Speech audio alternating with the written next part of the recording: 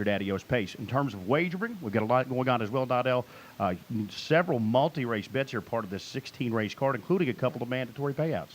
Yeah, we have a few mandatory payouts in race 11. There's a pick 5 forced payout, and then race 15 is the Adios, which is a super high 5 forced payout. So make sure you get those bets in, and you can do that all online today from meadowsharnessracing.com. You can watch wager and get your bets in, and a free program on there too. That's so you can't beat that. Free program pages are up, and tremendous card. There's so much great stakes racing action. We're looking forward to that. And of course, we kick things off at the opener with a 50-cent pick 4. So the multi-race action begins right in the lid lifter. Yep, and now we're going to take a look at the man of the hour, Chris Gooden. He started a TikTok a couple months ago, and he's become TikTok famous. So we're going to take a look at that.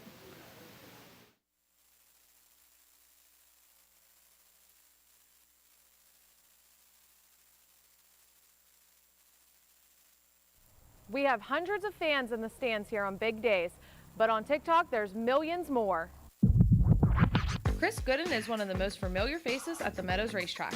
That's because he's been the track photographer here since 1998. Not only does he take award-winning photos, he's on the cutting edge of social media, producing the newest and hottest videos in the industry. So I was watching the trends, I was seeing what was happening. Right now it's pretty much all about social media. Everything is kind of trending towards video, so like almost everything we do outside of my regular photos is video reels for TikTok, for Instagram, for Facebook. I have between 11 and 13 races every day to go shoot content, and I mean there's always something going on. I'm hoping that it's spreading harness racing as much as possible. I really enjoy a lot of the slow motion stuff that I've been able to get here. We do a lot of GoPro work. I do a lot of, I've coaxed a lot of the drivers to have the horses follow me back. After they win a race, we'll follow back, and I can get videos of the horses, a lot of really good slow-mo. You know, Chris gave the racetrack presence on social media, TikTok, Facebook, Instagram, YouTube. And the thing with Chris is that he's always looking to up his game. He's always looking for the next new thing in technology and the greatest toy. It really just benefits not only the racetrack, but also the casino and the horsemen as well. The work that he does is phenomenal. It's nice to be recognized for what I do. It's nice to see the numbers come in. I had somebody recently come up to me and ask me if I would follow them back, and I said, why? And they said, because you're TikTok famous. And I'm like, I'm not TikTok famous, but I mean, it just feels good. I mean, you know, those are good stories, but I don't do it for that. I do it for, you know, I want to be here. I love this place. You know, I've loved it for almost 25 years, and I don't want to stop doing this. Out there, Reggie and Raider, 7-1. Someone else horse.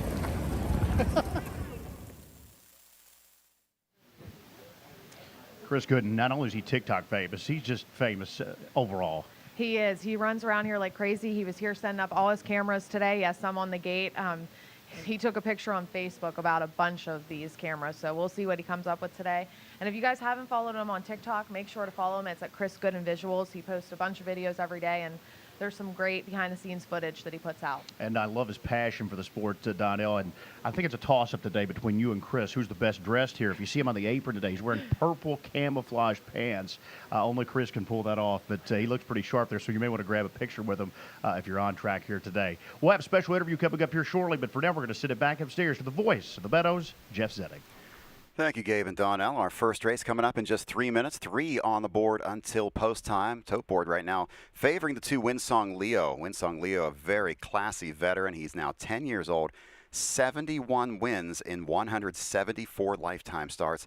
This horse knows how to get the job done. He's banked more than $800,000 in his life, and he is your 4-5 favor right now. The 3 Summer Trader. You're going to talk about a big difference between 2 horses. You've got Winsong Leo with 174 starts lifetime. Summer Trader, the least experienced in the field. He has only 14 lifetime starts, but they both show high speed, and I'm going to try to upset the 2 Winsong Leo with the 3 Summer Trader. Again, Gabe's pick is the veteran Winsong Leo. 3 minutes to go until post for our first, again, the first of 16 today here at the Meadows. Beautiful day for racing. Track is fast. Temperature listed at 77 degrees. Fast and 77 for our card today. As they discussed over in the paddock, we'll be having some interviews today. I'll get you some inside information on the Adios and some of our other stakes. They'll be talking to some of the drivers and trainers involved and also some other personalities in harness racing.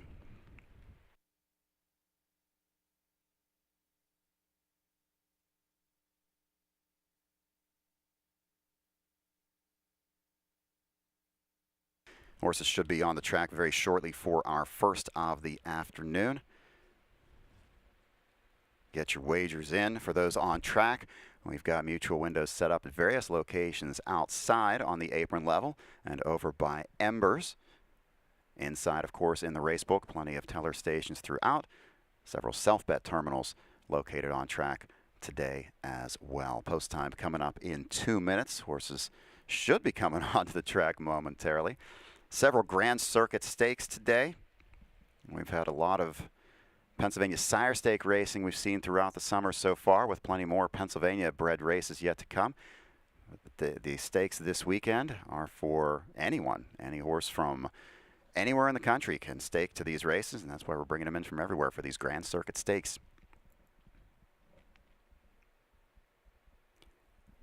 Update on the board, Winsong Leo continuing as the choice at even money, 2-1 on number 3, Summer Trader. Some play now coming on the outside of JM's Final Treasure, the 6. Ronnie Wren driving for trainer Ron Burke. Ron Burke, recently elected to Harness Racing's Hall of Fame, was inducted earlier this month at Goshen, New York, and to the Hall of Fame. Field 4, the first, making their way to the racetrack.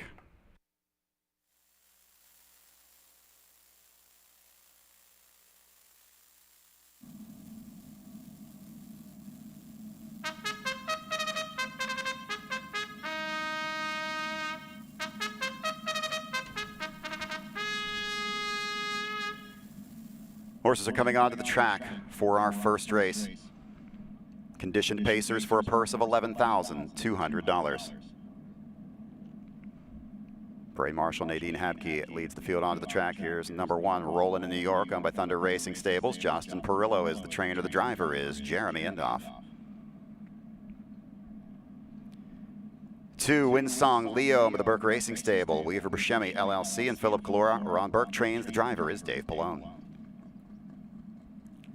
Number 3 is Summer Trader, owned by the CT Stables. John Ackley trains with Mike Wilder driving.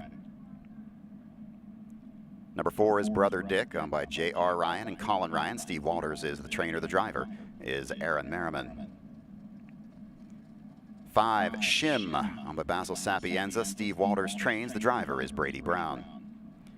Rounding out the field, number 6, JM's Final Treasure, owned by the Burke Racing Stable. Weaver Buscemi, LLC. J&T Silva, Purnell and Libby, LLC, and Philip Calora. Ron Burke is the trainer. The driver is Ronnie Wren. That is your field for the first race. Win, play, show, exacta, trifecta, 10-cent superfecta, 50-cent pick 4 wagering. And our card also features rolling doubles. You can start a double on any race up through race 15. Our first double of the day starts right here in the first. Even money on the 2, Winsong Leo. 5-2 on the 3, Summer Trader.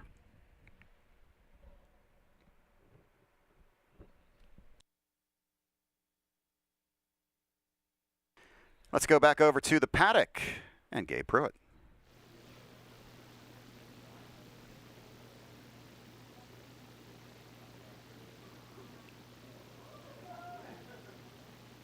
Thanks so much, Jeff. And it's the biggest day of the year here at the Meadows. We all know that. It wouldn't be the biggest day at the Meadows if the Pennsylvania Horse Racing Association wasn't here in a big way. We've got Ashley Eisenbill. Ashley, this is just the best day of the year here at the Meadows. Oh, I just love it. I love that we're back here at the track, and we are super excited to be here today in person, and we've brought a lot of great stuff to share with fans. Well, let's talk about that because you have lots of goodies over there on the track apron that the fans can take a look at. Absolutely. We're here again with our harness simulator. We also have our thoroughbred simulator. So if you're here today, please come check out us underneath the blue tent. We have the whole team here, and you get to experience what drivers and jockeys do when they jump on the race bike or get on the back of a thoroughbred and be in a race. So. And that's such a great feeling, so you really should check it out there. I've never sat on the back of a thoroughbred, so I may have to go check that one out myself. But you guys also have a Yeti cooler, I believe, that is up over there on the apron today. Yeah, so we this is for fans here today, and then also you can enter online. We're doing our Race Cool sweeps with our Yeti cooler. We're also giving away a lot of Old Smoke apparel with that Yeti cooler and some pirate tickets. So yeah, definitely come and enter. You can enter to win our Race Cool sweeps at penhorseracing.com. And you've got a lot of Old Smoke goodies over there, too, that fans can pick up. And I know that goes to a good cause as well. Yes. So all of our proceeds from our sales for our Old Smoke T-shirts and our hats go to aftercare in Pennsylvania. So it is a great thing. You get a cool swag, and you're also giving back to the horses after the races. And if anybody wants to check out the Pennsylvania Horse Racing Association, you can do so at penhorseracing.com, or you can follow us on our social media at penhorseracing.com as well. Okay, that's Ashley Eisenbill. Ashley will be over in the apron today. Check it out. That virtual reality setup over there. Always a cool event here on Adios Day at the Meadows. Race 1 is sponsored by Altmaier Wilder Racing. Altmaier Wilder Racing is a family-run operation that focuses on harness racing at the Meadows Racetrack and Casino, as well as Spring Garden Ranch in Florida. The literal marriage of names came about in 2001 with the marriage of longtime Pennsylvania horseman Dan Altmaier's daughter, Heather, to top Ohio driver Mike Wilder. Mike Wilder was the winner of the 2019 Adios Pace for the Orchids, and we thank them for their support of this year's race show. We're getting close to post time for our first of the day, Conditioned Pacers. Starting gate is in motion in the far turn. And the way we operate here at Hollywood Casino at the Meadows, the gate starts to move from its usual parked position on the backstretch in front of the paddock. Once it starts to roll, it will continue to roll right through the start of the race. So once you see that starting gate moving, you know it's time to get your late wagers in, because that gate will not stop. Horses will be picking it up in front of the grandstand momentarily. So once again, throughout the day, when you see that starting gate make its move from in front of the paddock and start rolling down the backstretch, that's when you know it's time that this race is getting set to go, because that gate, once it starts rolling, will not stop unless you have a broken equipment situation or something like that. But for the most part, it's going to keep on rolling. Last check of the board for our first race shows the 2 Winsong Leo as the even money favorite. 5-2 pricing on the 3 Summer Trader, and at 3-1 is number 6 JM's Final Treasure.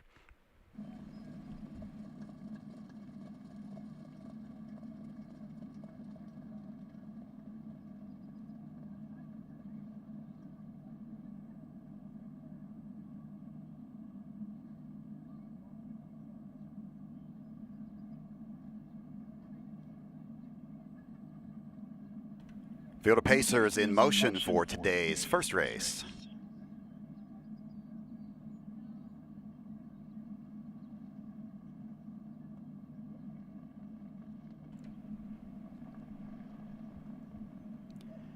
And they're off, going for the front. That's the 2 Winsong Leo. Up on the outside comes the 6 JM's Final Treasure. On the inside is the 1 rolling in New York. Between horses, the 3 Summer Trader.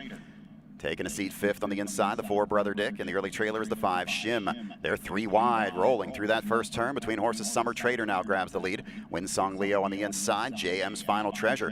Looking for a spot on the inside 3rd in front of Rollin in New York, who's 4th. They're over to the opening quarter, 26 flat.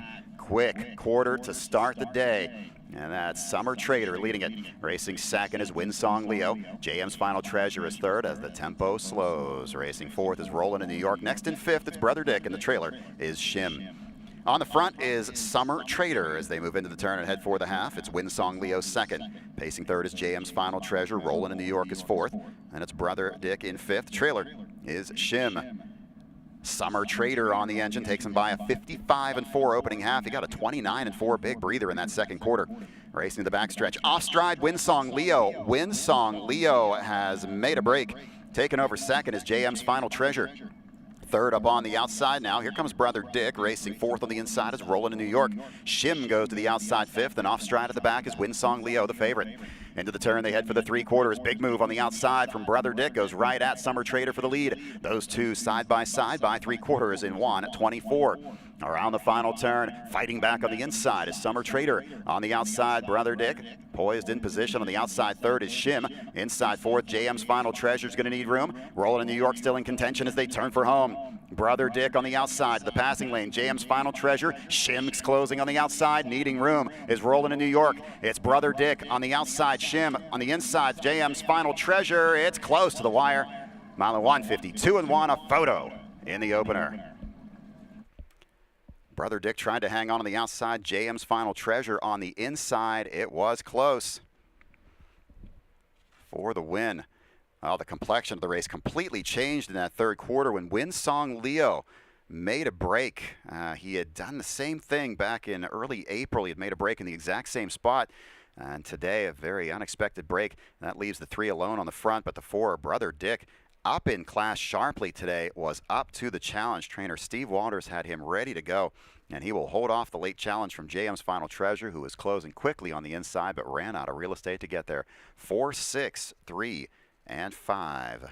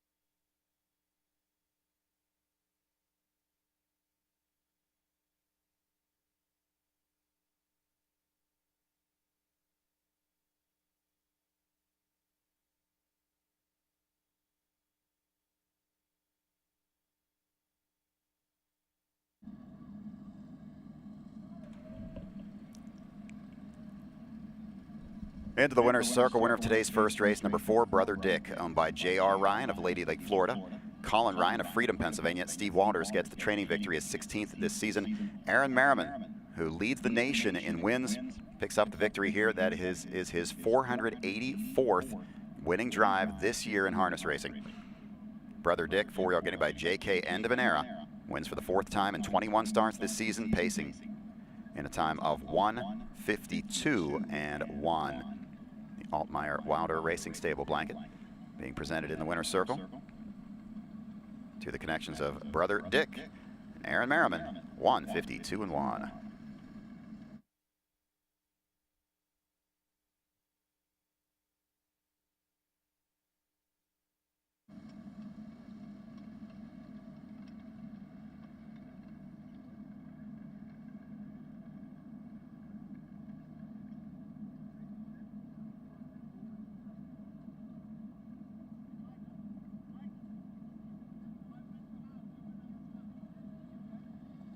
Race 1 is official. Payoffs on the board. Number 4, Brother Dick, $28.20 to win, $10 to place, and $5.20 to show.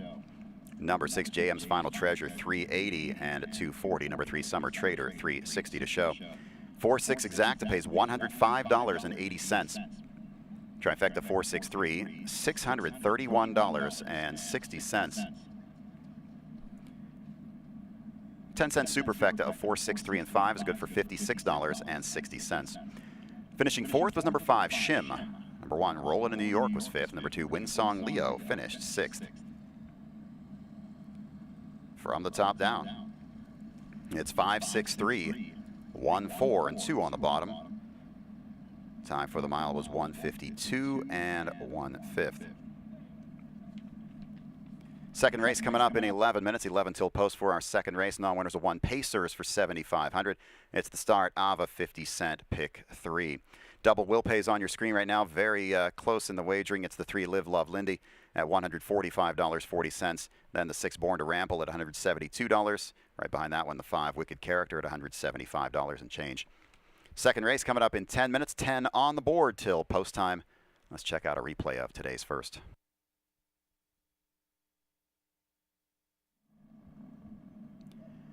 And they're off, going for the front. That's the 2, Winsong Leo. Up on the outside comes the 6, JM's Final Treasure. On the inside is the 1, Rollin' in New York. Between horses, the 3, Summer Trader. Taking a seat 5th on the inside, the 4, Brother Dick. And the early trailer is the 5, Shim. They're 3 wide, rolling through that first turn. Between horses, Summer Trader now grabs the lead. Winsong Leo on the inside, JM's Final Treasure. Looking for a spot on the inside 3rd in front of Rollin' in New York, who's 4th. They're over to the opening quarter, 26 flat. Quick quarter to start the day. And that's Summer Trader leading it. Racing second is Winsong Leo. JM's Final Treasure is third as the tempo slows. Racing fourth is Rollin' in New York. Next in fifth, it's Brother Dick, and the trailer is Shim. On the front is Summer Trader as they move into the turn and head for the half. It's Winsong Leo second. Pacing third is JM's Final Treasure. Rollin' in New York is fourth. And it's Brother Dick in fifth. Trailer is Shim. Summer Trader on the engine takes him by a 55-4 opening half. He got a 29-4 big breather in that second quarter. Racing the backstretch. Off stride, Winsong Leo. Winsong Leo has made a break. Taking over second is JM's Final Treasure. Third up on the outside now. Here comes Brother Dick. Racing fourth on the inside is Rollin' in New York. Shim goes to the outside fifth, and off stride at the back is Winsong Leo, the favorite. Into the turn, they head for the three quarters. Big move on the outside from Brother Dick. Goes right at Summer Trader for the lead. Those two side by side by three quarters in 1:24. Around the final turn, fighting back on the inside is Summer Trader. On the outside, Brother Dick poised in position. On the outside third is Shim. Inside fourth, JM's Final Treasure is going to need room. Rollin' in New York still in contention as they turn for home. Brother Dick on the outside, the passing lane. JM's Final Treasure. Shim's closing on the outside, needing room is Rollin' in New York. It's Brother Dick on the outside, Shim on the inside. JM's Final Treasure. It's close to the wire. Mile 152-1, a photo in the opener. First race goes to the four Brother Dick, an upset in the first, $28.20. 13-1 winner. There's your photo for the win. The four by a head over the six, but the 3 and 5 all in that photo as well. Good finish to our first on the card. 8 minutes to go, 8 till post for the second race. 6-5 on the 3, Live, Love, Lindy. Let's go to the paddock and Gabe. Thank you, Jeff. I'm here with Mike Wilder, our 2020 Adios winner. Mike, before we get into your Adios drives, we have 2 for the family stable here. We're coming up in the second race. What can we expect today from the family stable? I expect good things. Both colts are lightly raced, and they're coming along nicely. Yeah, how was it? You did Florida this year in the winter. How was it with all the horses training down? It was awesome.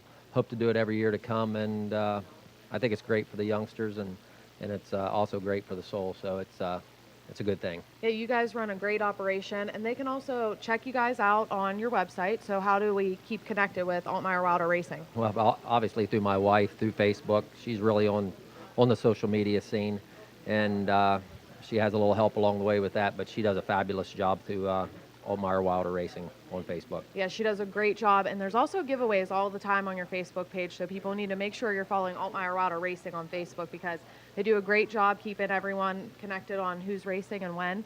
Now, we're going into the Adios this year. You have Forever Boy, got the 6th hole. How do you feel going into this race? I feel really good. The colt's been racing great against top-level horses all summer long. This is nothing new to him.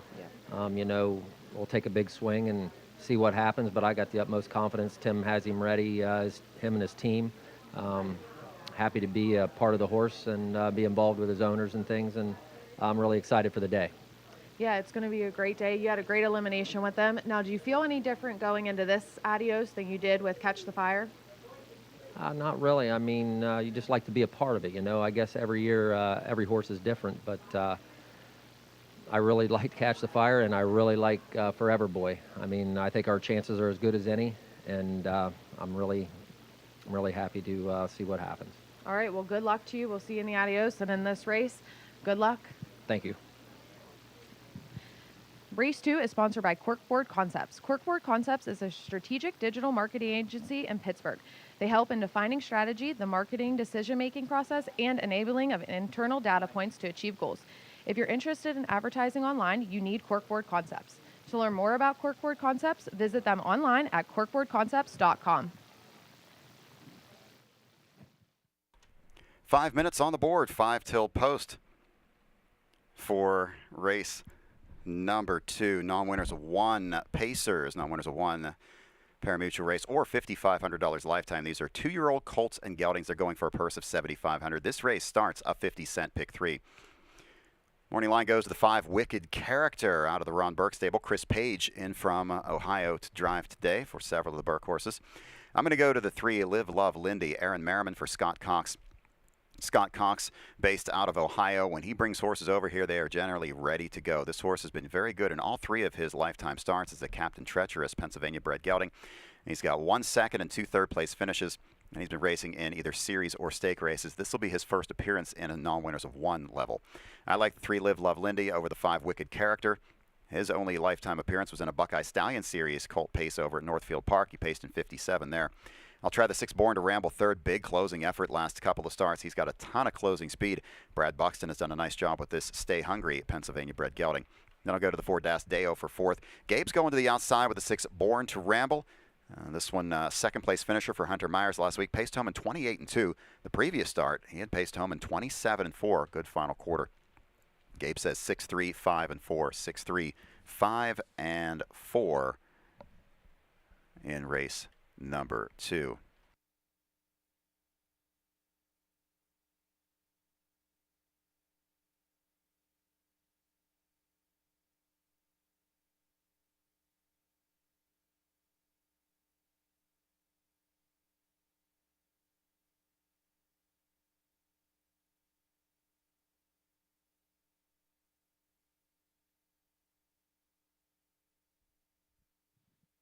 Pitch the video before the post break.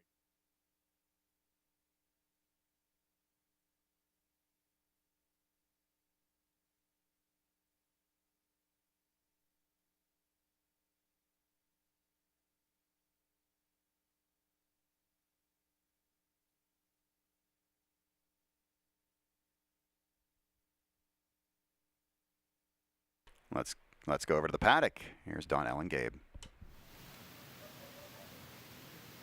Thanks so much, Jeff. And Adios Day officially underway here on a beautiful Saturday at the Meadows. I'm Gabe Pruitt. That's Donnell Mock. And Donnell, upset to kick off the day. Good start. If you used Brother Dick to kick off the pick 4, double digits. They're 13-1. Yeah, we're off to a good start. So if you want to get your wagers in, get them in now at meadowsharnessracing.com. Check out that free program online and place those bets. That's the key. We want to be in action, so that's meadowsharnessracing.com. Well, Donnell, standard-bred horses who compete in races like the Adios, they're well-trained, well-maintained athletes. We all know that. And the advances in medicine are amazing. Donnell spoke to a local veterinarian about high-tech healthcare. I'm Donnell Mock from the MSOA, and today we're talking about technology and horses.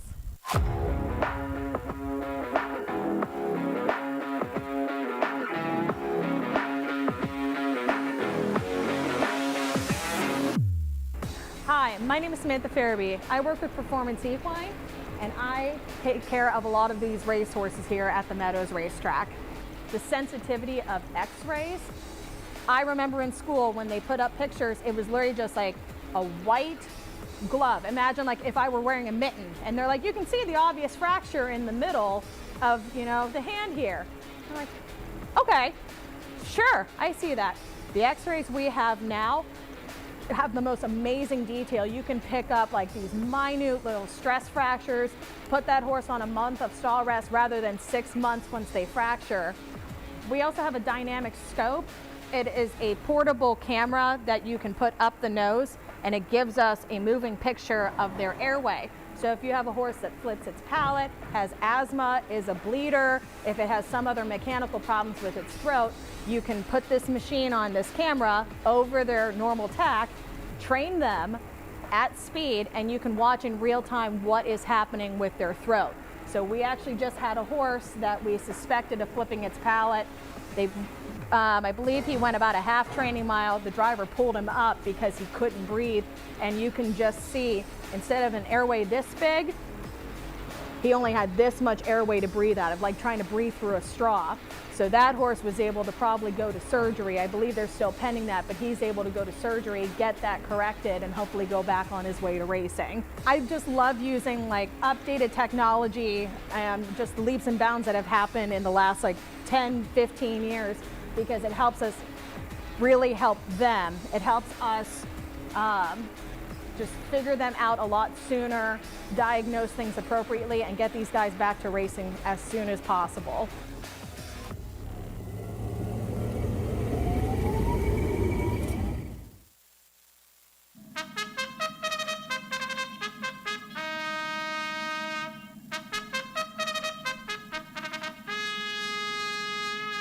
Here they are for the second race start of a pick 3-1. Real Fear owned by the stable. Tim Twaddle is the trainer. The driver is Anthony McDonald. Number 2 is Seven Colors, owned by Country Club Acres, William Donovan and Joe Sabraco, along with Bill Elliott. Brian Brown trains the driver, Ronnie Wren. Number 3 is Live, Love, Lindy, owned by Jason Ash, Linwood Higgins, and Scott Cox. Scott Cox is the trainer. The driver is Aaron Merriman. 4 is Das Deo, owned by Diamond Club Racing, Tar Heel Racing, Barry Wader, and David Wills. Dan Altmeyer, the trainer. The driver is Mike Wilder. 5 is Wicked Character by Winterwood Farm. Ron Burke, the trainer. The driver is Chris Page. And number 6 is Born to Ramble, owned by Joellen Buxton, the Incognito Racing Stable, and Red Ball Express Stable. Brad Buxton, the trainer. The driver is Hunter Myers. That's your field for today's second race. Win, play, show, exacta, trifecta, 10-cent superfecta, 50-cent pick 3 wagering. Get your plays in now for the second. Don't forget, rolling doubles throughout the day. You can start a daily double on just about any race. Wager now.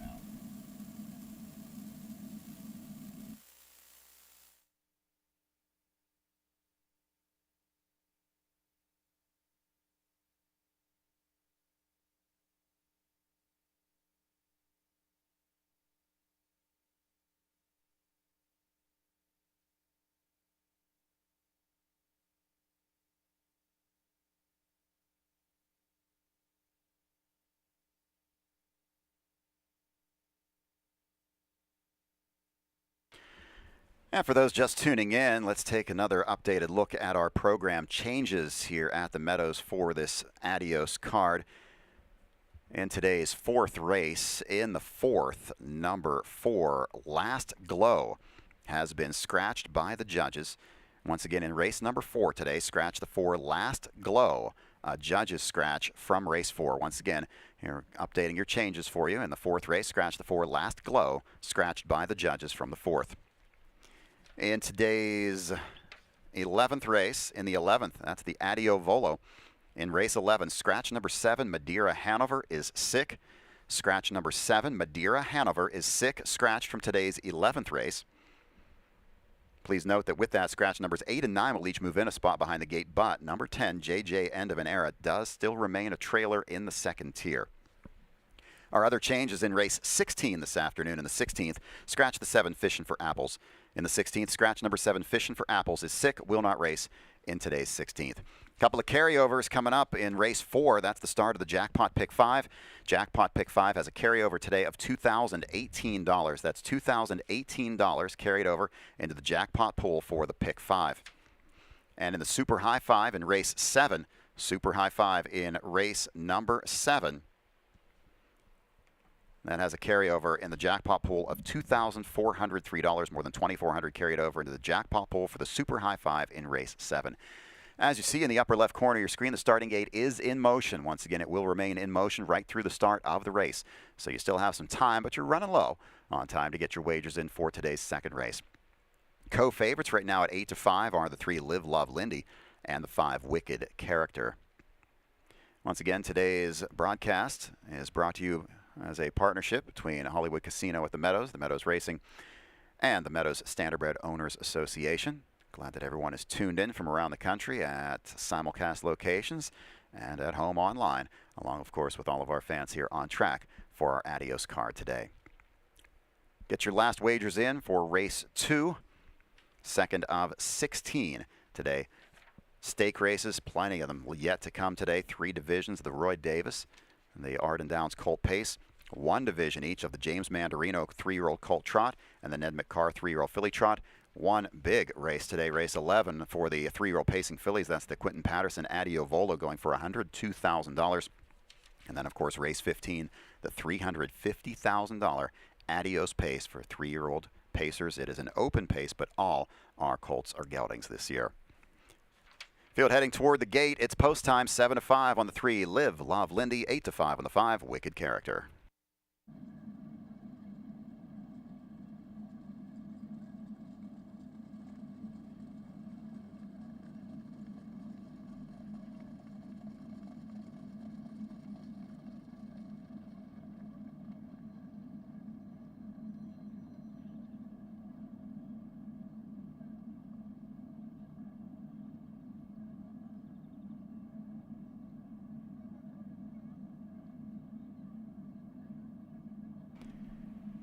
Field for the second race is on gate.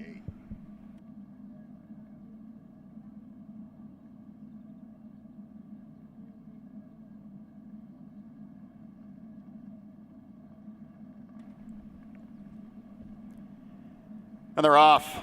From the inside, the 3, Live, Love, Lindy out for the lead. Outside, the 5, Wicked Character. Between horses, the 4, Adio. That's the 2, 7 Colors settling in 4th. Getting away 5th, the 1, Real Fear. Early trailer is the 6, Born to Ramble. By the 8th pole and up from the outside, that's Wicked Character. And Chris Page now to the front. Live, Love, Lindy is 2nd. Racing 3rd is Adio. 7 Colors is 4th. Racing 5th, Real Fear. The trailer, Born to Ramble. Movement up front as Live, Love, Lindy. It's a little squirrely in that first turn. Now straightens away. He's on the move on the outside to a 28 2/4. Live, Love, Lindy now up to the front. Wicked Character is 2nd. Next in 3rd is Adio. Pacing 4th is 7 Colors. Real Fear is 5th, and the trailer is Born to Ramble. Less than a lap to go as the leader is Live, Love, Lindy has settled down nicely on the front. Wicked Character is there in 2nd. Adio paces 3rd. Around that turn in 4th, it's 7 Colors. Real Fear 5th. At the back is Born to Ramble. Live, Love, Lindy paces a 58-1 opening half. He'll take into the backstretch with a short lead over Wicked Character 2nd. Adio sits the inside 3rd. No one's made a move yet. 7 Colors is 4th now. That one will tip to the outside first over. It'll be followed by Real Fear, who's on the move 5th, and the trailer is Born to Ramble. You got 4 on the inside, 2 moving up on the outside as they head toward 3/4. Live, Love, Lindy with the lead. Challenge on the outside comes from 7 Colors. On the inside, 3rd is Wicked Character. Racing in 4th, up on the outside, closing ground, Real Fear. On the inside, 5th is Adio. Outside, 3 wide bid from the back. Here comes Born to Ramble. Born to Ramble set sail 3 deep. He is flying on the outside by 3/4 and 127.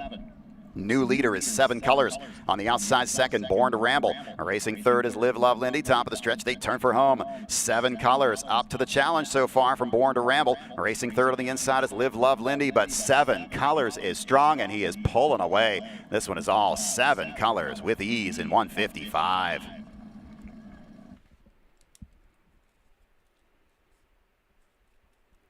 Unofficially, 2, 6, 5, and 3.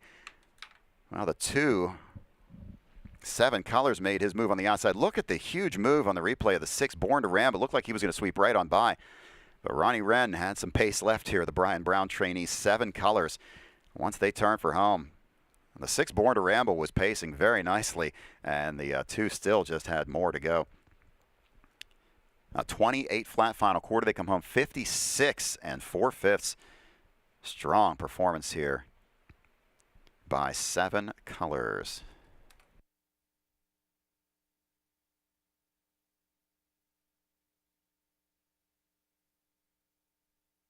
And your attention, please. The judges have posted the inquiry sign. We have an inquiry posted on number 3, Live, Love, Lindy, for possible pylon violation at the top of the stretch.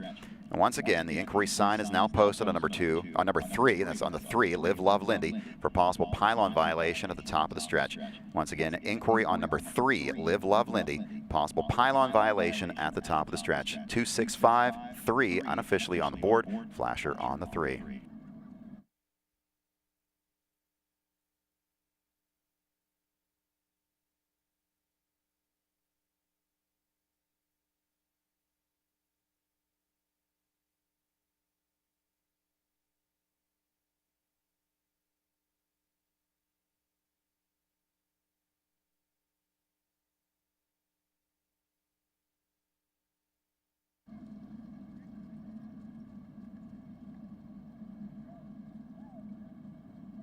Back in front of the stands, the winner of today's second race, number 2, 7 Colors. But Country Club Acres, William Donovan, Joe Sabraco, and Bill Elliott. Brian Brown gets his first training win this season at the Meadows, and Ronnie Wren gets his 60th winning drive this year. 7 Colors, 2-year-old colt by Stay Hungry, picks up the victory in his first lifetime start. Picking up the blanket, sponsored by Corkboard Concepts.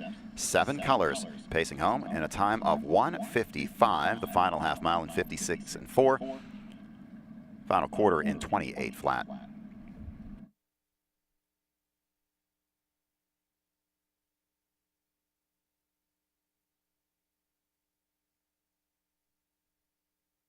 Number 3, Live, Love, Lindy, finished 4th, has been placed back to 5th for a pylon violation at the top of the stretch. Once again, number 3, Live Love Lindy, finished 4th, has been placed back to 5th for a pylon violation at the top of the stretch. Number 4, Das Deo, now placed up onto the ticket into the 4th spot from 5th, placed up to 4th. So once again, Das Deo, 5th, placed up to 4th. New call on the board is 2654. 2654 is on the board. While we await the official sign, I want to send out a special welcome. We have a guest here today at the Meadows. Patrick Videla is here. He comes every year for the Adios, and he's back for another one at the age of 95. So special welcome to Patrick Videla. He's been here every year for the Adios. He's back today at age 95. Welcome, Patrick Videla.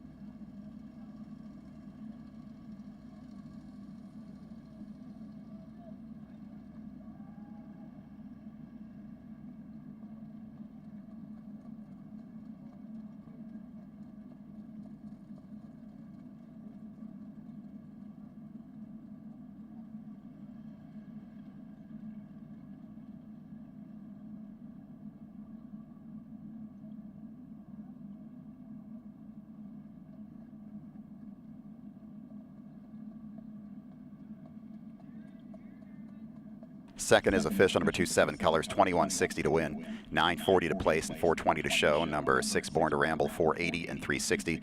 The 5, Wicked Character, 240 to show. The Exacta 2-6 pays $97.80. Trifecta 265, $323.40. 10-cent Super of 265 and 4, $54.28. The double 4 and 2 is good for $374 even.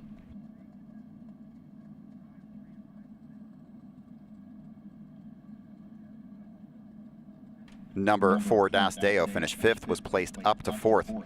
Number 3, Live Love Lindy, finished 4th, was placed back to 5th for a pylon violation at the top of the stretch. Number 1, Real Fear, was 6th, topped out at 6-1, 4 placed 5, 5 placed 4, 3 and 2 on the bottom. The time for the mile was 1:55. Third race coming up in 10 minutes, 10 on the board for the third. Claiming handicap Pacers going for a purse of $8,400. Get your wagers in for the third race. Your 6 to 5 choice is the 5 Dirty Judge. The double will pays on your screen right now, favoring the 2 Matt's Choice at $126.80. Here's a replay of race 2.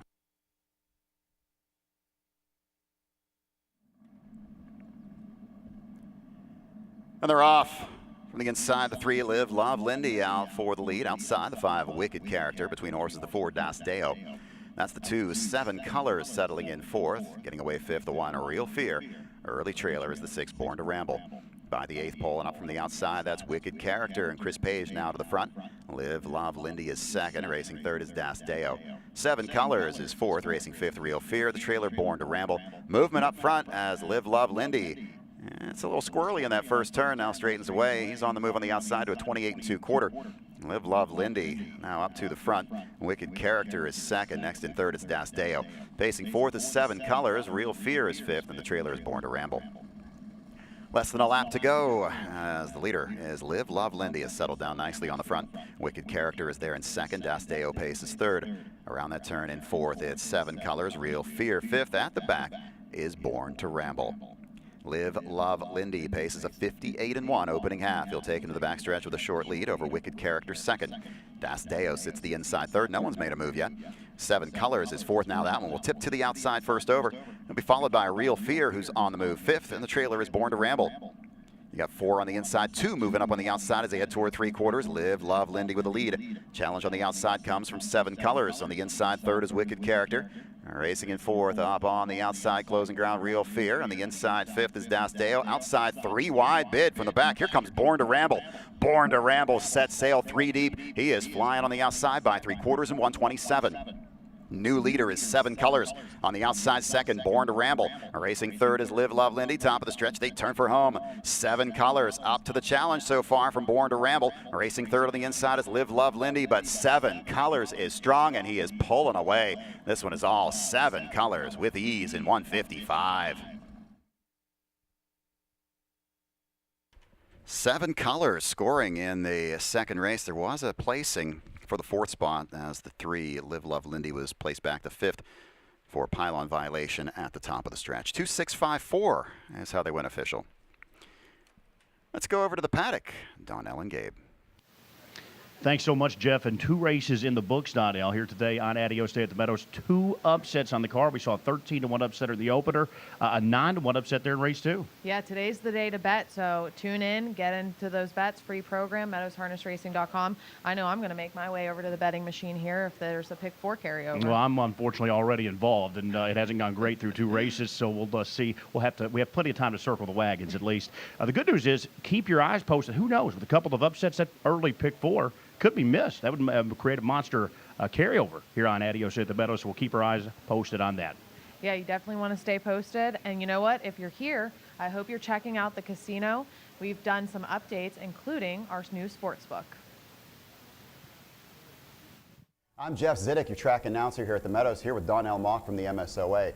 Now, my perspective of the races is usually up on the roof. Donnell gets to see things from down here on the apron level. But today, we're going to give everybody a very different look as we go inside our new Barstool Sportsbook.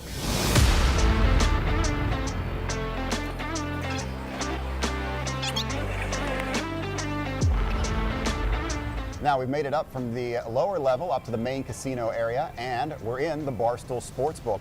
And I found our general manager here at Hollywood Casino at the Meadows, Tony Ferbeil. Anyone that's come out to the casino in the last several months has seen a major project going on, and now we're seeing the end result of that with our Barstool Sportsbook.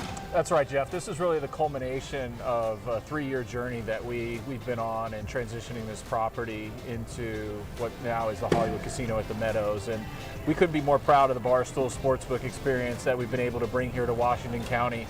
48-foot video wall, over 40 televisions, a beautiful escaping view of the track that you get up here. We also have the self-bets up here for racing enthusiasts. So you've got cornhole behind us. As you said, it's getting a little dangerous.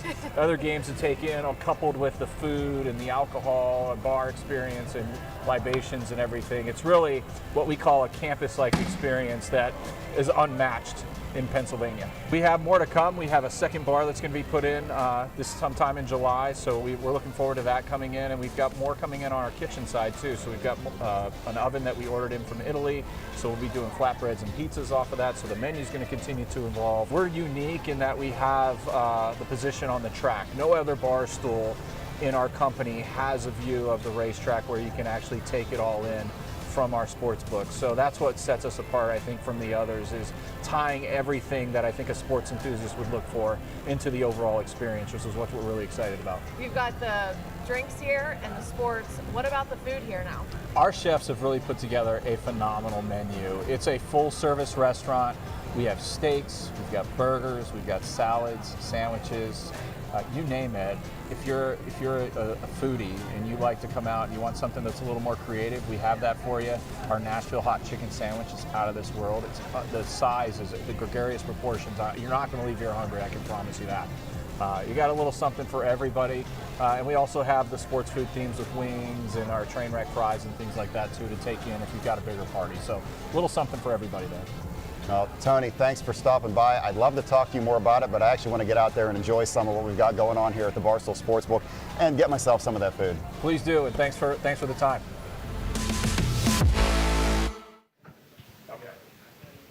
All right, welcome back in. Plenty of great things going on here at the casino. Just really a beautiful place to not only enjoy and have a good time at the casino, but to watch a race here as well. Yeah, we even have Ember's Lounge down there, so that's the best place to watch a race from, in my opinion. I like to hang out there on Friday nights when we have racing. I was in the sports book last night trying to gauge my Kentucky football over-under wins on the season, so that's always great as well. I know that opened recently here. It's just a great facility at the Meadows. If you're ever in the area, come on out and check it out, of course. Well, Donnell, we've got the third race up next. We've had a couple of upsets already on the card. I think we've got a race here that could be ripe for an upset. 10-12-5, claiming handicap, some pacers. I think the favorite, Dirty Judge. He's got some questions. He's missed a little time and hasn't maybe quite had his fastball working of late. This seems to be a competitive group. Could it be our third upsetter to kick off the day? Yeah, I think so. I mean, Dirty Judge looks good, but I'm going with Match Choice this race. He was in for 12-5, so now he's back in for 10, drawing inside. and Ronnie Wren's in the bike today, so I'm going match choice today. All right, well, I'm going to try the old barn change bonanza because we've got a fresh claim outside, Golden Gesture. 12 to 1 in the morning line. He's up there at about half that right now. I could buy at half that price. That's not bad, 6 to 1. We'll see how it shakes out, but we'll send it back up to Jeff, who'll have the post parade for race 3 coming up shortly. After that, I'll be back with a special guest, Jim King Jr. Thanks, Gabe and Donnell. Wish they'd have kept it a little longer. I wasn't kidding about the food, so I had a couple minutes there, sneak in a few bites. But again, our Barstool Sportsbook, our food court, Embers, we've got a lot of options here for just entertainment and dining here at Hollywood Casino at the Meadows. Enjoy the afternoon here. We've got a lot of racing yet to come. This is our third of 16. 2 minutes to go, 2 on the board for the third race. Claiming handicap pacers. Numbers 1 through 5 are in for the base price of $10,000. Dirty Judge has a 12-5 tag because he's 4 years old, gets a little bit of an allowance on that. Number 6, My Frisky Boy, gets that post because he's in for $11,000. And the 7, Golden Gesture, in for a price tag of $12,500. He gets the outside. Mike Wilder had a choice to make here. He was asked to drive the 2 and the 3. He made his choice, the 3, all it takes. Drivers get named on multiple horses sometimes in a race, and then they have to make their decision on which one they prefer to drive. And so we note those driver choices on your screen prior to each race. 1 minute to go. Morning line 5362 with Dirty Judge. This horse last race July 8th at Scioto Downs. Actually, last race July 2nd at Scioto Downs, was entered to go on the 8th and was scratched. Qualified twice here, and doesn't look like he needed a second qualifier. First time around, he paced in 156 and 4. They took a second qualifier with him on the 26th in 154 flat. He showed a little more speed. I'm going to go to the 7, Golden Gesture. I agree with Gabe on this one. Horse is returning to the Chaz Norris barn. He shows 2 starts from the Norris stable, a win and a second. So I think Chaz knows the key to this one at 6 to 1 right now. I think that could be a bargain on Golden Gesture. I'll go to the 3, All It Takes, for second. He's put in some good miles in recent weeks, was second last week in this class. I'll take the 5, Dirty Judge, for third. Just kind of an unknown factor here. He does have 20 starts this year, a mark of 54 and 3 at Scioto Downs in Columbus. I go to the 2, Matt's Choice, for fourth. Big post position switch. Look at his last 5 starting spots. Posts 8, 8, 7, 7, and 8. Today, he goes in for a lower price tag, and so he gets an inside post. He has not seen the inside since June 11th when he had post 4. So I think this is a big switch today for Matt's Choice. He's had a lot of different drivers sit behind him in recent weeks, and today it's going to be Ronnie Wren. I'm a 7-3-5-2, 7-3-5-2. Horses are starting to make their way out of the paddock for the post parade.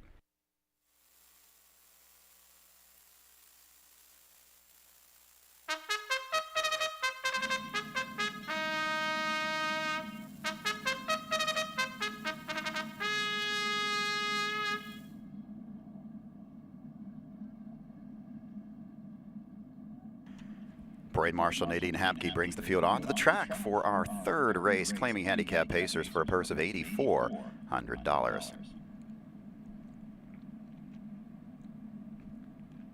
Number 1 is Mr. Big Load, owned by Stephanie Walters. Steve Walters is the trainer. The driver is Justin Walters.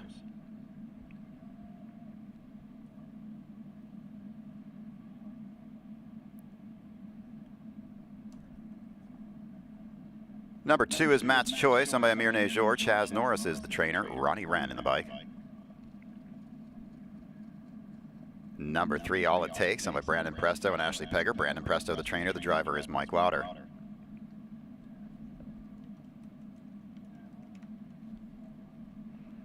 Four is Given Up Terror, owned and trained by Amanda Shaw. The driver is Jack Killeen. 5 is Dirty Judge, owned by Joshua Tanis. Scott Davidson is the trainer, the driver is Dave Palone. Number 6, My Frisky Boy, owned and trained by Jeff Indoff. The driver is Jeremy Indoff. And on the outside, number 7, Golden Gesture, owned by Amir Najor. Chaz Norris trains. The driver is Aaron Merriman. That's your field for the third race. Exacta, trifecta, superfecta, and double wagering. Get your plays in right now for race 3. 3 to 2 favorite on the win board is the 5, Dirty Judge. Then it goes to 7 to 2 on the 2, Matt's Choice. A couple of 4 to 1s, a 5 to 1. So behind the 5, it gets pretty muddled as they've got several horses sharing very similar play. Let's go over to the paddock and to Gabe Pruitt with Jim King Jr. Thanks so much again, Jeff. And I am standing by with trainer Jim King Jr., who's got a busy afternoon a little later in the day at least. Jim, first of all, you're still looking for your first Adios starter, but I think we've got a couple of next year because you got a couple of nice colts in the divisions of the Arden Downs today. I want to ask you about each of them. First off, race 10, you got a Stay Hungry colt, his first crop line surfing. Yes, I like him pretty good there. I don't think he's come into himself quite yet. The more I do with him, the more I like him. And I think he's a very good hopeful for next year for that. Yeah, and you've got another good hopeful as well because the 12th race, it's another division of the Arden Downs. You've got an undefeated colt, Lion Stealth. Talk to us about him. Yeah, we haven't given him a really big job this year. He's just been in the Stallion Stakes, but he's progressing real well. And I'm hoping when we get up to bigger stuff that he feels really good about himself and continues on with his job. Yeah, it's been perfect so far. He certainly hasn't done a thing wrong. Now, Jim, we talk about those colts. Hopefully we'll see them in next year's Adios, but you've got a couple of fillies, of course, in the Adio Volo today, and both look like they have a major chance. You've got Captain Cowgirl. She's the one with the target on her back. She's going to be the big favorite in there. Made over $250,000 at the age of 2. She's riding a 3-race win streak here to the big race today. Yeah, she's come back a little stronger than I really expected her to. We all like for him to get a little better.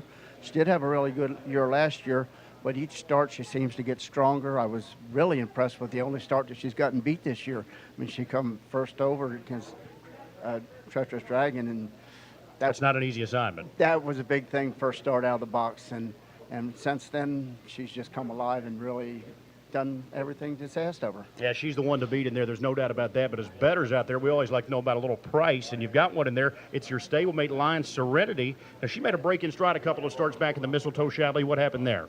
Well, Brian said that she got a little crooked going in the first turn there, and she almost did it last year in the Breeders' Crown with Dave Miller, and he had a little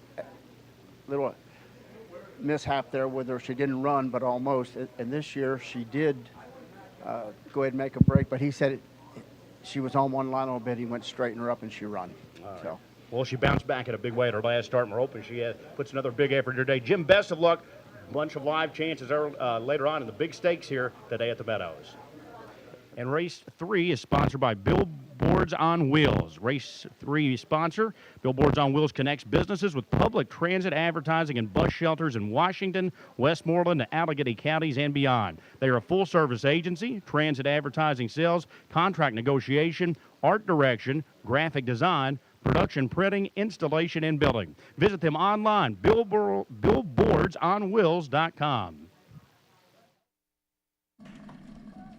It is post time for the third race. Final check of the tote board shows the 5 Dirty Judge as the 8-5 favorite. Second choice at 3-1 is the 2 Matt's Choice.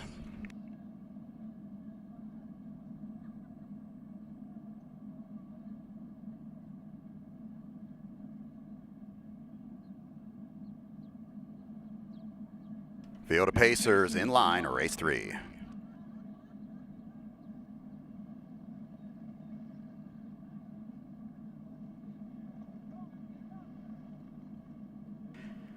And they're off, going for the front. That's the 2 Matt's Choice. 4 of them lined up across the track into that first turn. Far outside, it's the 6 My Frisky Boy.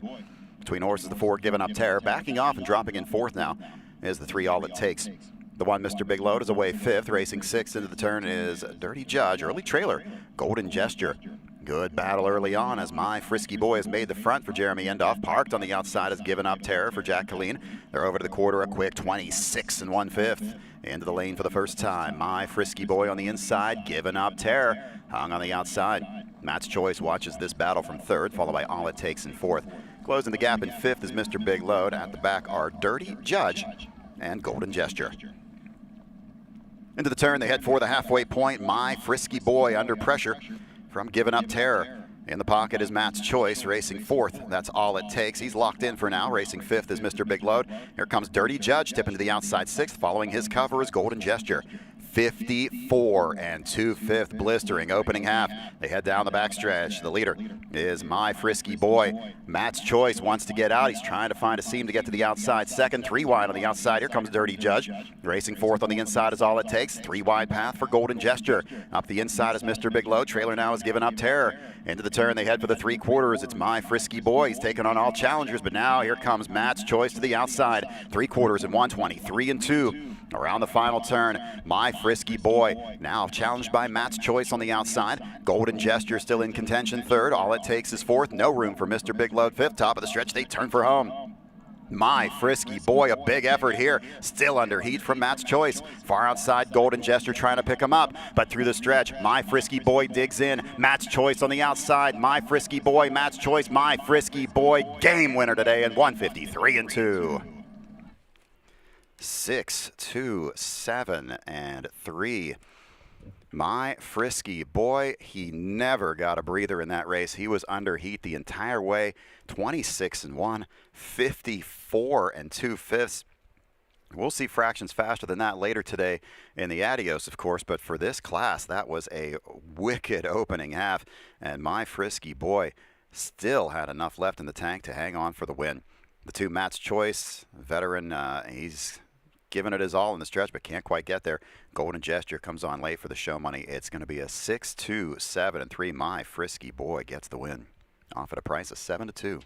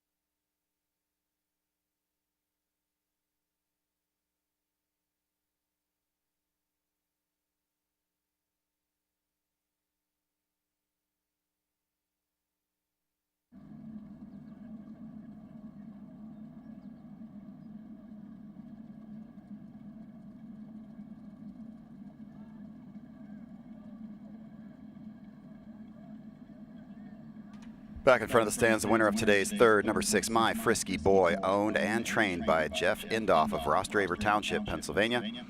Jeremy Indoff gets the winning drive. My Frisky Boy, 9-year-old getting by Feelin' Frisky, wins for the 35th time in his career. Picking up the blanket sponsored by Billboards on Wheels, as My Frisky Boy scores today his 6th win of the season, 153 and 2/5.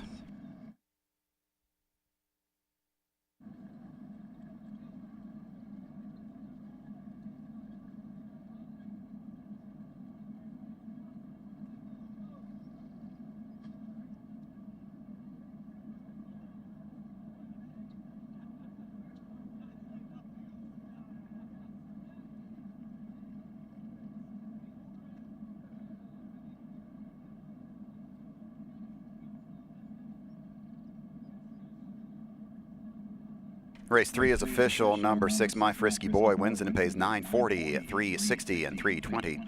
Number 2, Matt's Choice, $3.20 and $3. Number 7, Golden Gesture, $4 to show. The exacta 6-2 pays $32.20. The trifecta 6-2 and 7, $145.40. 10-cent superfecta of 6, 2, 7, and 3, $13.42. The double 2 and 6, returning $144 even. Number 3, All It Takes, was 4th. Number 1, Mr. Big Load, was 5th. Number 5, Dirty Judge, was 6th. Number 4, Giving Up Terror, was 7th. Top down, it's 5, 2, 4. 7, 6, 1, and 3 on the bottom of the mile in 153 and 2, and there were some claims. Number 2, Matt's Choice, was claimed by Jeff Demere and Howard Bayless. Jeff Demere and Howard Bayless claim number 2, Matt's Choice, for $10,000. The new trainer will be Sandra Sokol. There were multiple claims entered on number 6, My Frisky Boy. Multiple claims entered on the 6th. The claim goes to owner-trainer Stacy Curry. Stacy Curry claims number 6, My Frisky Boy, for $11,000 from the 3rd race. Race 4 is coming up next. It's our first stake of the afternoon. The Arden Downs 3-year-old colt and gelding trot. This race named for the late James Mandarino. Our Arden Downs 4th race stake is the start of today's jackpot pick 5 carryover of $2,018. 2018 carried over into the jackpot pool for this pick 5. Scratch the 4 Last Glow. The 4 Last Glow scratched by the judges. 3-2 choice is the 6 Rose Run Extra. Post time 9 minutes away. Let's replay race number 3.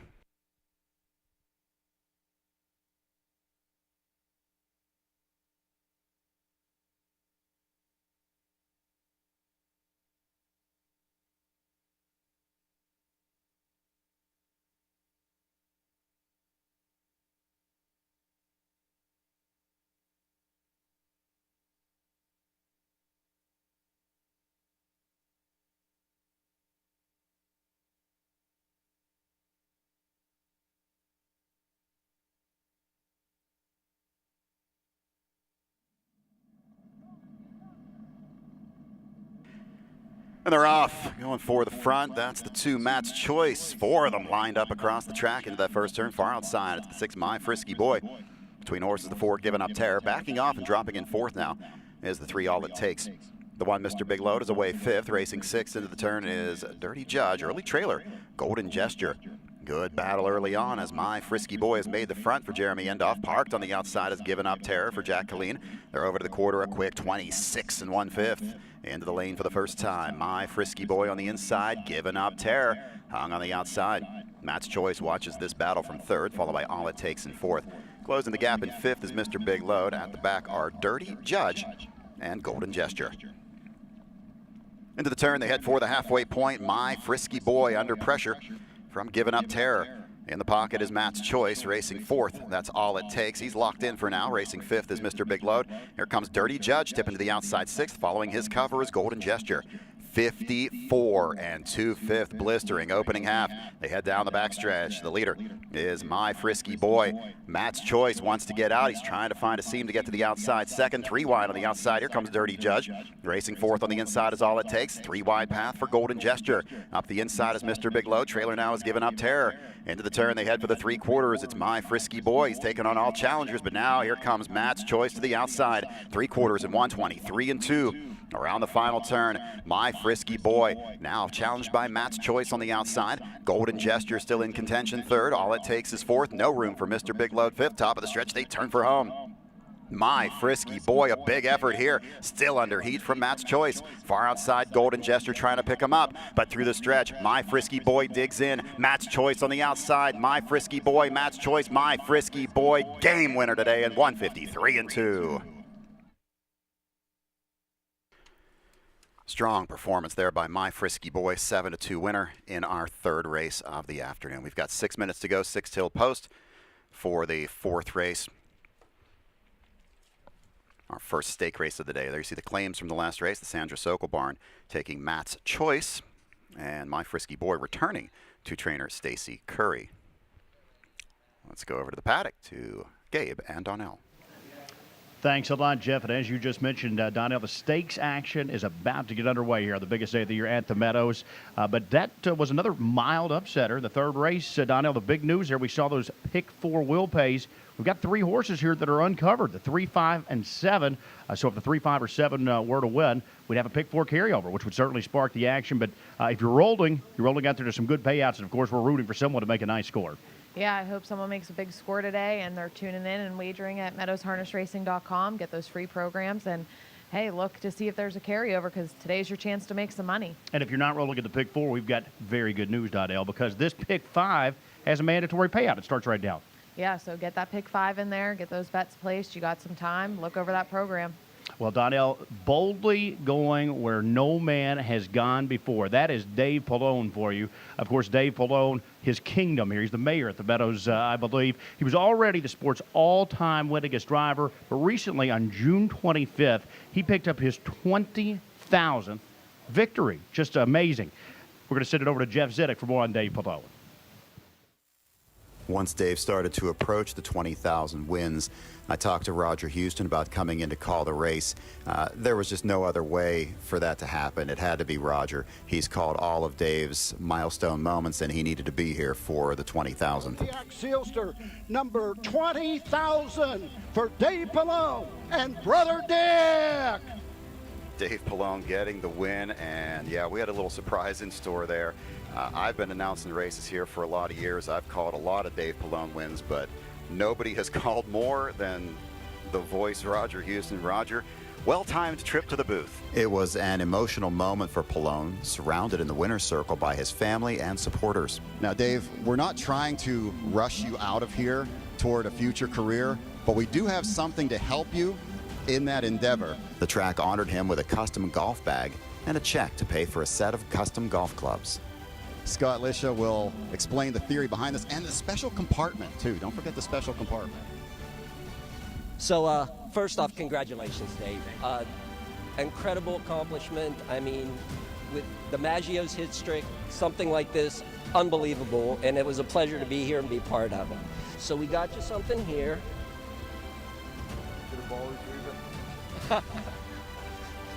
Even better, I think. This will get you through those hard ones. Now, Dave's ritual is a couple Pop-Tarts every night. Harness Link made note of an important professional partnership that Palone formed with Meadows-based trainer Ron Burke, who himself is the winningest trainer of all time. Harness Link said the dynamic duo has no equivalent in sports. The two grew up just a few miles apart, and it's hard to tell which one loves racing more. Kim Hankins, executive director of the Meadows Standardbred Owners Association, said, Dave's 20,000th driving win not only adds to his incredible list of achievements in harness racing, but it also has to be considered one of the great sporting benchmarks of all time. It is a testament to his talent, his longevity, and his desire to continue to be one of the best in this profession. We are fortunate that Dave has featured his talents at the Meadows for so many years and hope he adds thousands more victories to his total. Just an amazing feat there for Dave Palone, and I agree with Kim Hankins. That's one of the most amazing feats in sports. And really, when you take into consideration, Donnell, Dave has won the majority of these races not by pulling double headers, driving on multiple tracks in a day. You know, he's usually been a one-track guy driver, which, you know, is maybe not so common in the sport anymore as they travel around so much, but it's just been amazing to accomplish such a feat. Yeah, this milestone was a crazy milestone. It's been great to watch him over the years get it, especially here at the Meadows. And we have a special raffle going on right now of Dave's special 20,000 one-of-a-kind colors. So if you want to get in on those colors, you can stop over if you're on the apron today at the MSOA booth. The girls are selling raffle tickets to those colors. It's $10, and all the proceeds go to New Vocations, so for aftercare. And if you are watching at home, you can message me on Facebook or check out the Meadows Standardbred Owners Association page. We have the graphic there on how to get in on these cool colors from his 20,000. Yeah, you're really a unique, one-of-a-kind, produced solely for that milestone, those special colors. That's going to be a great raffle. So definitely contact Donnell or reach out. Or if you're on track here today, stop by, because that is going to be just quite the momentum. I wonder what the over-under is, how many of those wins are right here at the Meadows. Got to be 15,000, 16,000. Yeah, I would say that 75% to 80% have to be here at the Meadows. I mean, he did his track out at the Meadowlands, but I would say most of them are here. All right, well, so we'll have to look that number up when we're off camera, because I'm interested to know. For now, we're going to send it back upstairs to Jeff Zedek. Thank you, Gabe and Donnell. And the running joke here is that if Dave makes it to 25,000 wins, which would be several years down the road, that I'll probably be long gone. But Roger will probably still be here to come back and call it. So I was happy to have Roger Houston come back and call that 20,000th win for Dave Palone. Pick 5 starting here. The jackpot will carry over $2,018. The James Mandarino Trot, the only division. This one's going for $35,698.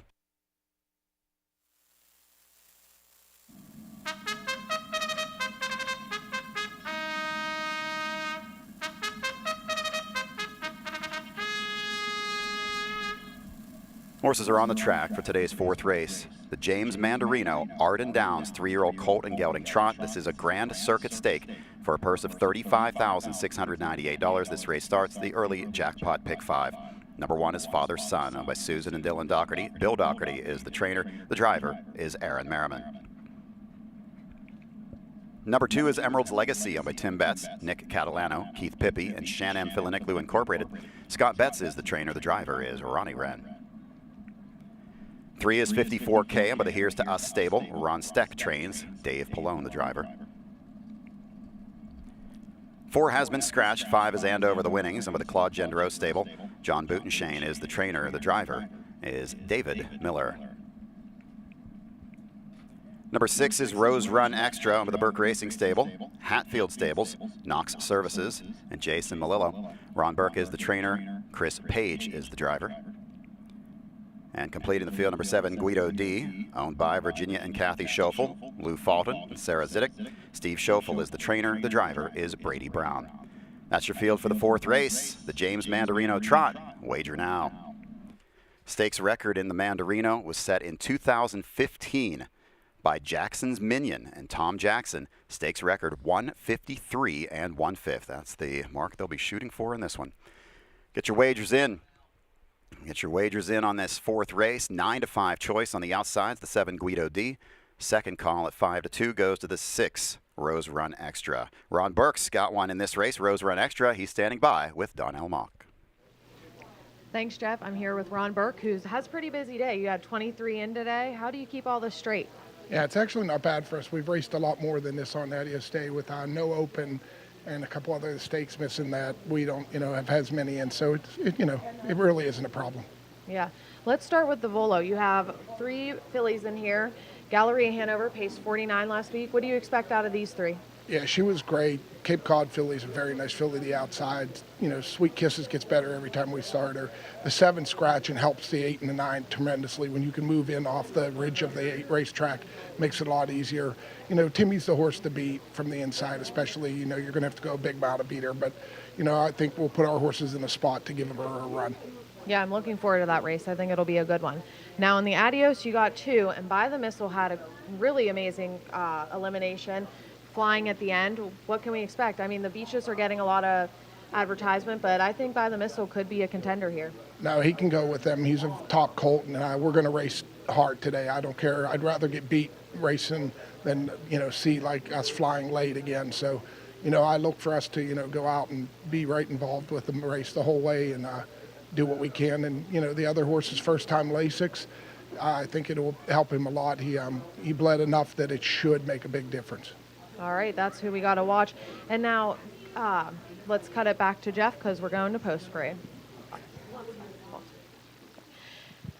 This segment is sponsored by the Meadows Chaplaincy Program. Pastor Joe has been serving as chaplain for 29 years at the Meadows. It has been an honor for him to serve the Meadows community and see how many lives touched in many different ways. Pastor Joe appreciates being called a friend to the horsemen. He'll take that title friend over pastor or reverend any day. Jeff, back to you. Thank you, Donnell and Ron Burke from the Paddock. Getting close to post time for this 4th race. Once again, our track today at the Meadows is listed as fast. It's been very fast so far. A lot of stake racing action coming up, and your field on the track scoring down for this, our first stake race of the day, Grand Circuit Stake. This is the James Mandarino. This race named in honor of the longtime legislator in the House of Representatives, James Mandarino. Passed away in 1989. His family continues to follow our racing here at the Meadows.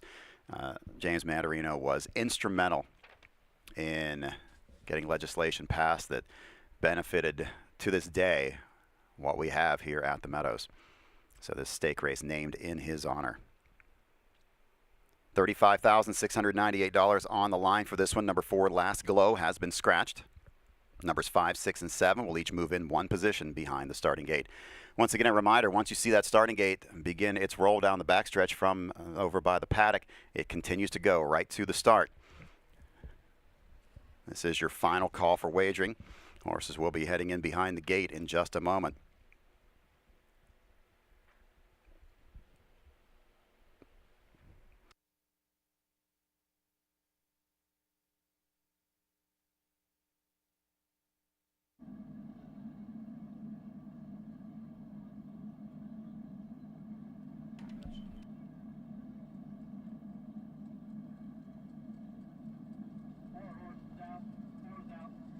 Last check of the tote board for our 4th race. 9-5 favorite on the outside, the 7 Guido D.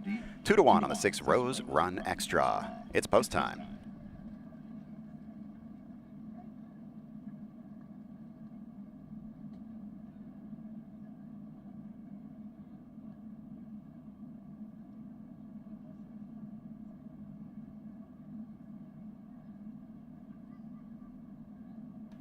Field of Trotters in motion for the James Mandarino Arden Downs Grand Circuit Stake.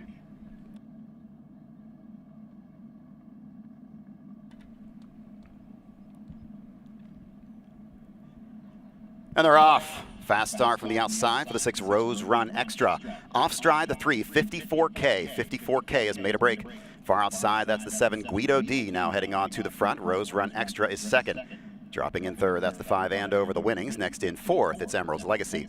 Trotting fifth around that first turn is Father Son, and farther back after the break to 54K. Guido D and Brady Brown in control of the mile as they around the turn and head to the quarter pole.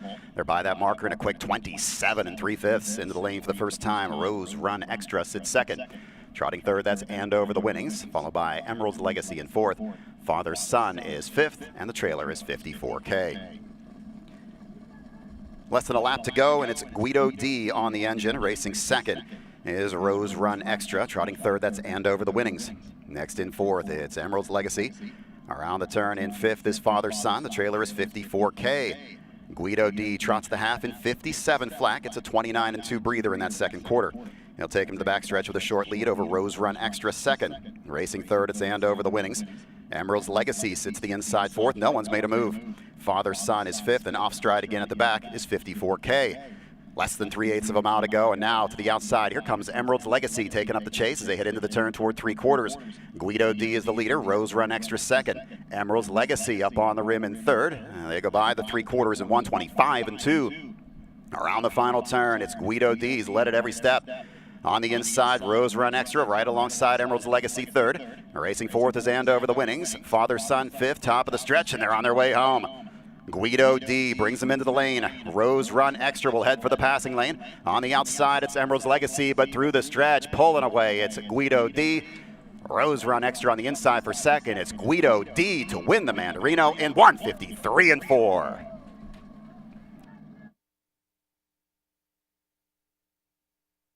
Guido D takes him wire to wire, 153 4/5 in the Mandarino. Right to the front, Guido D, and he was pushed a bit, 27-3 for the opening quarter. 57, and the key to the win was Brady Brown getting to back down that second quarter to 29-2. Sprints the last half, 56-4, a pretty evenly rated mile out in 57, home in 56-4. Our first stake today goes to Guido D out of the Steve Schoeffel barn. Brady Brown in the bike.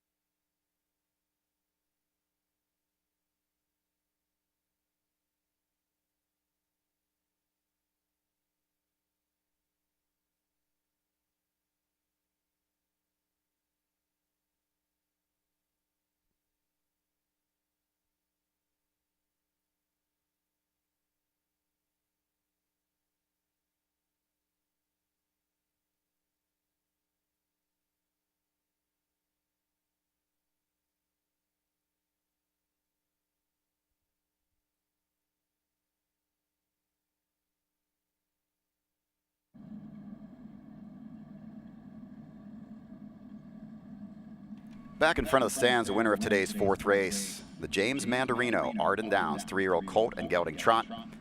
Number 7, Guido D, owned by Virginia and Kathy Schoeffel of Evans City, Pennsylvania. Lou Fulton of Leisnering, Pennsylvania. Sarah Zidek of Greensburg, PA. Steve Schoeffel gets the training victory, his 15th this season at the Meadows. Brady Brown gets the winning stake drive, and for Brady Brown, this is career win number 997. 997 career driving wins for Brady Brown. Guido D, 3-year-old gelding by Wishing Stone, scores the victory. It's his 6th in 10 starts this year, and this is a new lifetime mark, winning the Mandarino in 153 4/5.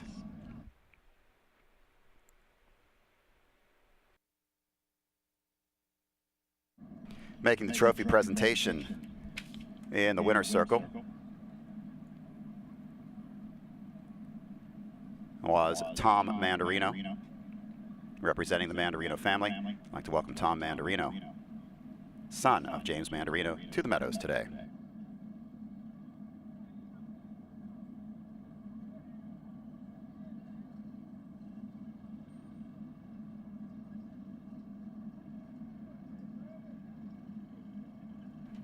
Results of the fourth are official.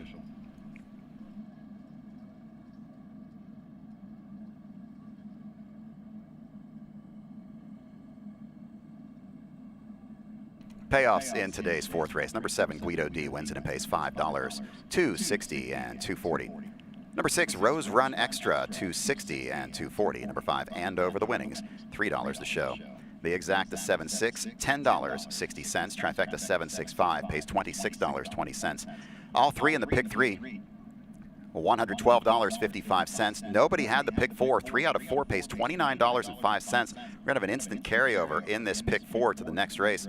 Superfecta 7, 6, 5, and 2 pays $3.05. The double 6 and 7, $35.80. Number 2, Emerald's Legacy was 4th. Number 1, Father Son was 5th. Number 3, 54K was 6th, and the 4 was scratched. Top down, it's 5, 4, 6. Scratch 3, 2, and 1 on the bottom. The time for the mile 1:53 and 4/5. Carryover in this pick 4. So we're going to start at pick 4 right here in race 5. We've got an instant carryover of $3,052. Get your plays in on this pick 4 starting right here in the 5th. Instant carryover of $3,052. Wager now on the pick 4. You have 10 minutes to go, 10 till post for race number 5. 3-2 choice on the win board right now. Now going to 7-5 is the 5 dinner party. Let's check out a replay of today's 4th race.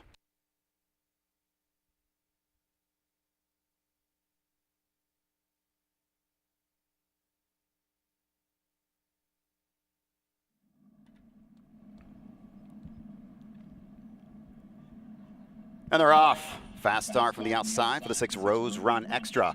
Off stride the 3 54K. 54K has made a break. Far outside, that's the 7 Guido D now heading on to the front. Rose Run Extra is 2nd. Dropping in 3rd, that's the 5 Andover the winnings. Next in 4th, it's Emerald's Legacy. Trotting 5th around that first turn is Father Son, and farther back after the break to 54K. Guido D and Brady Brown in control of the mile as they around the turn and head to the quarter pole. They're by that marker in a quick 27 3/5 into the lane for the first time. Rose Run Extra sits 2nd. Trotting 3rd, that's Andover the winnings, followed by Emerald's Legacy in 4th. Father Son is 5th, and the trailer is 54K. Less than a lap to go, and it's Guido D on the engine. Racing 2nd is Rose Run Extra. Trotting 3rd, that's Andover the winnings. Next in 4th, it's Emerald's Legacy. Around the turn in 5th is Father Son. The trailer is 54K. Guido D trots the half in 57 flat. It's a 29-2 breather in that second quarter. He'll take him to the backstretch with a short lead over Rose Run Extra 2nd. Racing 3rd, it's Andover the winnings. Emerald's Legacy sits the inside 4th. No one's made a move. Father Son is 5th, and off stride again at the back is 54K.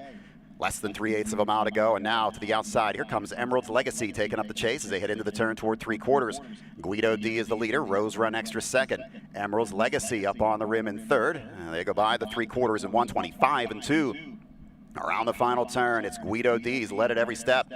On the inside, Rose Run Extra right alongside Emerald's Legacy 3rd. Racing 4th is Andover the winnings. Father Son 5th, top of the stretch, and they're on their way home. Guido D brings them into the lane. Rose Run Extra will head for the passing lane. On the outside, it's Emerald's Legacy, but through the stretch, pulling away, it's Guido D. Rose Run Extra on the inside for 2nd. It's Guido D to win the Mandarino in 1:53-4. Our first stake of the afternoon, the Mandarino, goes to Guido D, $5 on the win ticket, 7, 6, 5, and 2.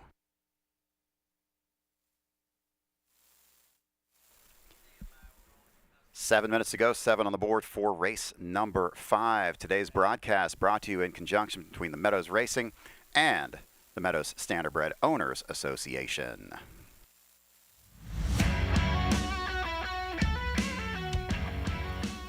The Meadows Standardbred Owners Association welcomes you to the Adios Pace for the Orchids at the Meadows Racetrack and Casino in Washington, Pennsylvania. A week of Grand Circuit harness racing culminates with the biggest race of the year at the Meadows. You're watching the live stream show with backstories on beautiful and talented horses, exciting coverage of fast-paced races, contests, and celebrity guests. It's the perfect way to spend a day. Thousands of fans are expected on the apron today, and we welcome you, a virtual audience, to harness your luck with Meadows Racing. Check out our website, meadowsharnessracing.com. Watch and wager online. Thanks to our media partners at WPXI and the Fan Radio Network for promoting the event. We are on all day today, so like and comment on our live stream. I'm Gabe Pruitt, and along with my co-host Donnell Mock and announcer Jeff Zidek, we welcome you to the Adios pace for the Orchids.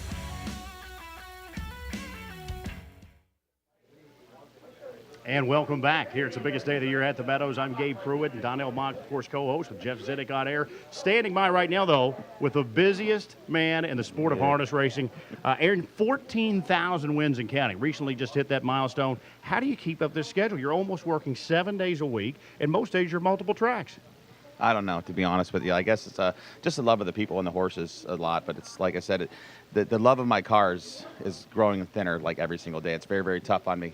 I finally, the last couple of years, realized, and I've said that or whatever, but it is wearing on me. So, like I said, I have been slowing down a little bit, and I make myself take a day off here and there. Yeah, you've been slowing down a lot because the other day you only had 3 tracks you were driving at the same day. Talk to us about that day. No, it didn't work out as anticipated. You started here at the Meadows, and then take us through the rest of the day. Yeah, I started here at the Meadows to drive a few. I had a couple people I really like here, so that they needed me to drive a 3-year-old and another couple other horses. And then I went to drive for a trainer from here, Tim Twaddle. Very, very nice filly. She's a little particular at times, so he asked if I'd go over there and drive, and I said absolutely. He's a great guy to drive for, and then I was going to go home, of course, since I live a mile from Northfield, but they had a little power outage, so I kind of got the evening off. Yeah, so you started here, you drove 2.5 hours to Sour Downs for one drive, and then you were scheduled to go drive an entire slate at Northfield. It really is just incredible, Aaron. That unfortunately didn't work out, but it did work out at Sour Downs because you picked up the victory. Yeah, it did work out. That's what I went there for. I only went by like a scant neck or something like that, but they don't put that on the win total. No, that check's still going to be the same, so you're all good there. Aaron, you're looking for your first Adios win today, and you've got a shot today. You got to be in to win, and you are in, my friend. Atlas Hanover, post one of the big dance here. What do you know about this Colt Cup again? Absolutely nothing. It was a late thing. I think Andy didn't want to come, whatever. So they had just said, hey, you're going to drive this horse for Tony Lania. Great trainer, great breed of horse. The horse, he made the final. You never know. I don't know how many are going to take a shot at, the 2 best ones or whatever, but Yannick's horse has been unbelievable. But, I don't really watch that many horse races besides the ones I'm in, and I've seen him race a couple times, and it's phenomenal. But like you said, you never know, and I'm in it. So I got the rail, and I'm not going to get parked. Yeah, no, you take care of that. Sounds like everyone's leaving from what we've heard on camera today. That's so cool. Good luck with the Atlas Hanover. You'll be able to dictate some of those turns. That inside post, long shot, coming up in today's Adios. Race 5 is sponsored by Buxton Racing Stable. The husband and wife team of Brad and Joe Ellen have a hands-on stable that provides quality care and training of the equine athlete. We thank Buxton Racing Stable for being a segment sponsor today for the Adios pace for the Orchids. Now we'll send it back upstairs to Jeff. Thank you, Gabe. 3 minutes on the board, 3 till post for race 5. Conditioned pacers in the 5th race. Winners of 2 but not more than 3 races or $32,000 lifetime. They're going for a purse of $9,500. First Lasix user today, the 7 World for 2, adding Lasix for the first time. Driver choices in this one. Ronnie Wren was named on the 2 Ron Burke trainees, the 1 and the 4. He chooses to drive the 1 Dock of the Bay. Aaron Merriman named on the 3 and the 6. He picks the 6 Frank DeFord, back in from Pocono for the Saltigati stable. Morning line says 1-5-7-4 with Dock of the Bay. Now I'm going to go to the 5 Dinner Party. This was a winner last week in this class. Dinner Party won just 8 days ago in 54 flat. Drew clear by 2.5 lengths. Once he shook loose late in the mile, he just went right on to the front. I'll go to the 7 World for 2 second. The horse is adding Lasix. It was not his best effort last week. He came home in 31-1, but obviously there was a reason for it. He needed the Lasix. He gets it today. I'm going to go to World for 2 for second. I think this horse might need another week on the Lasix to see full benefit from it. The 6 Frank DeFord for third. He was parked every step of the way at Pocono for Jim Pantoliano and finished third just 4 days ago. He's right back in. He just raced 4 days ago. I'll go to the 3 Racing My Beamer for fourth. This is a sleeper in here. I think if you're looking for a horse to add to your ticket as a longer shot, I would give some time studying the 3 Racing My Beamer. Moves to an inside post today, has some gate speed. I'm at 5-7-6-3. 5-7-6-3 for me. Gabe, he's going to the 7 World for 2. Once again, very important wagering information here. This is a pick 4 carryover. They did not hit the early pick 4 today, so we've carried over $3,052, more than $3,000 carried over into the pool right here for this pick 4. So get your wagers in on the pick 4. Post time coming up in 1 minute. 1 on the board until post time. Looking ahead, just a couple of program changes still to come on our card today in the 11th race. In the 11th, number 7, Madeira Hanover is scratched sick. Scratch the 7, Madeira Hanover is sick, scratched from race 11. And in today's 16th race, in race 16, scratch number 7, Fishin' for Apples is sick. Scratch number 7, Fishin' for Apples is sick, scratched from today's 16th race. 1 minute on the board, 1 to go for our 5th race. Horses are getting ready to head out onto the track for post-parade.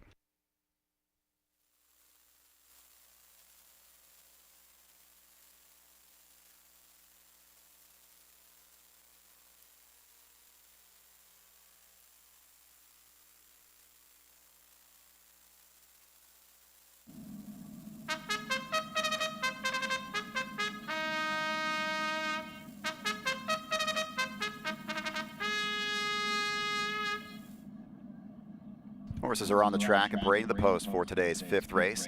This race starts at 50-cent pick 4 carryover, more than $3,000. Here's your field for today's 5th. Number 1 is Dock of the Bay under the Burke Racing Stable. Weaver Buscemi LLC, J&T Silva Stables, and the Hatfield Stables. Ron Burke is the trainer. The driver is Ronnie Wren. Number 2 is Patriot Way, owned by Frank Indoff. Brian Indoff is the trainer. The driver is Jeremy Indoff. Number 3 is Racing My Beamer, owned by Terry Ann Richards. Marcus Marashian trains. The driver is Mike Wilder. 4, You're My Obsession, owned by the Burke Racing Stable. Knox Services, J&T Silva, Purnell and Libby, and Weaver Buscemi LLC. Ron Burke, the trainer. Chris Page in the bike. Number 5 is Dinner Party, owned by Stephen Klinowski. Scott Betts, the trainer. The driver is Dave Palone. Number 6 is Frank DeFord, owned by Sal Degatti, Anthony and Lawrence Charamella, and William Stepien. Sal Degatti, the trainer. Aaron Merriman drives. 7 is World for Two, owned by the stable. Tim Twaddle is the trainer. Anthony McDonald drives. Completing the field, number 8, Our All-American, owned by Kathleen Prickett. Steve Owens is the trainer. The driver is Brady Brown. That's your field for the 5th race. Start of the pick 4 carryover. More than $3,000 in the pick 4. Wager now. 9 to 5 choice on the win board is the 5 Dinner Party. A lot of play coming in on the 7 World for Two at 5 to 2. And at 7 to 2 is the 1 Dock of the Bay. Let's go to the paddock to Gabe and Donnell. Thanks so much, Jeff. And Donnell, you just heard Jeff Zedek say my 3 favorite words in the English language. Pick 4 carryover, an instant carryover here on Adios Day. Yeah, a little over $3,000. So get those pick 4s then, because it's carryover time. Even those small carryovers generate a ton, exponentially more new money. So that's going to be a nice pull here. Kicks off competitive sequence. I think we've got a favorite that maybe most are going to sing on the last leg. Horse, it's going to be odds on there, but I think it's a good sequence. So I am going to get involved in the pick 4 there as well with that nice carryover. Donnell, we want to thank our media partners at WTAE right here in Pittsburgh for doing a great story on Dave Palone's major career milestone. Check it out. Wait till you feel this, what I do for a living, Emily. Dave Palone's love for racing started with his dad. And I used to tag along with him when I was a kid, and I fell in love with him. He turned that love into his passion and started his racing career. Palone won his very first race when he was around 20 years old. I was a 1,000,000 to 1 shot to be here. Most of the guys I race against are 2nd or 3rd generation horsemen, so I really didn't have that background to fall back on. But Palone prevailed, and on this past June 25th made history. He earned his 20,000th win. It was nice to get the dash record, and then to break the world record was terrific, but this one was pretty special too. I didn't think it was achievable, but we just kept at it, and we finally got here. What made that moment even more special was where the win happened. In his home state of Pennsylvania and on his home track, the Meadows. My idol was Delvin Miller, who built this place. And I've always tried to do things the right way and to impress Delvin, and I think he'd be real proud to know that we got this done at his track. Palone decided to give us a little taste of what racing at the Meadows is like, letting me ride along with him. Helmet? Am I good? Good, you're ready to go. Let's go! And we're off. I've only done it 77,000 times. She's ready to go. She's a pro. It's so much fun. Can't scare this girl. A few laps around the track, and I understood why Palone fell in love with the sport. As for his future and what's next, I'm not going to set any more records. I'm tired of chasing numbers. So I'm just going to try and do the best I can and win as many races and stay healthy. If you ever want to catch Palone's races, you can come out to the Meadows on Wednesday, Thursday, Friday, or Saturday. Here in Washington County, I'm Emily John Greco for Pittsburgh's Action Sports.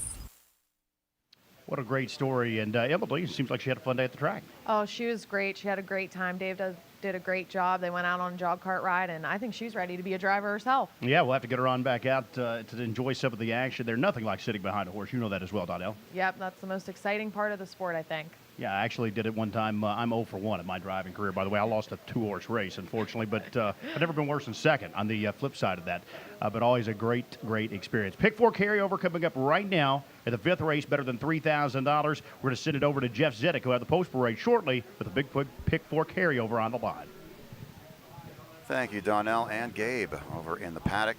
Our broadcast today joining forces, Meadows Racing, Hollywood Casino at the Meadows, and at the MSOA.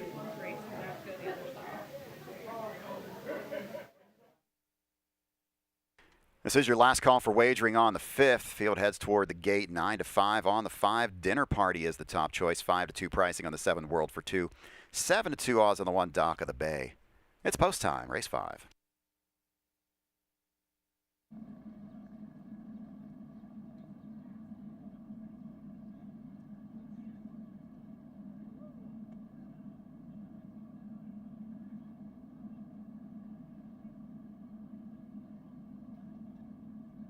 Pacers in motion for race 5.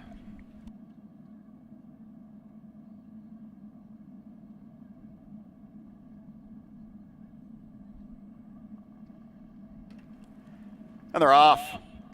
Fast out from mid-pack, the 5 Dinner Party. On the inside, the 1 Dock of the Bay. Outside, here comes the 7 World for 2 joining the chase. That's the 3 Racing My Beamer. Settling in 4th around the turn. 5th is Patriot Way. Next in 6th is You're My Obsession. Backing off 7th is Frank DeFord, and the early trailers are All-American. But the battle's on up front early. Looks like World for 2 is going to win the early battle. He'll clear 3 wide now to the front. Dock of the Bay holding position. Dinner Party is parked between horses. 26 and 2. Quick opening quarter. Dinner Party and Dave Palone now up on the outside, but they've paid a bit of a price to get to the lead. World for 2 now yields in 2nd. Dock of the Bay is 3rd. Racing My Beamer 4th. That's Patriot Way in 5th. 6th is You're My Obsession. Frank DeFord is 7th. Trailer is Our All-American. Into the turn, they head for the halfway point. Leader is Dinner Party. World for 2 right on his bumper in 2nd. Dock of the Bay is 3rd. Racing My Beamer 4th. Halfway home in 55 and 2/5. To the backstretch, 5th is Patriot Way. On the move, Frank DeFord. From the back, here comes Our All-American. And the trailer is You're My Obsession. Pulling from 3rd, here comes Dock of the Bay for Wren as they head down the backstretch. The one to catch is Dinner Party. Racing 2nd. World for 2 stays to the inside. Dock of the Bay now first up. Inside 4th is Racing My Beamer. On the outside 5th is Frank DeFord.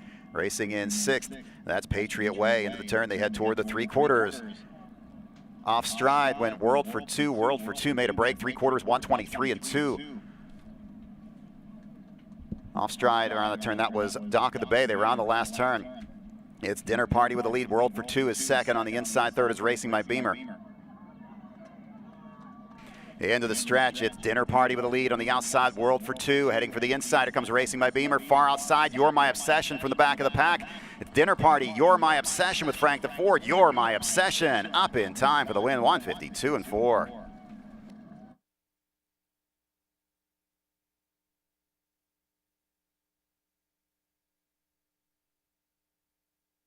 You're My Obsession gets the victory here. You're My Obsession from the far outside, 52 and 4/5. It was Dinner Party cutting the fractions. But watch the back of the pack, a 55 and 2 opening half. They came home 57 and 2. You're My Obsession was sitting last at one point. He gets to the outside, and he will have tons of pace coming 4 wide. Frank DeFord, tough effort for that one today on the outside. Inside horses making up ground. Dinner Party was hanging tough. It's the 4 on the far outside. You're My Obsession. Chris Page for Ron Burke coming from the back of the pack to get the win.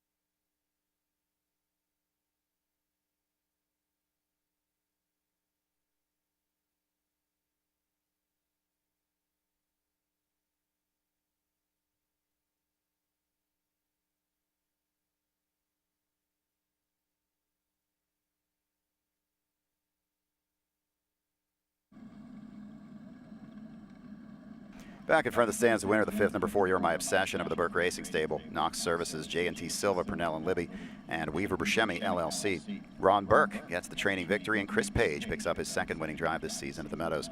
You're My Obsession, 3-year-old Getting by Sweet Lou, wins for the 2nd time in 12 starts on the year.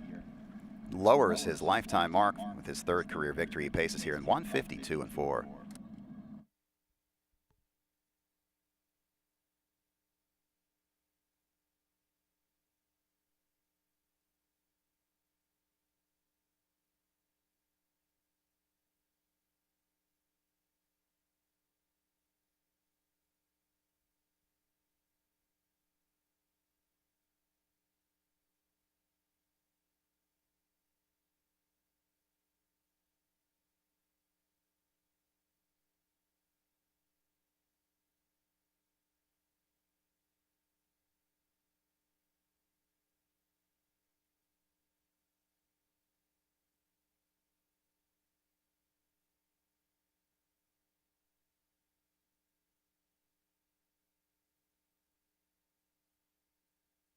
Race 5 is official. 4623, 4623 is official.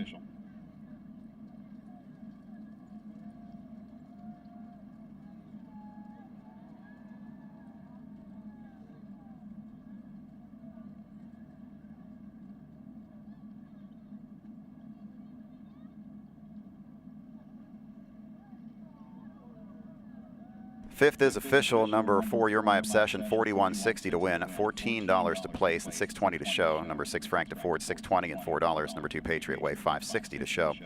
4-6 Exacta pays $223.80. 4-6-2 and a trifecta pays $4,595.40. 10-cent super of 4-6-2 and 3, $825.61. And the double 7 and 4 pays $89.20. Number 3, Racing by Beamer, was 4th. The 5, Dinner Party, was 5th. Number 7, World for 2, was 6th. Number 8, Our All-American, was 7th. Number 1, Dock of the Bay, was 8th. Top down, it's 8-3-4. 1-5-2, 6 and 7. The mile 152 and 4/5. 6th race coming up next. It's for trotters. Exacta, trifecta, superfecta. Rolling doubles throughout the day, and this is the start of a 50-cent pick 3. Double will pays on your screen right now. The 3, Make Sure It's Cold, the top choice at $74. Then the 5, Golden Compass, at $95.60. Get your wagers in for race 6. You have 12 till post time. Here's a replay of the 5th.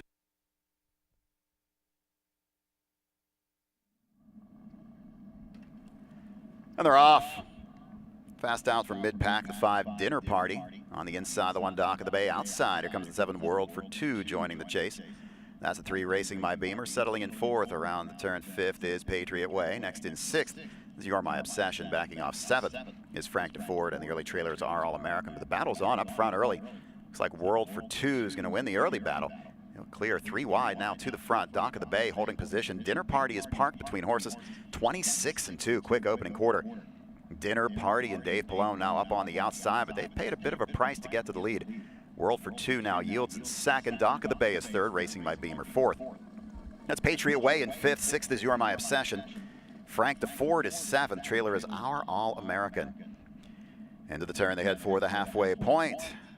Leader is Dinner Party. World for 2 right on his bumper in 2nd. Dock of the Bay is 3rd. Racing by Beamer 4th. Halfway home in 55 and 2/5. To the backstretch 5th is Patriot Way. On the move, Frank DeFord. From the back, here comes Our All-American.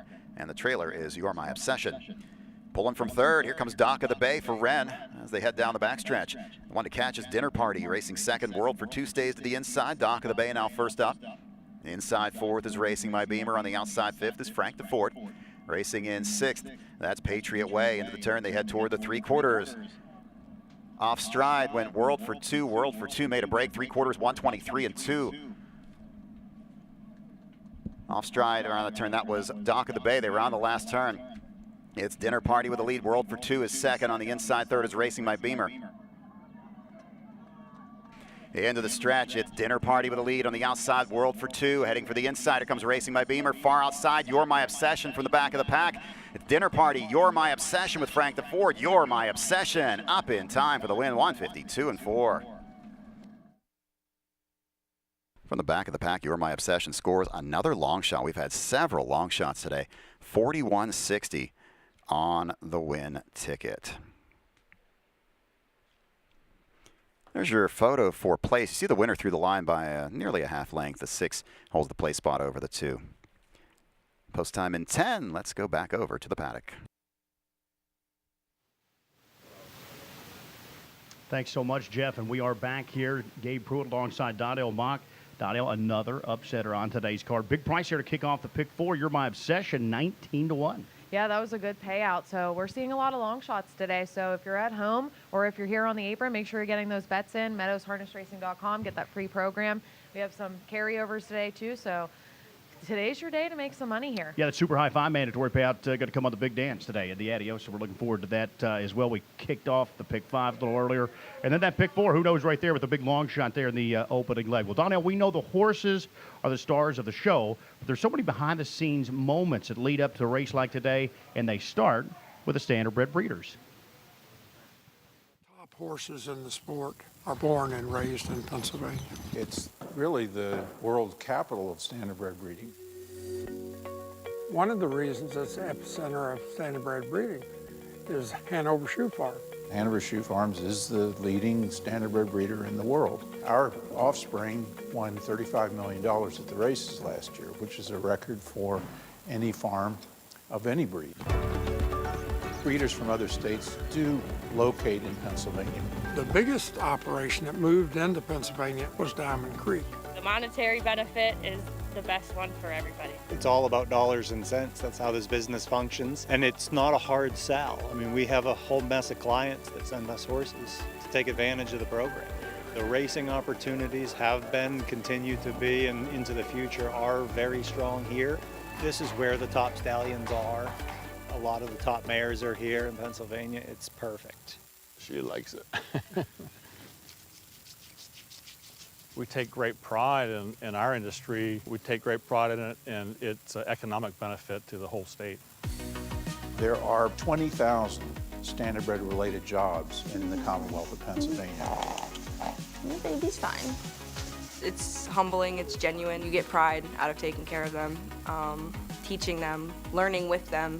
It fills you with gratitude learning these things. I love this job, and being able to come to such a beautiful place and seeing the sunrise and the horses and see how they interact every day is unimaginable. It's a great environment to be able to work with other people who love just what you love, and we get the job done, and that's what matters. Wait a minute, girl. You'll let me catch you. When I was a little kid, my grandpa said if you cut his head open, nothing would come out of horses. So I've loved them all my life. All my neighbors are horses. They don't complain, and I don't complain about them. I mean, we love them. If you didn't love them, you wouldn't do this. Horses are my life, will always be. My wife gets after me because I work all the time, but the reason I do is because I love what I do. Such a huge industry, Donnell, and as we said before, so much goes in behind the scenes. You know, it's a long road once a foal is born to get here at the races. Yeah, they don't start racing until they're 2, and you have up till 15. So it's a long road to get there, but it's a rewarding one, especially if you're in the Adios. Look at these 3-year-olds that we have today here. Yeah, it's a good group, and some of the major breeders right here in the state of Pennsylvania represented in today's big race as well. Not only is it a long road once the foal is born, your mare, you know, she has to be in foal 11 months, so that's quite the journey as well. So it's really a lot of planning goes in behind the scenes, especially like today by the time a horse is 3. Yeah, by the time they're 3, and we have a really good field of our Adios horses, so I'm excited for today. Yeah, it's a big day. Biggest day of the year here at the Meadows. We're so happy you're joining us out there in Dude MeadowsHarnessRacing.com. You can get on, get your free program pages, and make a wager if you'd like. Donna, we've got the sort of the back half of the card stacked up with plenty of stakes events. We're back in overnight action here, the upcoming 6th race, second leg of that pick 4. You and I were just discussing, we sort of had it as a jump ball here in this race between the 3, Make Sure It's Cold, the 5, Golden Compass. Which way did you lean? I'm going 5, Golden Compass. Tim Twaddle and Mike Wilder, they make a good team, and they're in the Adios, that team. So I'm cheering them on today. I'm going with them. All right, and that guy has a lot of early speed. The bad news for you, Donnell, I like him as well, so hopefully that doesn't weight him down. He's 9-5 up on the board. We're going to sit it back upstairs. Jeff will have the post break coming up shortly, and Donnell will be back with a special guest shortly after. Thank you, Gabe and Donnell. Post time 5 minutes away for our 6th race. 5 minutes on the board.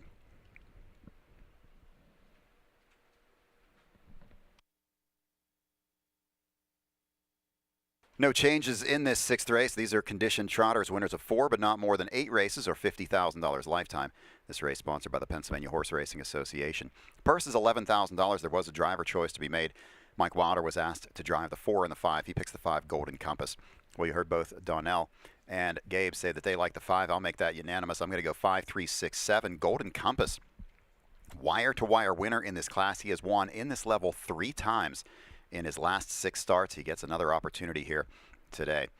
I'll go to the 3. Make Sure It's Cold for second. Also a proven winner in this level. Picked up a victory in here 3 back, won on a lower level 4 starts ago. The 6, Life in the Slammer, has had 2 bad posts since coming back to the races after taking some time off.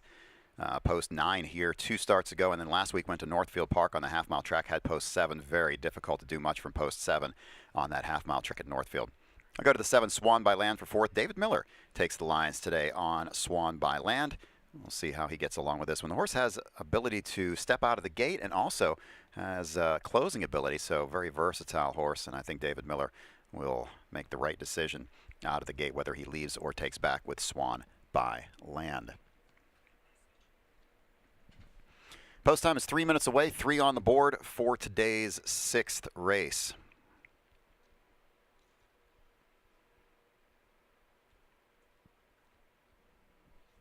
Get your plays in for the 6th. Total of 16 races today. Of course, the Adios, the $350,000 Adios pace for the Orchids coming up. And it's carded as race 15 today. Last week, elimination races won by Beach Glass and Pebble Beach. Let's go over to the paddock one more time.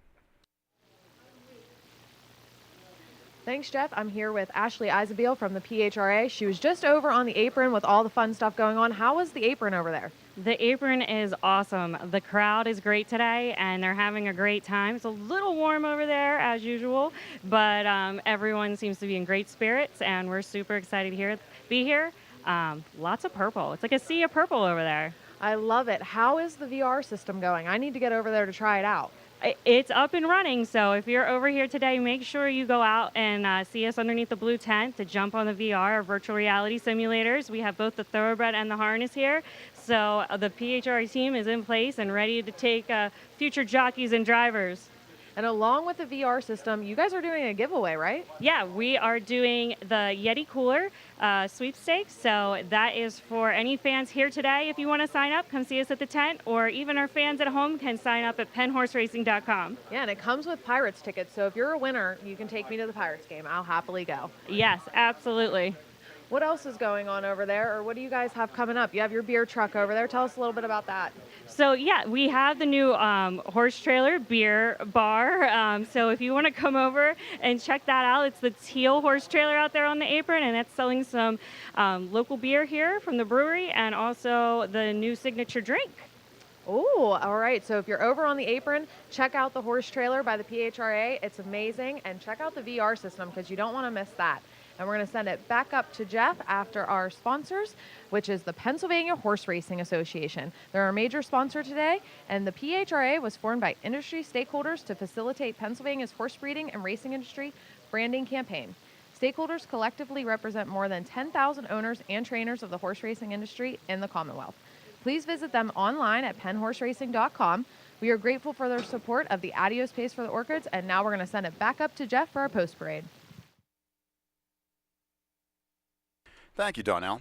We have 1 minute to go, 1 on the board for our 6th of 16 today. Trotters, they're making their way out onto the racetrack right now. 7 to 5 choices. The 3, Make Sure It's Cold.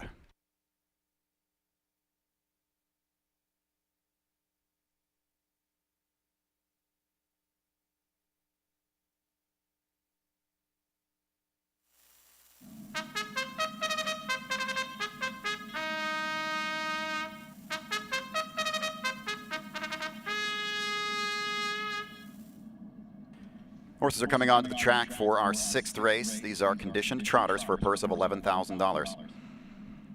Number 1 is Who Made Who, owned by Chris Shaw, Ashley Brown, and Alexa Shaw. Ashley Brown is the trainer, the driver Brady Brown.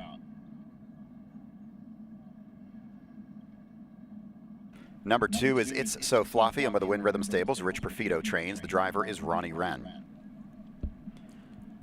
3 is Make Sure It's Cold, owned by the Bill Zent Stables and Leslie Zent. Leslie Zent trains. The driver is Brian Zent.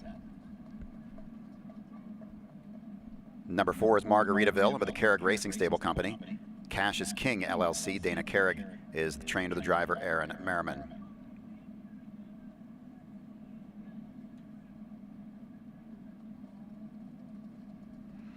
Number 5 is Golden Compass, owned by Karen Olson Burgess and Sterling Fisher. Tim Twaddle, the trainer, the driver, Mike Wilder.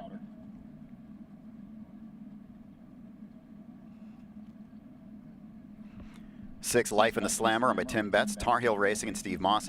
Scott Betts is the trainer, the driver, Dave Palone.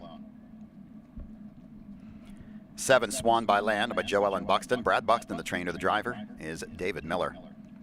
Rounding out the field is number 8, Lexus Marcus, owned by the Burke Racing Stable and Weaver Buscemi, LLC. Ron Burke trains. The driver is Dan Charlino. That's your field for the 6th race. Exacta, trifecta, superfecta, double, and pick 3 wagering. Get your plays in now for race number 6. Your attention, please. At this time, we ask that the scholarship winners report to the winner's circle. We need our MSOA scholarship winners report to the winner's circle at this time, please.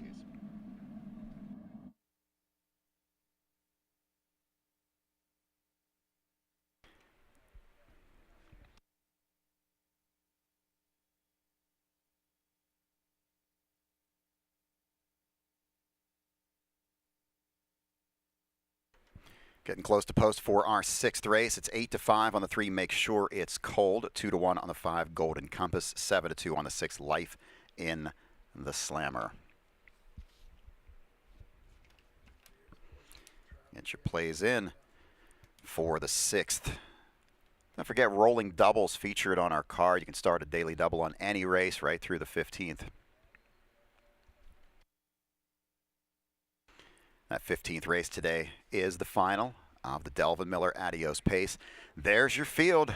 And in fact, we are got a few more races left, and we'll start to see those Adios horses warm up probably around the 11th or 12th race. We'll see those Adios horses out on the track warming up.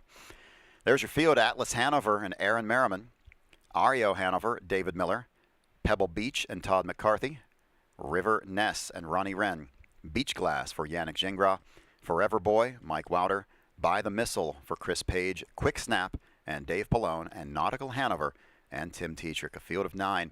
We started with 12 horses last week entered in this year's Adios. They had 2 6-horse eliminations. The top 4 automatically advanced, and the highest purse-earning 5th place finisher moved on as well. So we've got a field of 9 coming back later today for the $350,000 Adios Pace. Starting gate is now in motion down the backstretch. Again, it will remain in motion right through the start of the race.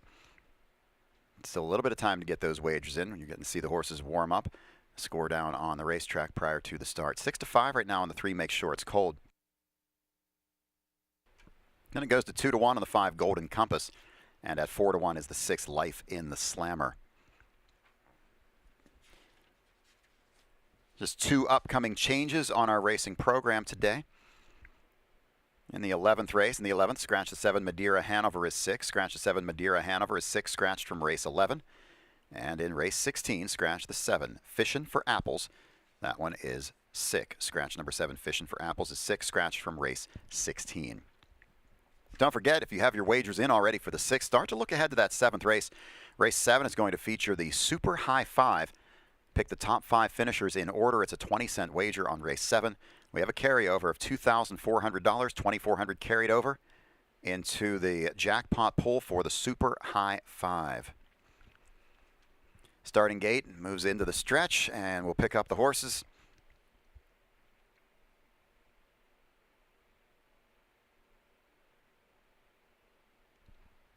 This is your last call for wagering on today's 6th race. 6-5 choices. Number 3, Make Sure It's Cold. 2-1 on the 5, Golden Compass. It's post time.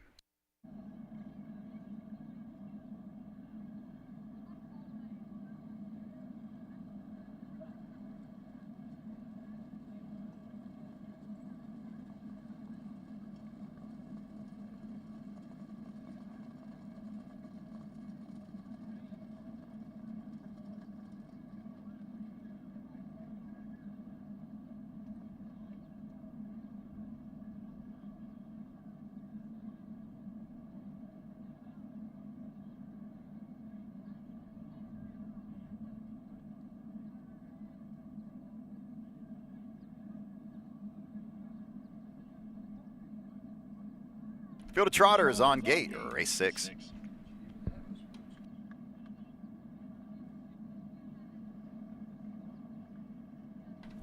And they're off. 5, Golden Compass fires right out with a 3, Make Sure It's Cold. On the inside, the 1, Who Made Who.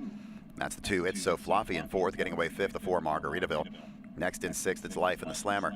7th on the outside is Lexus Marcus, and on the inside is Swan by Land. Around the first turn, Mike Wilder has sent Golden Compass right to the front. Make Sure It's Cold is in 2nd, racing 3rd. That's Who Made Who. It's So Fluffy is 4th, followed by Margaritaville 5th.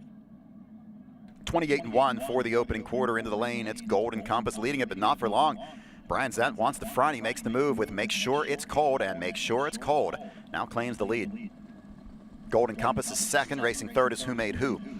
It's So Fluffy 4th, racing 5th is Margaritaville, then it's Life in the Slammer 6th. A couple of lengths to Swan by Land and Lexus Marcus.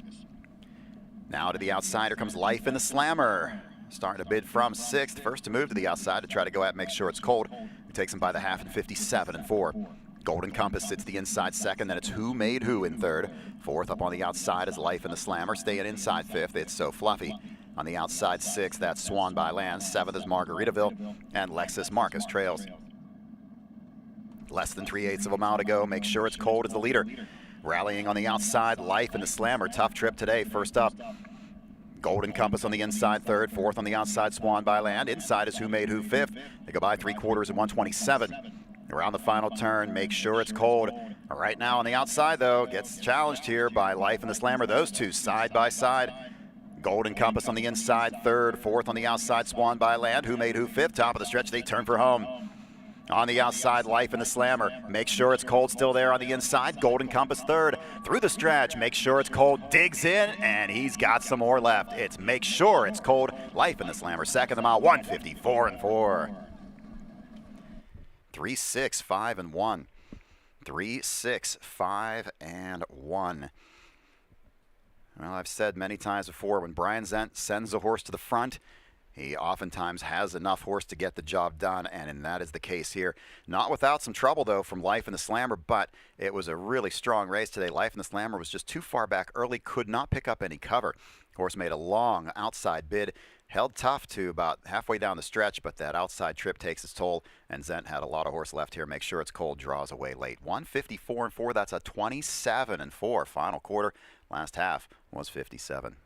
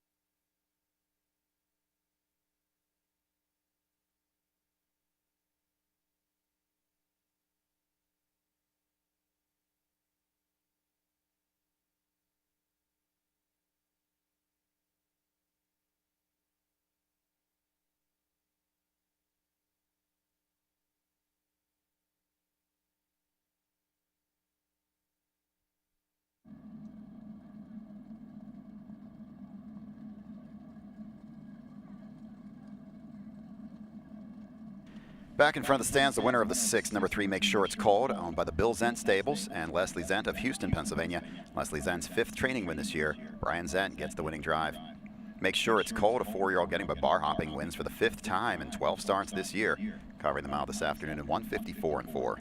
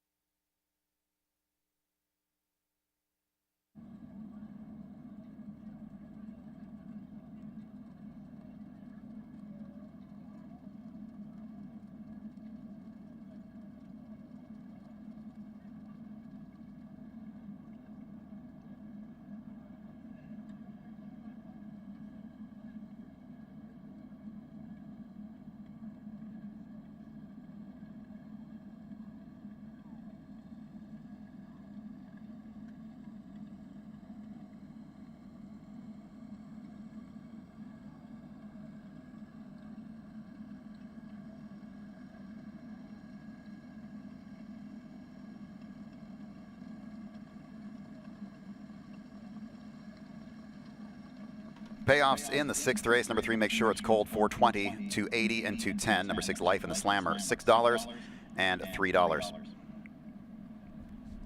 Finishing third, number 5, Golden Compass, $2.10 to show, 3.6 Exacta, $20.60, 3.65, and the Tri pays $38.60. 10-cent Super of 3.65 and 1 is good for $5.94. The double 4 and 3 pays $74. Number 1, Who Made Who was 4th. Number 7, Swan by Land was 5th. Number 8, Lexus Marcus was 6th. Number 2, It's So Fluffy was 7th. Number 4, Margaritaville was 8th. Top down is 4, 7, 1, 8, 3, 2, 5, and 6 on the bottom of mile 1, 54 and 4. Race 7 is the Super High 5 with a jackpot pool carryover of more than $2,400. Wager now on the 7th. You have 13 minutes to post. 2-to-1 pricing right now on the 4, Who's Better. Let's take a look at a replay of race 6.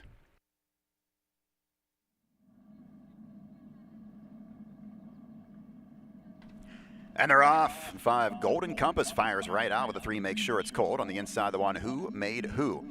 That's the 2, It's So Fluffy in 4th, getting away 5th, the 4, Margaritaville. Next in 6th, it's Life in the Slammer.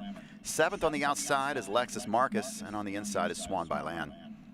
Around the first turn, Mike Wilder has sent Golden Compass right to the front. Make Sure It's Cold is in 2nd, racing 3rd. That's Who Made Who. It's So Fluffy is 4th, followed by Margaritaville 5th. 28 and 1 for the opening quarter into the lane. It's Golden Compass leading it, but not for long. Brian Zent wants the front. He makes the move with Make Sure It's Cold, and Make Sure It's Cold now claims the lead. Golden Compass is 2nd, racing 3rd is Who Made Who. It's So Fluffy 4th, racing 5th is Margaritaville. Then it's Life in the Slammer 6th. A couple of lengths to Swan by Land and Lexus Marcus. Now to the outside, here comes Life in the Slammer. Starting to bid from 6th. First to move to the outside to try to go at Make Sure It's Cold. It takes him by the half in 57 and 4. Golden Compass sits the inside 2nd. Then it's Who Made Who in 3rd. 4th up on the outside is Life in the Slammer. Staying inside 5th, It's So Fluffy. On the outside 6th, that's Swan by Land. 7th is Margaritaville. And Lexus Marcus trails. Less than 3/8 of a mile to go. Make Sure It's Cold is the leader. Rallying on the outside, Life in the Slammer. Tough trip today. First up, Golden Compass on the inside 3rd. 4th on the outside, Swan by Land. Inside is Who Made Who 5th. They go by 3/4 at 127. Around the final turn, Make Sure It's Cold. Right now on the outside, though, gets challenged here by Life in the Slammer. Those two side by side. Golden Compass on the inside 3rd. 4th on the outside, Swan by Land. Who Made Who 5th. Top of the stretch, they turn for home. On the outside, Life in the Slammer. Make Sure It's Cold still there on the inside. Golden Compass 3rd. Through the stretch, Make Sure It's Cold digs in, and he's got some more left. It's Make Sure It's Cold. Life in the Slammer. 2nd the mile, 154 and 4. 3, 6, 5 and 1. 3.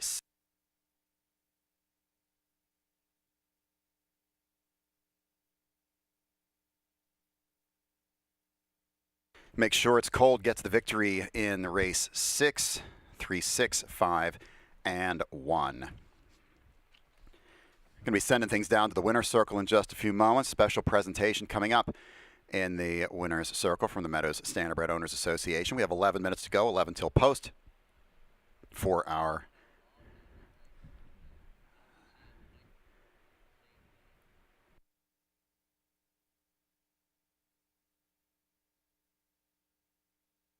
And right now, let's go down to the winner's circle. Representing the Meadows Standardbred Owners Association, Donnell Mock and Kim Hankins.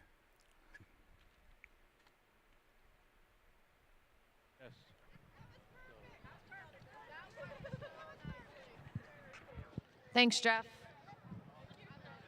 Well, welcome to Adios Day, ladies and gentlemen. We're very pleased to be able to have great scholarship participation from our sponsors this year. Our sponsors were, of course, the MSOA, but also a great donation from the Bob Key Memorial. Mrs. Patty Key is here with us today. And CSC Insurance, Tom Zaverchek, Hanover Shoe, Burke Racing was very generous, Winback Farm, and Hollywood Casino. And Donnell will announce the winners, and they'll come forward and get their plaques and get pictures taken.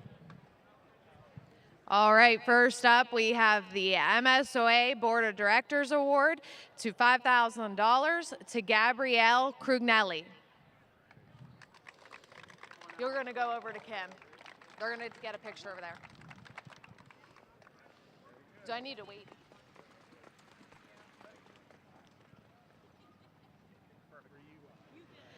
For the Bob Key Memorial Scholarship, we have Lexi Twaddle and Meadow Twaddle.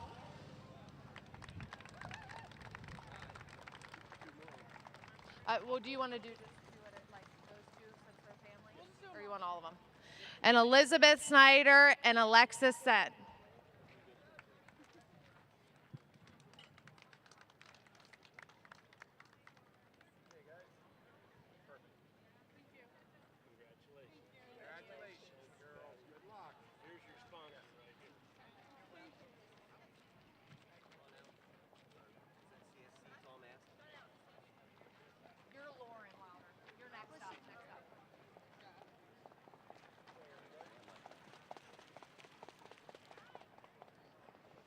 For the CSC Insurance, we have Lauren Wilder.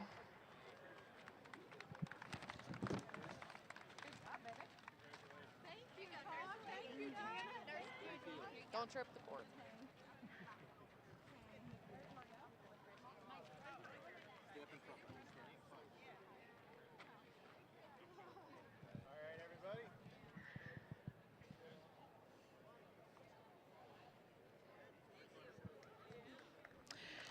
From Hanover Shoe Farms, we have 4 recipients: Shannon Faust, Kylie, Brandon Myers, and Michael Demiri. I think.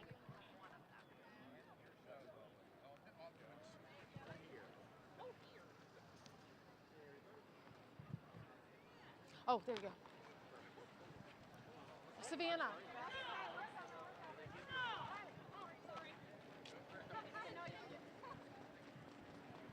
There you go.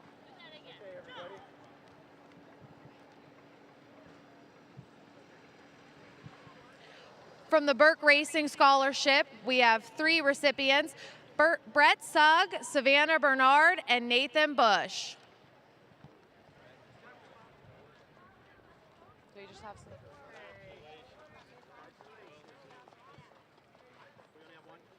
I guess.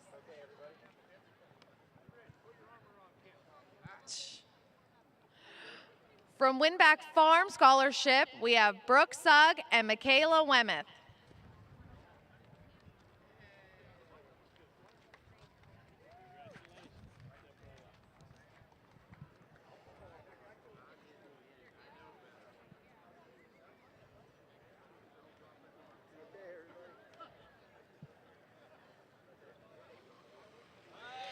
And from the Hollywood Casino Scholarship, we have Mackenzie Wemeth. Thank you to all our generous donors for the scholarships this year. We had raised over $31,000, and thank you and congratulations to our award winners.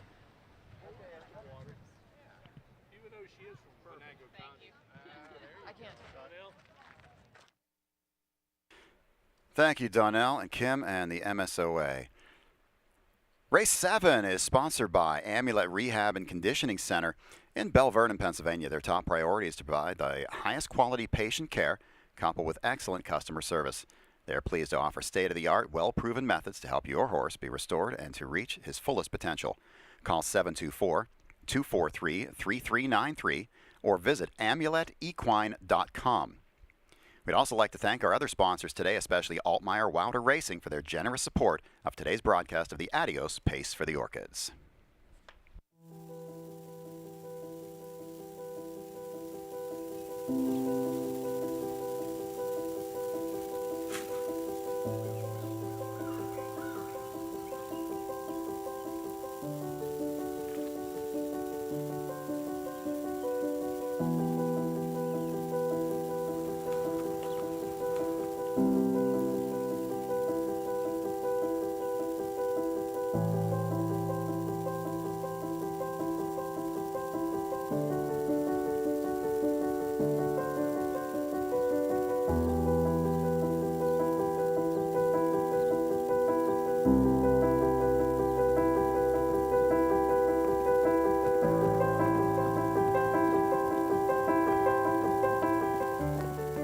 Altmeyer Wilder Racing, we welcome you to follow along with us on our journey. Visit our website, Facebook, Twitter, and Instagram. 4 minutes on the board until post time for our 7th race. It would not be Adios Day without a visit from the longtime voice of the Meadows. 44 years at the helm here. Roger Houston, welcome back to the Meadows today. It's always a pleasure, and I think I've only, since I first arrived in 1976, I've only missed one Adios, and that was because of COVID, but pleasure to be back here, and I wouldn't miss it for anything. Well, Roger, it's kind of funny this past year. You came back last year at Adios Day, called a couple of races, and then shortly after that, I'd never used the word with you retired, because God knows you're never going to retire from everything completely. You can't. But you came back and you cut back your schedule in Ohio, working for the OHHA, and you moved back this way. Yeah. And then, of course, I took a rare vacation day. I know I rarely do that, but I took a rare vacation day back in the fall, and they said, "Well, can you get a quality backup in here that can do this show?" And I said, "I think I know a guy, and he doesn't live too far from here." So it's been nice having you come back and call races. And you know, I can only hope to be as fortunate as you that you are going to be 80 years old this fall, and I've worked with you for 35 years now, longer than probably anybody. I should get a medal for that, but or maybe rings, and oh yeah, Brian downstairs also our director. Which one you want? But you sound the same as you did 35. Maybe not to yourself, but to me, you sound about the same. And I mean, the hair is a little more white now, but then again, so is mine. But you still sound great. Since I started wearing hearing aids, I don't sound the same to myself, I'll tell you that. But no, it's something I love, and I got 3 county fairs next week, and then I head over to Ireland for 8 days. That's why I said there's no retiring ever. No. Roger called a lot of Adios races, more than anybody else, and I can guarantee you that streak's going to continue, because I'm not going to make it for 44 of them. But what stands out the most from the Adios? The very first one, believe it or not. Your first one? Yeah, Armbro Ranger and Keystone Ore. World records each division, and then a world record in the finals. So it's 3 straight world records. I remember hearing the call of storm damage in 80, and I mean, it was a 53 mile, and it was just unheard of. I mean, you went crazy on a 53 mile, but back then that was unbelievable. George Smalsreen, the photographer of the USTA, he said that was the first picture that he had ever taken. This was before the machine gun cameras, where all 4 hoofs were above the axle of the sulky, and that was storm damage. Amazing what they'd get today, maybe. Yeah, and then, of course, Washington, V.C., Dave Palone, that had to be a special one for you as well. That was, and Hot Hitter, that was another one. It rained all morning, and the sun came out, and Hervé wins it with Hot Hitter and comes back standing in the sulky. You know, I said at the beginning of the show today when we first went on the air, I said the one thing we can't control is the weather when we have this day, and it is absolutely perfect today. Not many Adios races have had weather issues over the years. Stop and think about it, you're absolutely right. I can only remember about 3 or 4, and it's not always been in the afternoon. We've had it at nighttime, and one year we had it at night. I think it rained that night. So. Yeah. Well, Roger, I hope you'll stick around here for a little bit. Join me on the broadcast for a while. Right now, we're getting set for a post parade. Our field's coming out for race number 7.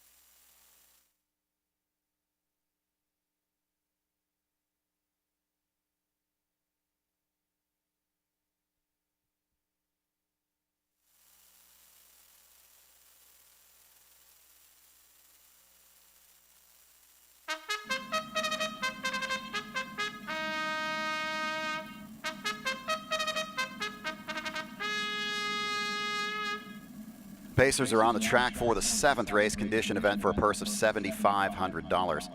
Number 1 is You Make My Heart Sing, owned by the Burke Racing Stable. Weaver Buscemi, LLC. Ron Burke trains driver Chris Page. Number 2 is Last Bet, owned by Randy Bendis and Pollock Racing. Randy Bendis, the trainer. The driver is Aaron Merriman. Number 3 is Ben Rockin, owned by JR and Colin Ryan. Dean Collins trains with David Miller.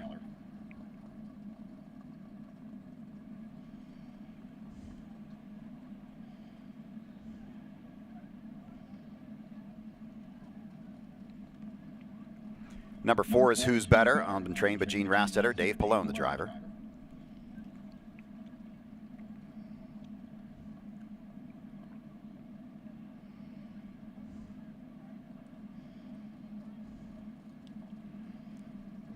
Number 5 is Big Bang Bang, owned by Meredith Farms and Caitlin Reagan. Rich Profito, the trainer. The driver is Tim Tetrick. 6 is Needham Hanover, owned by Tom Mucci. Andy Rickard is the trainer. The driver is Yannick Gingras.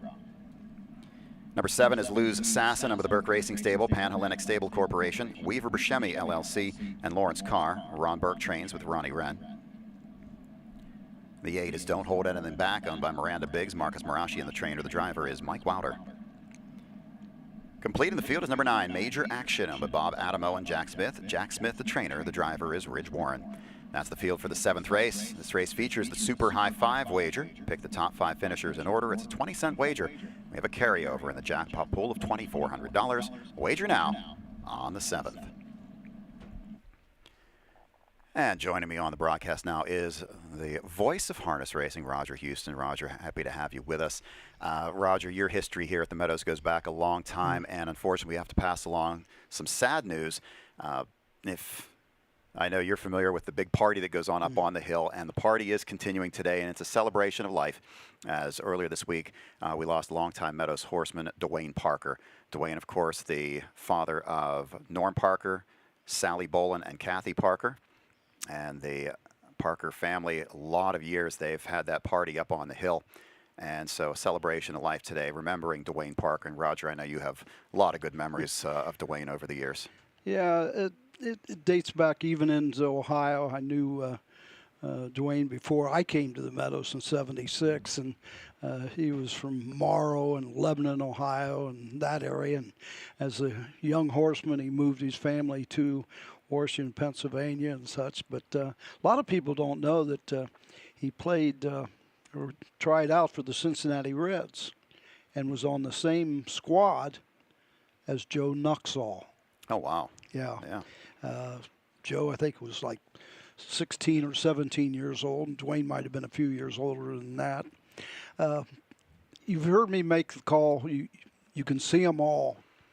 And Dwayne Parker was a good friend of mine, so I went to him one day, and I said, I got this call I want to use. Would you? And I told him what it was. He said, sure, no problem. I says, no, next time you're dead last, it's going to be Dwayne Parker can see them all. Well, a couple days later, that was the case. As soon as Dwayne got off the sulky back in the back, other drivers running up to him and says, I can't believe you're going to let Roger say stuff like that, because we knew that it upset a few, but now we do it on a regular basis. He's just a great guy. Yeah, so sad to, again, report the passing of Dwayne Parker earlier this week.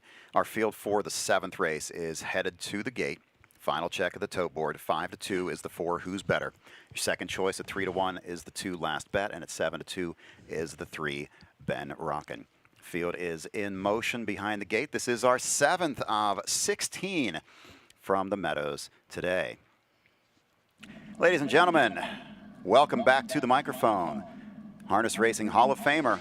For 44 years, he was the voice of the Meadows. For the call of today's 7th, here's Roger Houston. Pacers are all in behind the gate. The gate swings around the turn, and there they go.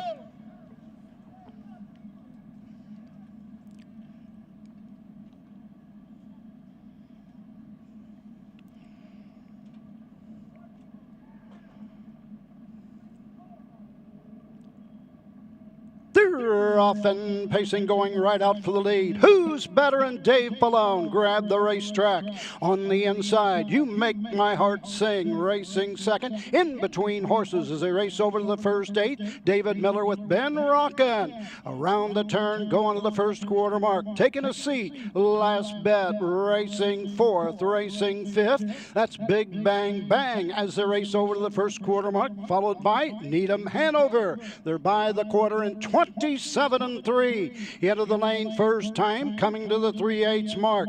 Racing 7th, that is Lou Sasson. Racing 8th is Don't Hold Anything Back, and treading the field, Major Action. Ridgewarren can see them all. Into the turn, going to the halfway point. Straight alignment, but not for long. Out and moving on the outside, Tim Teatrick, Big Bang Bang. Now 5th, now 4th, moving up. Following the cover is Needham Hanover and Yannick Jingra as they raced by the half. 57-1, 29-3. Second panel, down the backside they go. Who's Better continues to show the way by a length. Up on the outside, Big Bang Bang is there second. Ben Rockin' racing third. The outside, Needham Hanover is 4th. Racing 5th, You Making My Heart Sing as they race over to the 3/4 mark. Moving on the outside, Don't Hold Anything Back. 3/4, 124-4. They're stepping now, 27-3. Backside and opening up with every stride. Who's Better on the outside? Needham Hanover to be the challenger in the lane. Through the stretch, it's Who's Better with the lead. Needham Hanover on the outside. Between horses, Ben Rockin'. Coming home, it's all Dave Palone. Who's Better? 153. Seems like whenever I announce the race anymore, Palone wins it. That happens a lot around here, though, you know.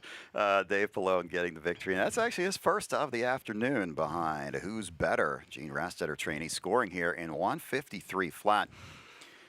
Good mile on the front here for Who's Better, cutting 3/4, 124-4. As you said, they really stepped it up in that third quarter. They brought him home 55-4. That's why nobody from the back was making up ground. 55-4, big last half. Up the inside, looked like a horse who was sitting 5th coming down the stretch ends up getting up for 2nd. That's the one, You Make My Heart Sing. Good close for the Ron Burke trainee to get the place money here. 4-1-3 over the 6. Who's Better? Second win in 20 this season. 153 flat.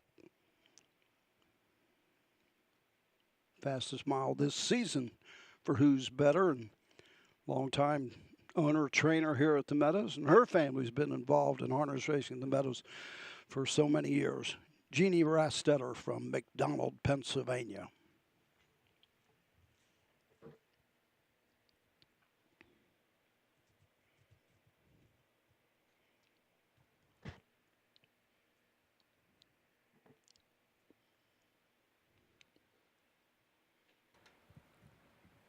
Four, 1, 3, 6 on the board. 4, 1, 3, and 6. Awaiting the return of Who's Better to the winner's circle to be his 20th lifetime victory. This time, making the way to the winner's circle. Number 4, Who's Better? Gene Rastetter, McDonald, PA, the owner, trainer, Dave Palone in the sulky. 7-year-old gunning, but Better's delight at a Who's Up, Who's Down. A winner today in 153. Final half, 55-4. The final quarter, 28-1. Who's Better? And Dave Palone in the 7th.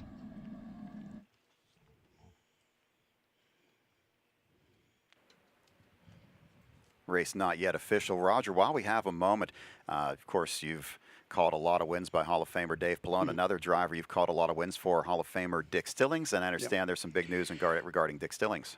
For about 25 to 30 years, they've named an individual in harness racing into the Little Brown Jug Wall of Fame. And I'm happy to make the announcement first time publicly outside of Facebook.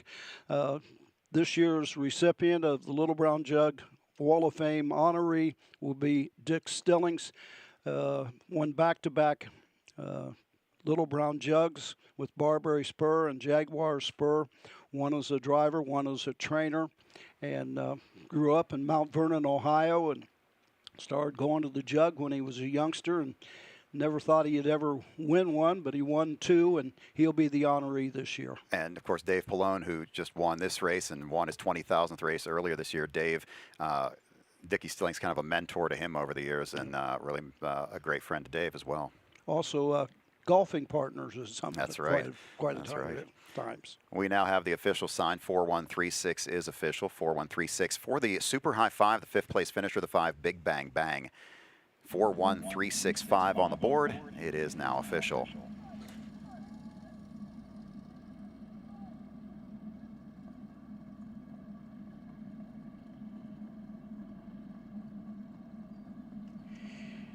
In this 7th race, the 4 Who's Better returns $663.63. The 1 You Make My Heart Sing, $483.40. The 3 Ben Rockin', $320. The exacta 4-1, $29. The double, rolling double, 3-1, $21. 4-1-3 try, $128.20. 4136 Super, $50.33. 7th race, official. Here's a complete order finish of the 7th.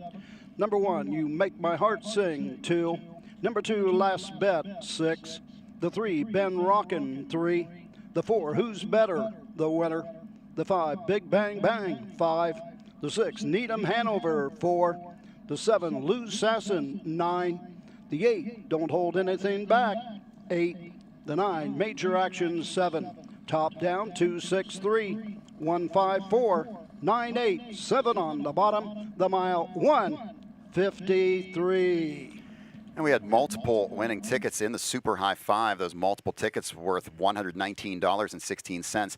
We have now carried over $3,240 to the jackpot pool for race 15, except that Super High 5 is not going to be a jackpot pool for race 15. We are going to do a force out on race 15's jackpot jackpot Super High 5. Again, no longer a jackpot. It will be a straight carryover to the Super High 5 in race 15, $3,240. $3,240 carried over. It will be forced out in race 15.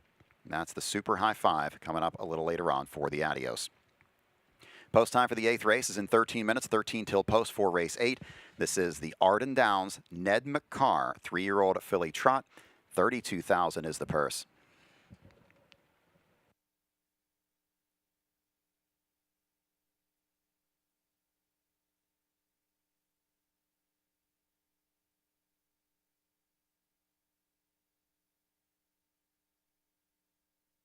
Post time for the 8th race is in 13 minutes. Let's take a look at a replay of race 7.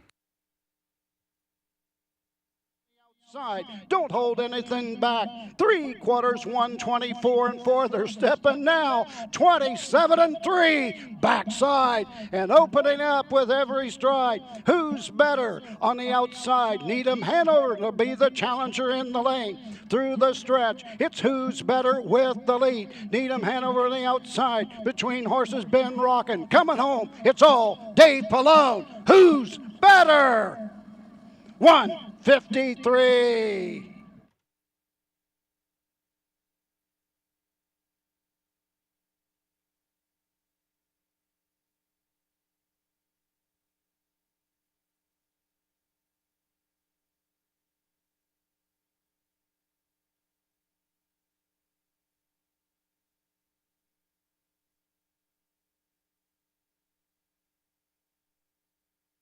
There's your photo for place from the 7th race. It went to the 1 You Make My Heart Sing by about a quarter length over the 3 Ben Rockin'.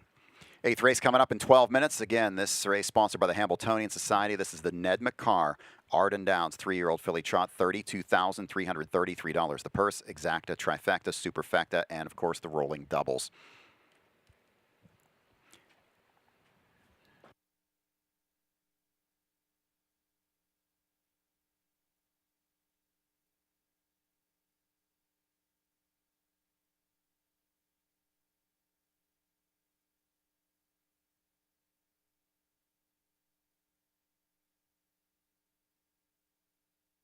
Here are your driver choices in this 8th race. Aaron Merriman named on the 1 and the 2. He chooses to drive the 1 Sabrina Hill, both of those from the Chris Beaver stable. Dave Palone was named on the 3, 4, and 5. He chooses the 5 Miss Principal. Post time coming up in 11 minutes. 11 on the board till post time.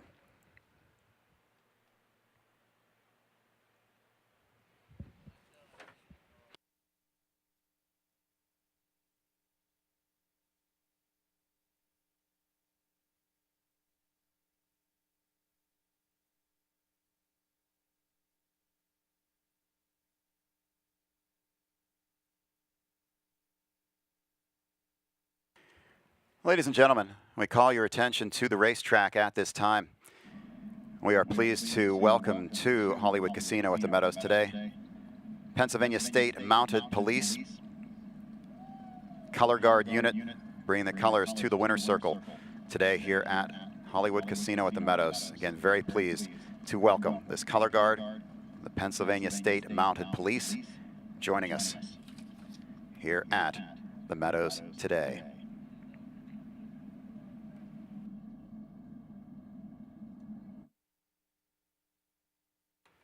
Last night we had representatives of the Pennsylvania State Mounted Police, brought a horse or two over to the apron level, visited with our racing fans last night. A special moment for many of them. Very nice to see them making their way here to the winner's circle for a Color Guard presentation. We're going to go down to the winner's circle at this time. And here is Mandy Allbetter. God bless America, land that I love. Stand beside her and guide her through the night with the light from above. From the mountains to the prairies, to the oceans, wide with foam. God bless America, my home sweet home.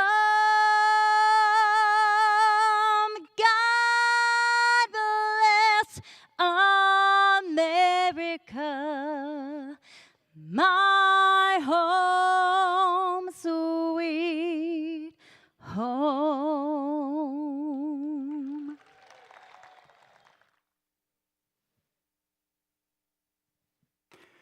Mandy Allbetter singing of God Bless America in the winner's circle.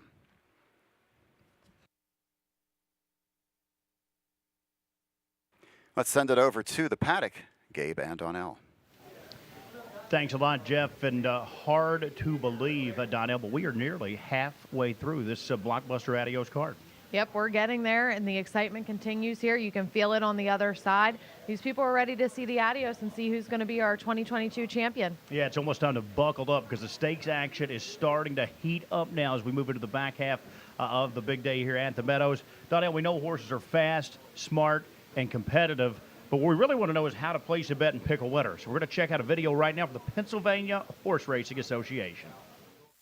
Hi, I'm Donnell Mock, and today I'm going to be teaching you how to pick a horse in a harness race.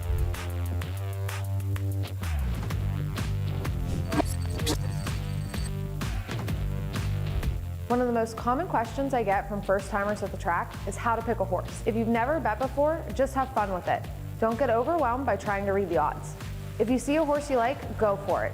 You can pick a horse by the color of their saddle towel, your favorite number, or maybe you just like the name. Place a small bet and enjoy the race. As you hang out around the track, you'll become more familiar with wagering and learn how to read a race program.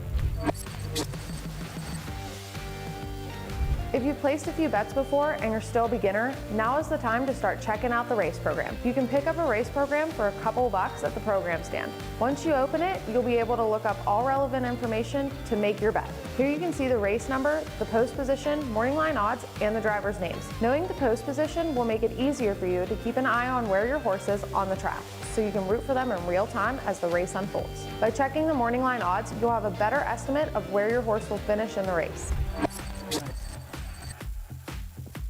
Once you get past the beginner stage of wagering, you can get into all the fine details in the race program. These are things like past performance line, class movement, distance, and equipment changes, and how long it's been since their last race. You can also check things like past performance lines to see how your horse performed throughout previous races. Since positions are recorded every quarter mile, you can see the margin of distance between the leader and the rest of the field at intervals throughout past races, as well as the top 3 finishers from that race. Whether it's your first time at the track or you're an experienced bettor, we have tons of resources for you to learn more about horse racing. We encourage you to check out our how-to series on our YouTube page and head to our website at penhorseracing.com. We'll see you at the track.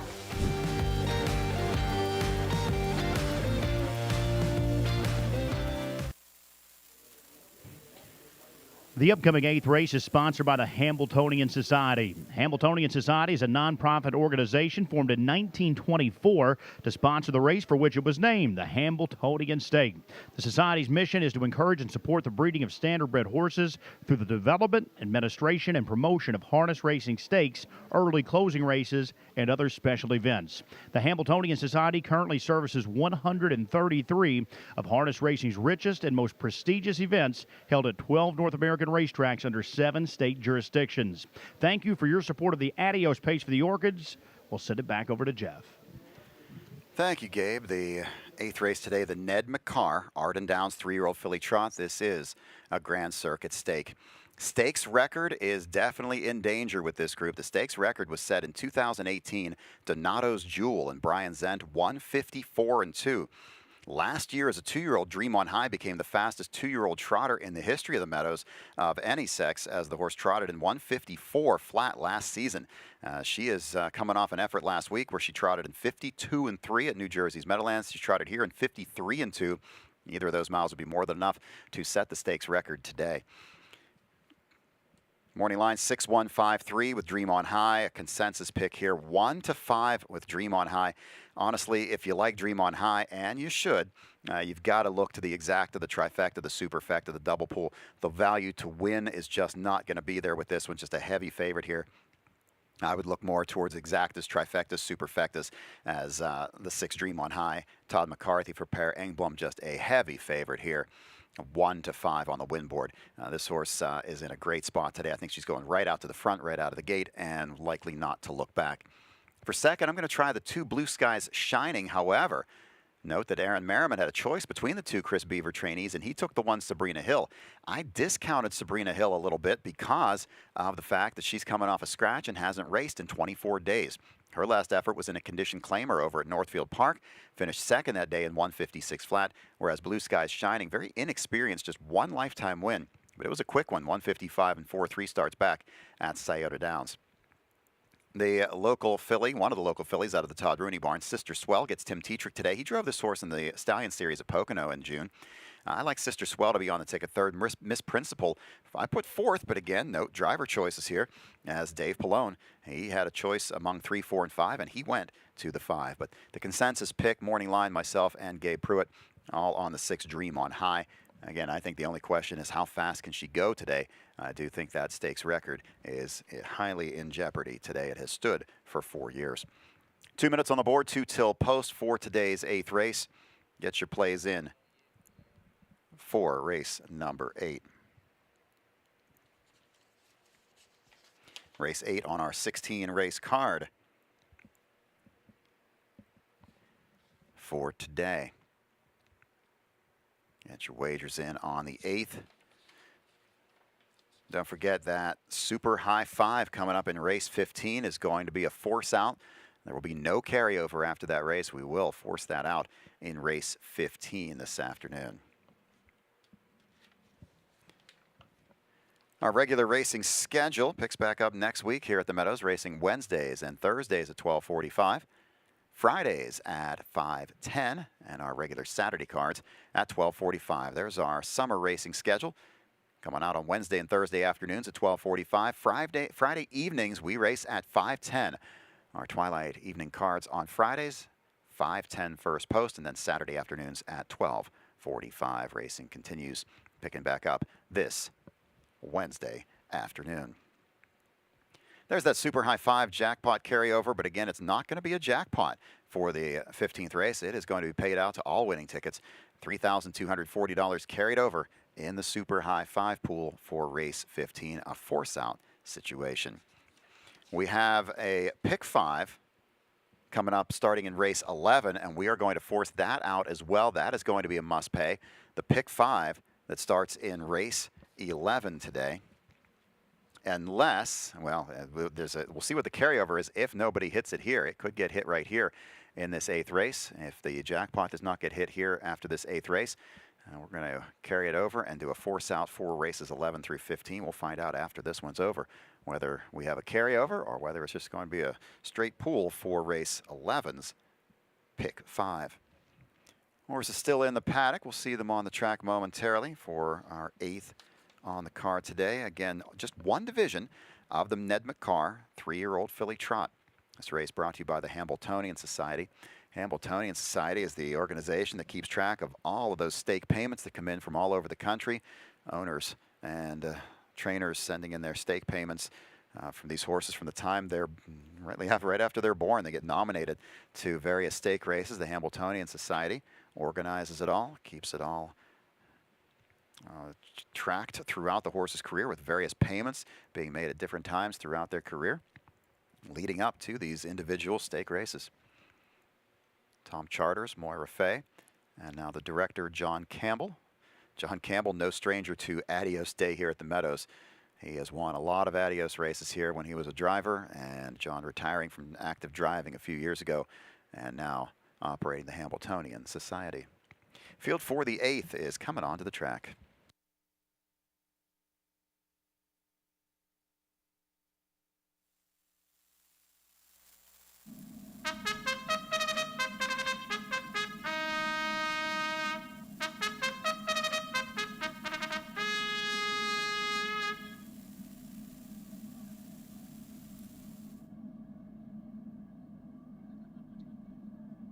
Horses are on the track and preparing the post for the 8th race. The Ned McCarr Arden Downs 3-year-old filly trot, a purse of $32,323. Number 1 is Sabrina Hill, owned and trained by Chris Beaver. The driver is Aaron Merriman. Number 2, Blue Skies Shining, owned by the Delaware Group, Equinox Racing Corporation, and Joe Sabranco. Chris Beaver, the trainer. The driver is David Miller. Number 3, Sister Swell, owned by Foge McKeever, Eldon Thompson, and Todd Rooney. Todd Rooney trains with Tim Tetrick driving. Number 4 is Fit Fanatic, owned by Foge McKeever, Rooney Racing, and Trotting for Bourbon. Todd Rooney is the trainer. The driver is Mike Wilder. 5 is Miss Principal, owned by Tim Betts, Shan-Am Philoniclu Incorporated, Nick Catalano, and Keith Pippi. Scott Betts, the trainer. The driver is Dave Palone. And number 6, Dream on High, owned by the KAT Stables. Per Engblom is the trainer. The driver is Todd McCarthy. That's your field for the 8th race. Exacta, trifecta, superfecta, and double wagering on the 8th. Wager now. 2 to 5 on the 6, Dream on High. Roger Houston sticking around here on the broadcast for a little longer. And Roger, we're going to see a gentleman in the winner's circle named Tom Charters. And he's going to make the presentation on behalf of the Hambletonian Society. And I know you've got a long history with Tom. We keep going back to all these Buckeyes. He was born and raised in Springfield, Ohio, and big moment in his life when he went to work as a caretaker for Delvin Miller. And took care of, I believe, Monica Hanover at one time. Went on from there to be a race secretary right here at the Meadows for a number of years. So this is kind of a homecoming for Tom. Oh yeah, Tom. I'll almost bet money that he's been here probably 15 or 20 Adios, maybe even 25 Adios paces over the years. Happy to have him back today as well. There you see the starting gate in motion down the backstretch. Again, it continues right on through to the start of the race. So this is your last call for wagering. Still a little bit of time to get your plays in. 2 to 5 here on the 6 Dream on High. 54-2 stakes record. Roger, I think they're going to get it here. This is a fast horse here with Dream on High on the outside. This horse is 2 to 5 for a reason. I do think that the stakes record is in jeopardy here. And believe me, when this driver, Todd McCarthy, he's younger brother of Andrew McCarthy, who's been here for a number of years. Todd, I think, has been here just this is his second year, maybe third, and making a name for himself at the Meadowlands and going out and driving stake races. And he's a real good driver. You know, that's tough when you have a lot of families involved in harness racing, and then the fathers eventually pass things down to the son, and the son gets to drive all the stable horses. What do you do when you got brothers? That makes it a little tricky to try to divide things up. The McCarthy family. But, of course, Andrew came over here to the States a lot sooner than his younger brother, Todd. Yeah. Field heading toward the gate here. Still a little bit of time on the 8th race. Late plays coming in on the double, exacta, trifecta, and superfecta wagering. You know, you got to mention Chris Beaver. He's had a lot of success trotting races here at the Meadows over the years, and especially the Current Eyes. And he's branched out. He was dominant in Ohio racing, then here. Now he's racing some in New Jersey as well, and Chris really has put together a very strong stable. Last year, he was the #1 trainer in the state of Ohio for county fair racing. This year, he's hardly racing anything at the county fairs because he's going to the major racetracks. Well, 2 to 5 here on the 6 Dream on High from the Per Angblom stable with Todd McCarthy. Your top choice, race 8.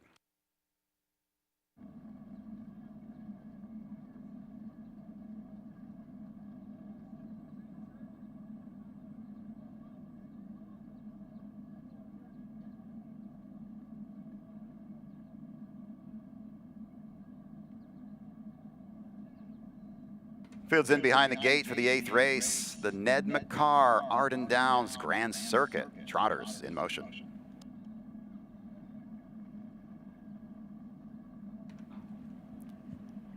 And they're off. Going for the front. That's the 4 Fit Fanatic on the inside. The 1 Sabrina Hill. Up on the outside, the 6 Dream on High. Between horses now backing off 4th is the 2 Blue Sky Shining. The 3 Sister Swell is away 5th. And at the back early on is the 5 Miss Principal. Around the first turn on the inside with the lead. That's Fit Fanatic, but here comes the heavy favorite. Dream on High rolling up on the outside for Todd McCarthy. Will challenge for the front. Sabrina Hill is next in third. On the inside 4th is Blue Sky Shining. Then it's Sister Swell and Miss Principal. Opening quarter, a leisurely 29 1/5. Dream on High has worked her way to the front. Racing second is Fit Fanatic. Then it's Sabrina Hill third.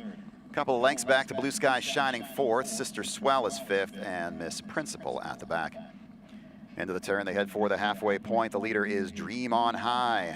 Racing second around that turn is Fit Fanatic. And it's Sabrina Hill third. Next in 4th is Blue Sky Shining. Sister Swell, and at the back, Miss Principal. Halfway home in 58 flat. Dream on High should have plenty left in the tank as they head down the backstretch. She leads it by a length and 3/4, make it 2 now. Starting to open up a bit on Fit Fanatic second. Trotting third, Sabrina Hill. Next in 4th, it's Blue Sky Shining. No one's made a move. Sister Swell is 5th, and Miss Principal at the back. They head toward 3/4. It's still Dream on High comfortably out on top. Fit Fanatic is second, Sabrina Hill third. Blue Sky Shining 4th. Dream on High trots 3/4 and 126. Step it up to a 28 flat 3rd quarter. Around the final turn, Dream on High leads it. On the inside is Fit Fanatic. To the outside, here comes Sabrina Hill. Blue Sky Shining is 4th. Sister Swell to the outside. Miss Principal at the back. Top of the stretch, they turn for home. Dream on High has stepped on the gas pedal, and she is gone. On the outside, Sabrina Hill battling for second. Up the inside comes Blue Sky Shining. Far outside, late bid from Sister Swell, but cruising to the win. This one is all Dream on High. Time for the mile. Stakes record 1:54. Did not think they would be able to get the stakes record after that very slow first half. 58 under no pressure at all was Dream on High, but she trots home in 56 flat. Identical final quarters of 28 in the 3rd quarter and the 4th quarter, and a very strong close for Dream on High. Todd McCarthy getting the driving win here for Per Angblom, a new stakes record in the Ned McCarr. 6-1, 2-3 is on the board. 6-1, 2, and 3 on the board unofficially in race number 8. Pick them up on the replay, top of the stretch, and really there's not a whole lot to analyze here. As far as the win is concerned, Dream on High was never really challenged in this one. Good effort, though, from Sabrina Hill bouncing back. She had been off for 24 days and comes on to get the place money here. Her stablemate, Blue Skies Shining, David Miller, up the inside to take the show money here. 6-1, 2, and 3.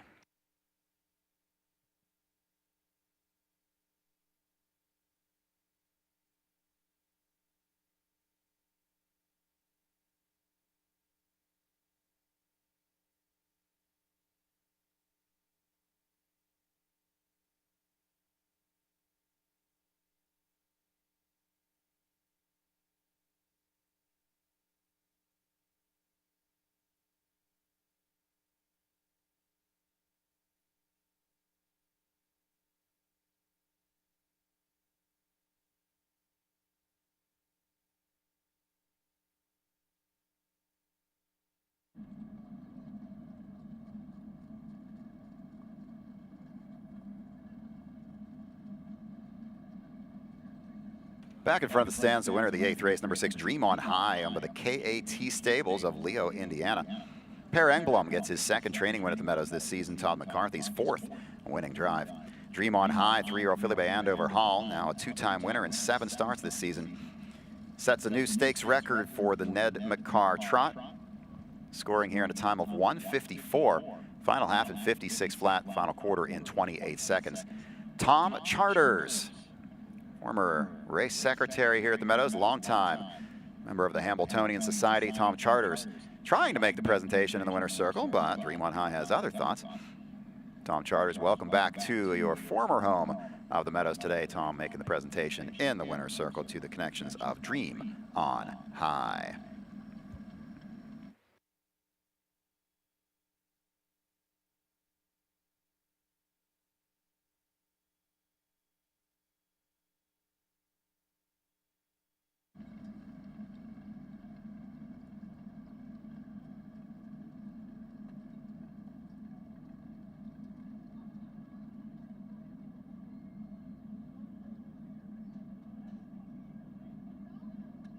Eighth race is official. Number 6, Dream on High, pays 210, 210, and 210. The 1, Sabrina Hill, 360 and 240. Number 2, Blue Skies Shining, 260 to show. The exacta 6-1 is good for $5.20. Trifecta 6, 1, and 2 pays $11.60. 10-cent superfecta 6, 1, 2, and 3, $1.33. The double 4 and 6 pays $8.40. Need all 3 in the pick 3 to get $5.60. 4 of 4 in the pick 4. $102.65. Multiple winning tickets in the pick 5 at $44.80. Carryover is going to be more than $3,800 to race 11's must-pay pick 5. Number 3, Sister Swell was 4th. Number 5, Miss Principal was 5th. Number 4, Fit Fanatic was 6th. Top down, it's 2, 3, 4, 6, 5, and 1 on the bottom. Stakes record, mile of 1:54 flat. 9th race up in 11 minutes, 11 till post for the 9th race. Conditioned Pacers in the 9th start of the late pick 4. Well, still, actually, we have another one after that. We go 9 through 12, and then again 13 through 16. But we're going to have a force out in the 11th race on that pick 5, and there's the carryover, $3,878. $3,878 carried over into the pick 5, starting in race 11, and that will be a force out in that 11th race, pick 5. 11 minutes on the board, 11 till post for our 9th race of the day. No changes in race 9. Double Will pays heavily favoring the 3, Southwind Gendry. How fast could he go today? We'll find out in 11 minutes. Wager now. Let's check out a replay of the 8th.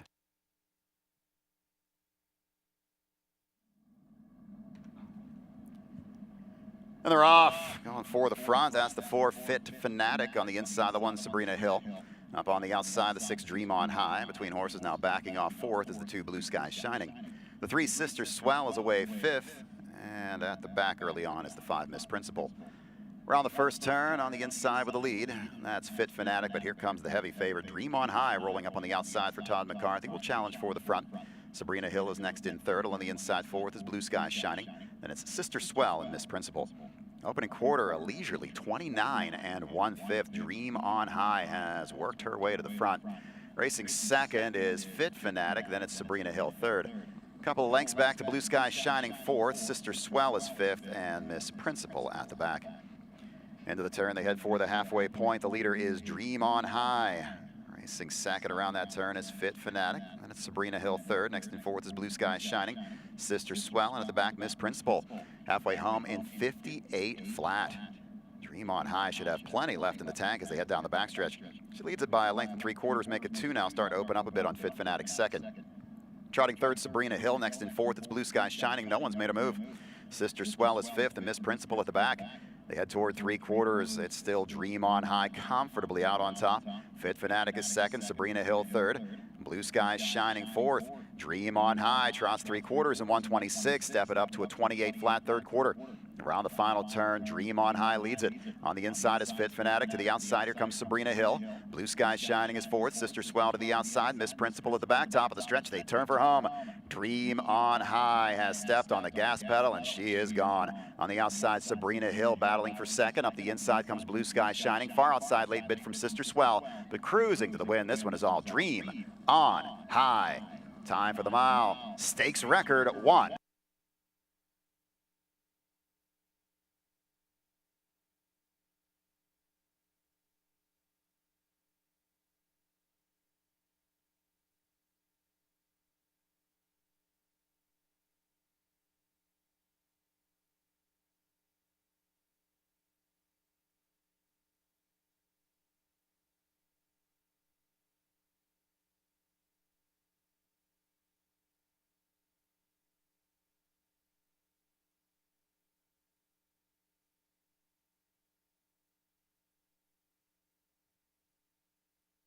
Dream on High, easy winner in that 8th race, scoring in a time of 1:54. 8 minutes to go, 8 till post for our 9th race. Once again, today's broadcast brought to you a partnership between Hollywood Casino at the Meadows and the Meadows Standardbred Owners Association.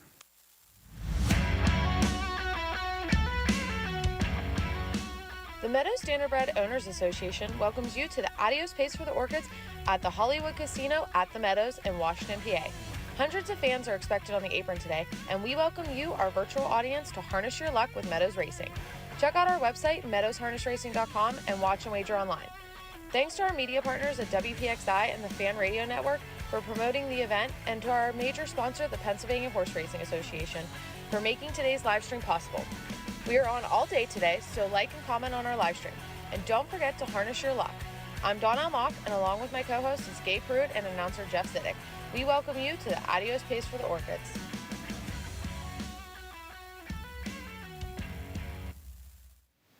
And we do welcome you back here to the Adios Day at the Meadows. I'm Gabe Pruitt alongside Donnell Mock in the beautiful Paddock Lounge here at the Meadows Racetrack and Casino. Jeff Zedek's been on the mic all day long. And, of course, we've got Roger Houston in the house today. Donnell, wouldn't be Adios Day without Roger in the house. Yeah, it's always nice seeing Roger. He was here last night, and he's here again today. It's always exciting hearing his voice because he was the voice for over 45 years here. So yeah, very cool to see Roger back after his long career here at the Meadows, and obviously got to call Dave Palone's 20,000th win. We heard that a little bit earlier. That was a cool thing to do as well. Dream on High was as advertised there, Donnell. Sort of a layup of the day, it seemed like, on this card. She was 1-9 there in the 8th race. She did not disappoint, but the pick force to return very nicely. It was the big favorite on the end. Yep, it's a great day for betting. We have forced payouts coming up as we inch closer to the Adios. So if you're at home, get on meadowsharnessracing.com, get those wagers in, and get those forced payouts. Let's make some money today. Absolutely. We've got another pick 4 about to kick off for the 9th race, and then we've got that mandatory payout. We know that's moved to mandatory status now for the Adios Pace. That's race 15. You must select the top 5 finishers. It's just a 20-cent minimum bet. Best of all, you've got a nice carryover there heading into the big one today. Yeah, and now we have a new book. I got to sit down with author Amber Sawyer, and she wrote this book about a horse named Bromac N, who actually raced here, and the book's called Love to Race, and she wrote it during COVID, and here's a great little story about this horse. Derek had such a great story, and at a time where everybody in the country needed a little pick-me-up, I decided to write this story and share it with the world. I published this book in 2020, and of course everybody knows what happened in 2020. So Derek had such a wonderful story. At 15 years old, he was the oldest winning racehorse in the entire country, which is basically unheard of. You don't see many still racing at that age. And this was after coming back from an injury at 13. He was told he would never race again. So we got him as a 13-year-old, rehabbed him, brought him back to the county fairs as a 14-year-old, and as a 15-year-old, he had enough heart to just keep on racing. So we raced him at the county fairs through his 15-year-old year, and he ended up winning. And it was such a wonderful story, and he's such a wonderful horse. It's so nice to be able to share him with so many people. My book has traveled all over the world. We have copies of the book in New Zealand, Canada, the UK, Germany, Taiwan, Australia, and the list just keeps going on and on. During COVID, Derek and I visited a few nursing homes. We did some window visits, and we go to schools and libraries and things all over the state of Wisconsin. This year, he's met over 1,000 children just this year so far. We have a lot of trips planned yet for him this year.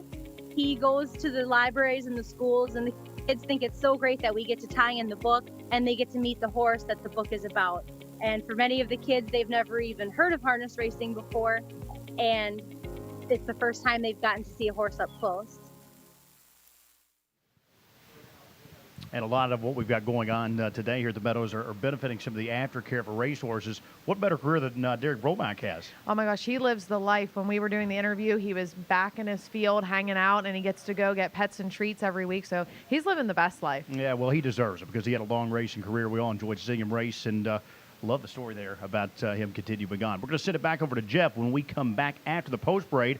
Donnell's going to catch up with a guy that's got a big shot today at the Adios pace. Trader Tim Twaddle will be with us shortly. Thank you, Donnell and Gabe. Great having them in the paddock today, getting us that inside information for our stake races and letting us know what else is going on around the sport. 3 minutes on the board, 3 till post for our 9th race. This is a conditioned pace. Non-winners of $10,000 in the last 4 starts. Also eligible, non-winners of 10 races lifetime.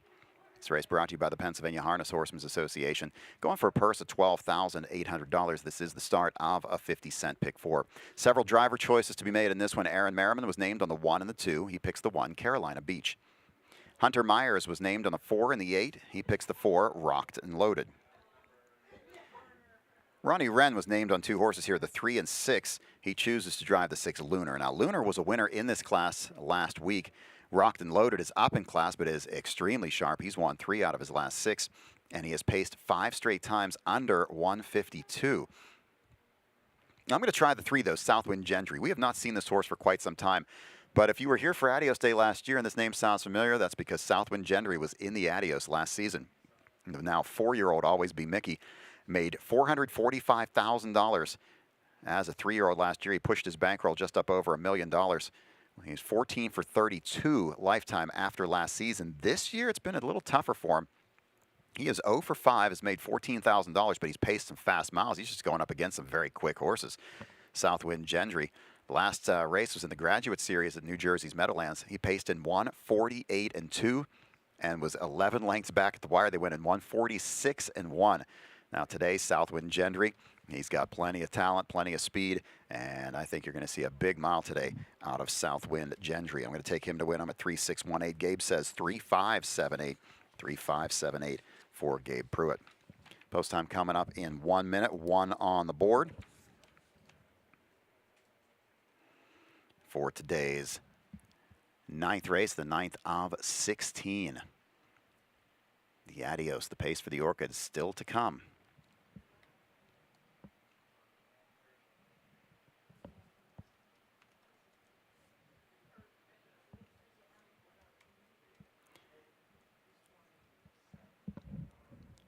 Field now making their way out of the paddock. They'll head on to the racetrack in just a moment for post parade for race 9.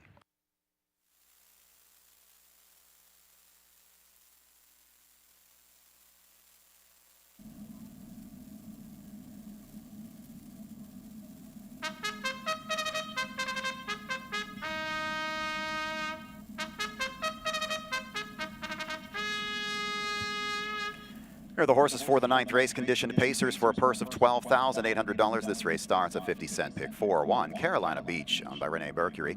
Bill Mercury is the trainer. The driver is Aaron Merriman. 2 is Closing Statement, owned by Randy Bendis and Pollock Racing. Randy Bendis trains. Todd McCarthy in the bike. Number 3, Southwind Gentry, owned by the Burke Racing Stable. Philip Calora, Knox Services. J&T Silva, Purnell and Libby. Ron Burke trains with Yannick Gingras.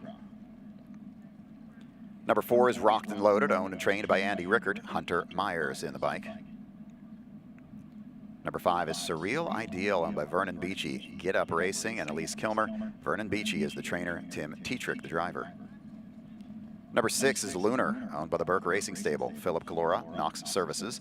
J&T Silva, Purnell and Libby LLC. Ron Burke, the trainer, the driver is Ronnie Wren. Number 7 is Roll with Papa Joe, owned by Barbara Bongiorno Stable and Bill Lambos. Johnny Yoder is the trainer, the driver is Dave Palone. Rounding out the field is number 8, Torin Hanover, owned by Kenneth Ashba. Paul Corey is the trainer, the driver is Mike Wouter. Win Place Show, Exacta, Trifecta, Superfecta, Double, and Pick 4 wagering on the 9th. Wager now. If you're looking for something to do after the races this evening, stop by the H Lounge in the casino. It'll be a Bruno Mars tribute band tonight. It's a Bruno Mars tribute band starting at 8 p.m. tonight in the H Lounge. Once again, that's a Bruno Mars tribute band in the H Lounge tonight in the casino starting at 8 p.m. Let's go over to the paddock and Don Elmock. Thanks, Jeff. I'm here with trainer Tim Twaddle, who's trains the Forever Boy, number 6, in the Adios Adios final today. Oh my. Tim, how do you feel going into the Adios today? Don't be nervous. I feel great. It's an exciting day, and you know, everybody from here, you always dream about being in these kinds of races, and here we are. So we're really enjoying it. Yeah, we're rooting for you as our local connection. And this horse is kind of special to you. You bought him as a 2-year-old, but you have connections to his family. He is. My good friend Seth Rosenfeld sent me his dam, Mock Around the Clock, years ago to race, and she was a great open mare for me here. And then when she retired, you know, she had a few nice ones, and we were lucky enough to get this guy. When you were training him down as a 2-year-old, did you have hopes of the Adios? Like, did you know this was coming? You know what? Everybody that has a good one, they always say, he was good from day one. We knew he was good. Honestly, he was always special. And, you know, I haven't had a ton of great horses over my life. I've driven a few. But there was something that he did that was just, you know, a little better than average. He just gave me that feeling that he was going to become something nice, and he has. He's been a real sweetheart. Yeah, he's definitely become something special.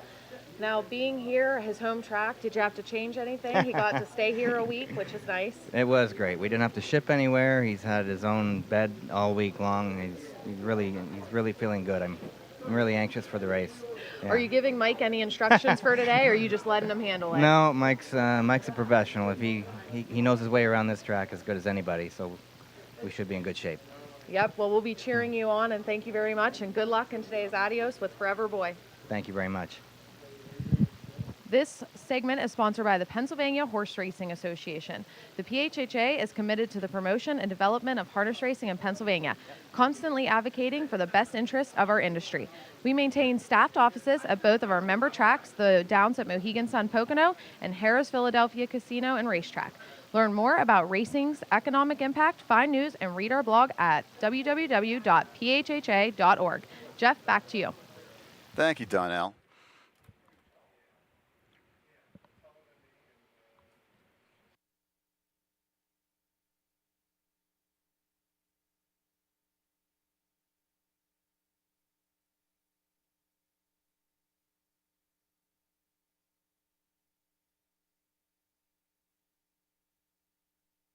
Starting gates in motion. This is your last chance to wager on race number 9, Southwind Gendry at 1-2.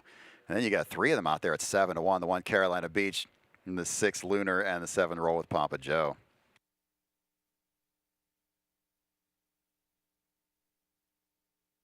Field moving into position behind Joe Denman's starting gate. Joe, our starter here at the Meadows. He'll be in control of the field momentarily. A field of 8 going to the gate for race number 9.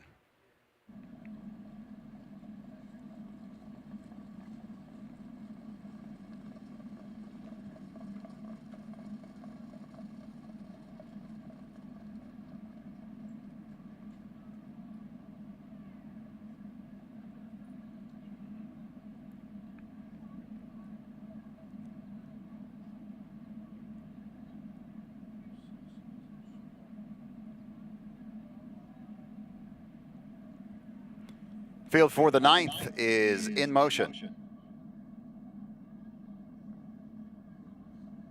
Off the gate is the 6, Lunar.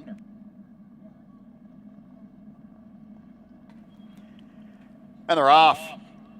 Stepping out well from mid-pack is the 4, Rocked and Loaded. That's the 3, Southwind Gendry second. On the inside, the 1, Carolina Beach is third. Closing statement, the 2 is away fourth. Into the turn fifth, that's Surreal Ideal. Next in sixth is Roll with Papa Joe. Torrin Hanover is seventh. And after some trouble behind the gate, Lunar is at the back early.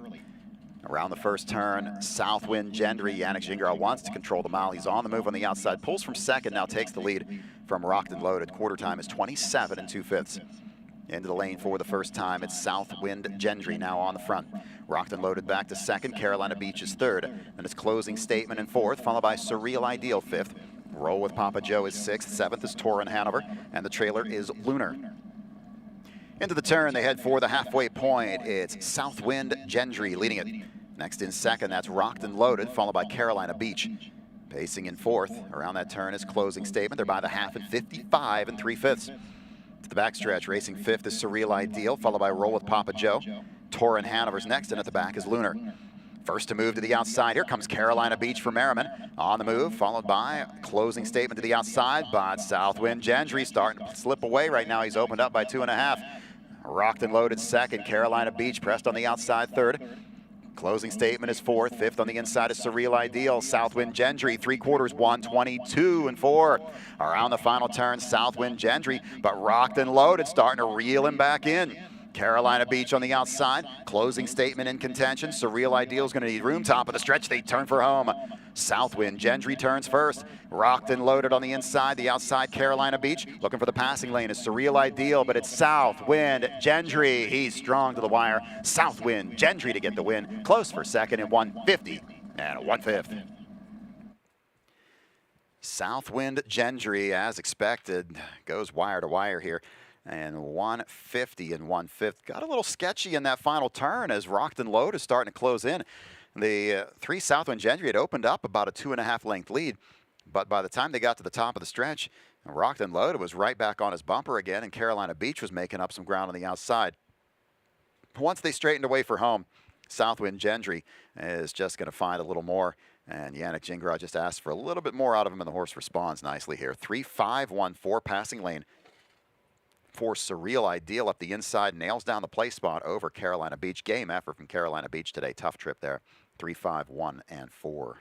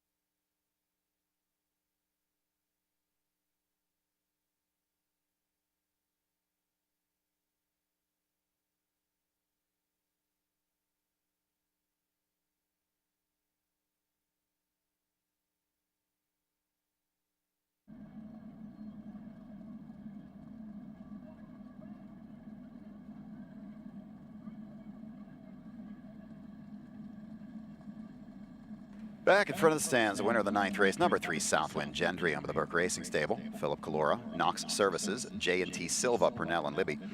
Ron Burke has his 3rd training win of the afternoon. Yannick Gingras gets the winning drive. It's his 6th of the year at the Meadows. Southwind Gendry, 4-year-old gelding by Always Be Mickey, wins for the first time this season. It's his 15th lifetime win. He paces today in 1:50 and 1/5. Former Adios pacer Southwind Gendry returning to the Meadows today and getting the win in race number 9.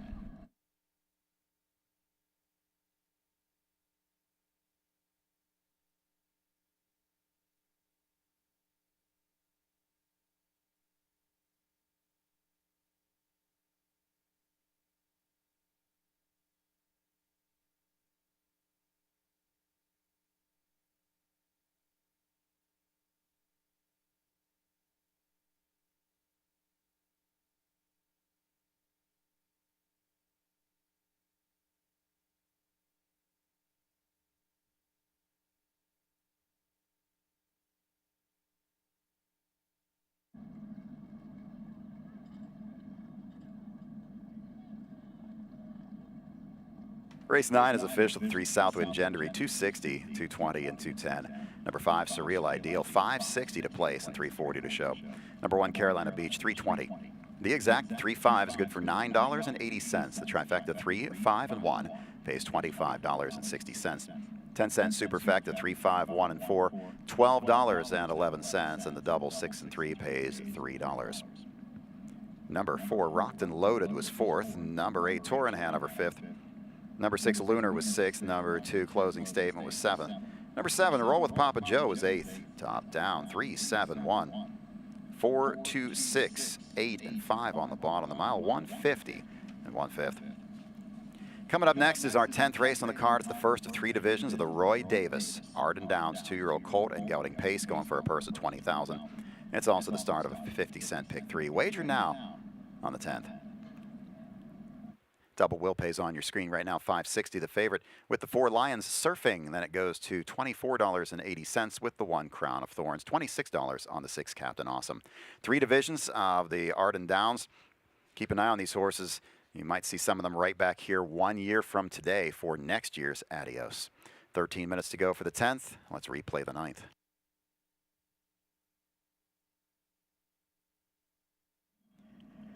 And they're off.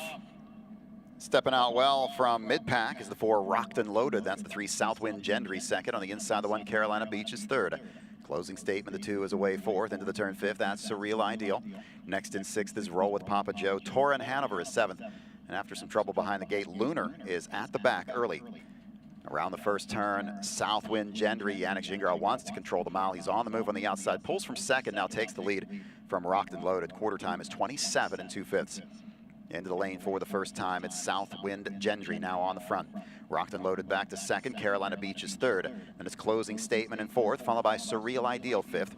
Roll with Papa Joe is 6th. 7th is Torin Hanover. And the trailer is Lunar. Into the turn, they head for the halfway point. It's Southwind Gendry leading it. Next in 2nd, that's Rocked and Loaded, followed by Carolina Beach. Pacing in 4th. Around that turn is Closing Statement. They're by the half in 55 3/5. To the backstretch, racing 5th is Surreal Ideal, followed by Roll with Papa Joe. Torin Hanover's next, and at the back is Lunar. First to move to the outside, here comes Carolina Beach for Merriman. On the move, followed by Closing Statement to the outside, but Southwind Gendry starting to slip away right now. He's opened up by 2.5. Rocked and Loaded 2nd. Carolina Beach pressed on the outside 3rd.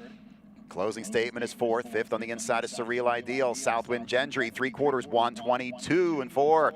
Around the final turn, Southwind Gendry, but Rocked and Loaded starting to reel him back in.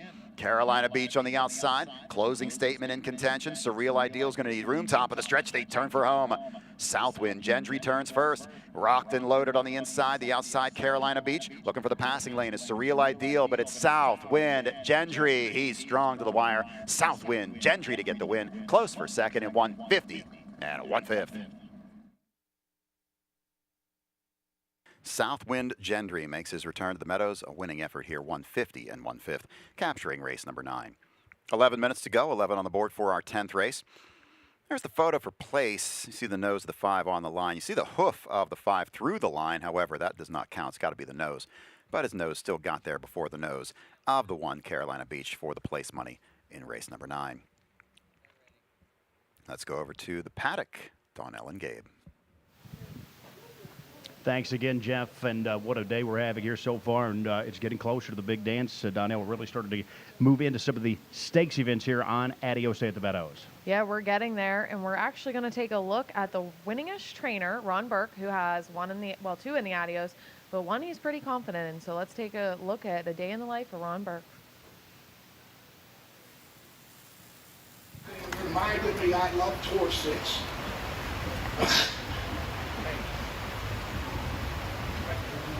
Not as much as money, but I love horses. Also during this time was Sweet Lou, who was, a great 2-year-old. To me, had as great as run as an age pacer ever had, and was the first sire we had. Again, taught us there was another way to make money in this business, and it was the first time we weren't doing the work for it. So I have to thank him for that too. I'm the trainer for the biggest stable in the United States. We have almost 300 horses. We have barns spread out in 5 different locations across the country. And basically, I'm the lead trainer as far as rigging them and getting them ready to race and to entering them. But there's like 30 other guys that do my job in our barn alone. Sometimes you forget the reason you got into this was not to make money, was because how much you love the horses and love the competition of racing. And you know, it gets lost sometimes because our barn's so big, and then a special horse will come along and you go, no, I remember, I love horses, I love being around them. I've never had any other job. I have a degree in pre-law. You know, I never even considered going to law school. All I wanted to do was do this from the time I started doing this. So, you know, to me, I can't see doing anything else but this. You know, it's hard to even believe the schedule that Ron Burke keeps. As you said, 23 horses, Donnell, for the barn enter here today. And they're racing all over the country. It's not just here at the Meadows. It's insane to even keep up with the schedule. Yeah, he considers this an easy day, and I don't know about that. That's a long day, all kinds of tracks. I don't know how he keeps track of all the horses and entering. You know, that is why he is the sports leading trainer, and that is why he is a Hall of Famer. Congratulations to Ronnie. Recently inducted earlier this summer into the Harness Racing Hall of Fame, along with his longtime friend and driver, Yatik Jingra, as well. Yeah, well deserving. He deserved to be in the Hall of Fame, so I'm glad to see he's there now. And even as successful as Ronnie has been at every track throughout North America, his home base continues to be right here at the Meadows. Yep, we're lucky to have him here at the Meadows. They race a bunch of horses every day, and the 23 horses today, we'll see. And believe me, of all dates on any major stake in the entire sport that he circles each and every year, it's the Adios. I know he's looking to win that race a little later on today. He'll have the third choice. Actually, shortly here after the post parade, we're going to catch up with By the Missiles driver Chris Page. So I'm interested to get his thoughts. We heard Ronnie's thoughts on him a little earlier. He seemed to be quite confident. Yeah, Ronnie's definitely confident. I'm excited to see it. I think it's going to be a great race. And I don't know, I might switch my pick to By the Missile because Ronnie's pretty confident. Yeah, he really is. So curious to see what Mr. Page has to say, maybe about tactics heading into the big dance later on today. Of course, the Adios pace coming up in race 15. For now, we'll send it back over across the track where Jeff Zidek is upstairs. Thank you, Donnell and Gabe. We have 7 minutes to go, 7 till post for our 10th race. At this time, we want to call your attention down to the winner's circle in just a few moments. We'll have a special presentation. Kim Hankins from the Meadows Standardbred Owners Association is going to be making a special presentation down in the winner's circle. Let's send it down there now to Kim Hankins.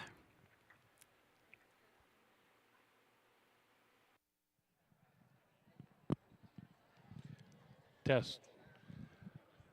Hello, everyone. Kim Hankins with the MSOA. I'm privileged to be here this evening, or this afternoon, I should say, and to honor 2 great champions in the legislature that have helped horse racing many years.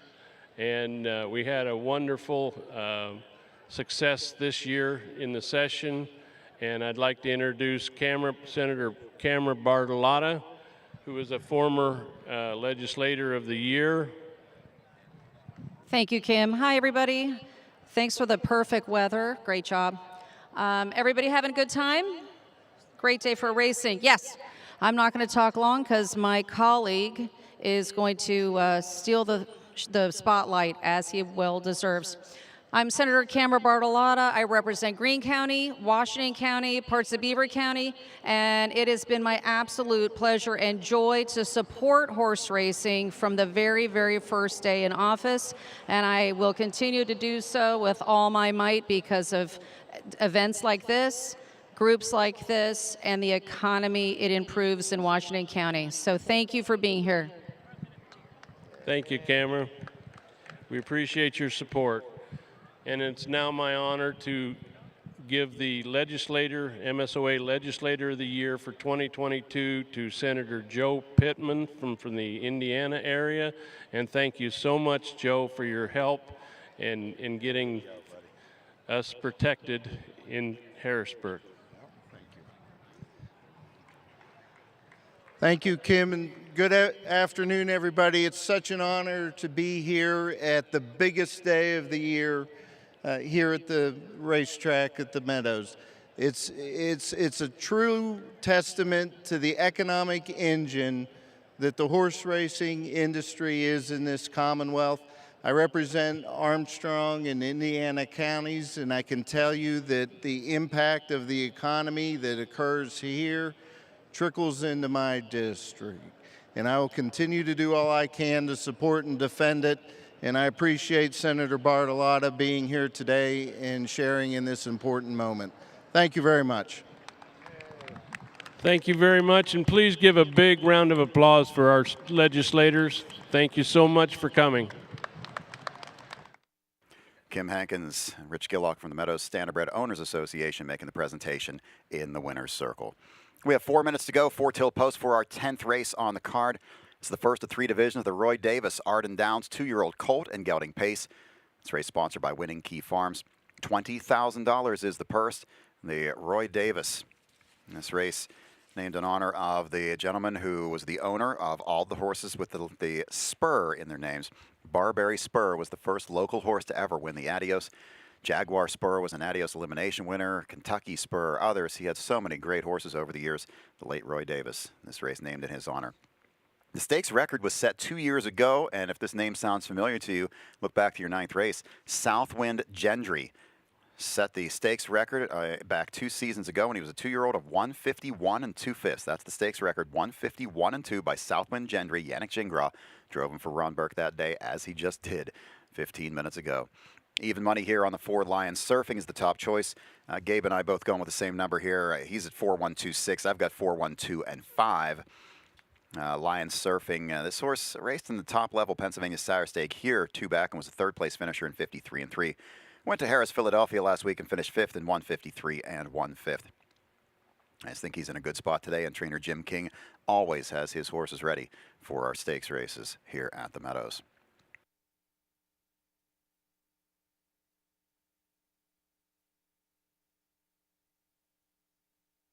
Post time now 2 minutes away, 2 on the board for our 10th race. Don't forget, if you're looking ahead to that 11th race, race 11, we've got a scratch of the 7. Madeira Hanover is out sick. Scratch the 7. Madeira Hanover is sick from race 11.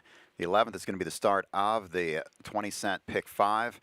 And we're going to carry over $3,878, $38.78 carried over for the 11th race.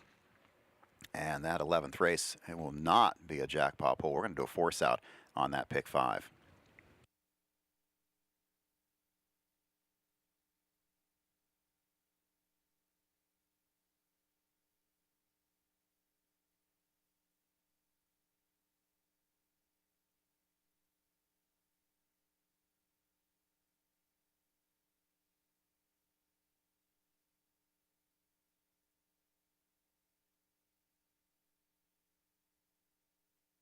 Two minutes on the board, even money here on the 4 Lions Surfing. Second choice at 9-5 is the 1 Crown of Thorns. And then at 7-1 is the 3 Lou on the Beach. Field getting set to leave the paddock in another minute or so. Again, this is the Roy Davis Arden Downs 2-year-old colt and gelding pace. A Grand Circuit stake, 3 divisions this afternoon. And there'll be races 10, 12, and 13. Races 10, 12, and 13. Your divisions of the Roy Davis today, again, stakes record of 51 and 2/5. That was set 2 years ago. So far, we have had 9 races, and if my numbers are right, we've had 9 different winning drivers in 9 races today. So the wealth has been spread out today.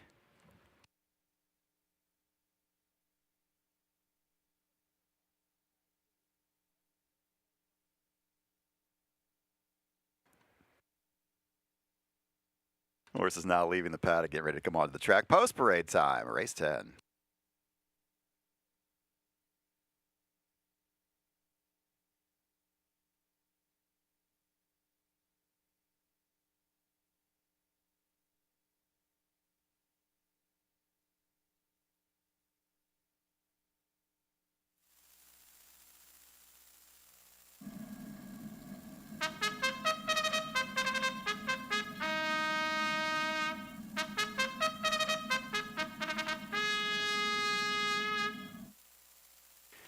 Nadine Habke leads the field onto the track for our 10th race. This is the first of 3 divisions of the Roy Davis Arden Downs 2-year-old colt and gelding pace. A Grand Circuit stake for a purse of $20,000. Number 1 is Crown of Thorns, owned by the Burke Racing Stable. J&T Silva Stables, Lawrence Carr and Weaver Buscemi LLC. Ron Burke is the trainer. The driver is Yannick Gingras. Number 2 is Poseidon Deo, owned by Roy Parker Jr. Eddie Dennis is the trainer. Todd McCarthy drives. Number 3 is Lou on the Beach, owned by Diamond Club Racing and David Wills. Dan Altmeyer, the trainer. The driver is Mike Wilder. 4, Lions Surfing, owned by 3 Lions Racing. Jim King trains with Tim Tetrick in the bike. Number 5 is SC, owned by Frank Porio. Doug Snyder is the trainer. The driver is Dave Palone. And the 6 is Captain Awesome, owned by Bolton Stables. Arlene Shirky, Lester Raines, and John Draper. Brad Furlot is the trainer. The driver is David Miller. Win, place, show, exacta, trifecta, superfecta, double, and pick 3 wagering on the 10th. Wager now. 4 to 5 on the 4 Lions Surfing is the top choice. 2 to 1 on the 1 Crown of Thorns. And then a couple of 9 to 1s, the 3 Lou on the Beach, and the 5 SC. Wager now, race 10. Let's go to the paddock. Here's Gabe. Thanks so much, Jeff. Standing by with driver Chris Page, who's got a busy afternoon here at the Meadows. Chris, first of all, I want to talk to you about the filly here in the filly feature today, the Adio Volo Cape Cod Hanover. Post 9 a little tough, but you do have a scratch inside of it. She's going to be in from post 8. Yeah, wow. The Meadows wasn't very friendly to me with the post draws today, but she'll put a good performance in today. It's her first test against Open Stakes Company of the season, but this filly's proven that she can go some very good horses. Yeah, she's got the stablemate in Seaside, so just kind of a tough year for her to be an Ohio 3-year-old filly because personally she'd probably be hands down probably the best. But when you got a Sea Silk in there, it makes it a little bit tough. But yeah. Rightfully so, this filly will be good in here. All right, now you had to drive in the Adios a couple of years back there. We all remember Elver Hanover. Your hand was pretty much forced there. You had post 9, you had to blast early. Today you're outside of maybe the 2 favorites, Pebble Beach and, of course, Beach Glass, post 7. We talked to trainer Ron Burke a little earlier. He alluded to maybe like a full sin mission here today with this colt. What's on your mind? Yeah, I don't know about all that. We're gonna definitely play the gate, look left. I will just say the colt's coming in pretty fresh. Had a nice move late last week. Home field advantage is a big thing.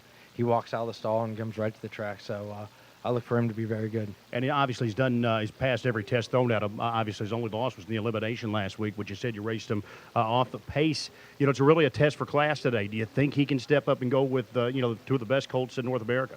Well, we're going to find out.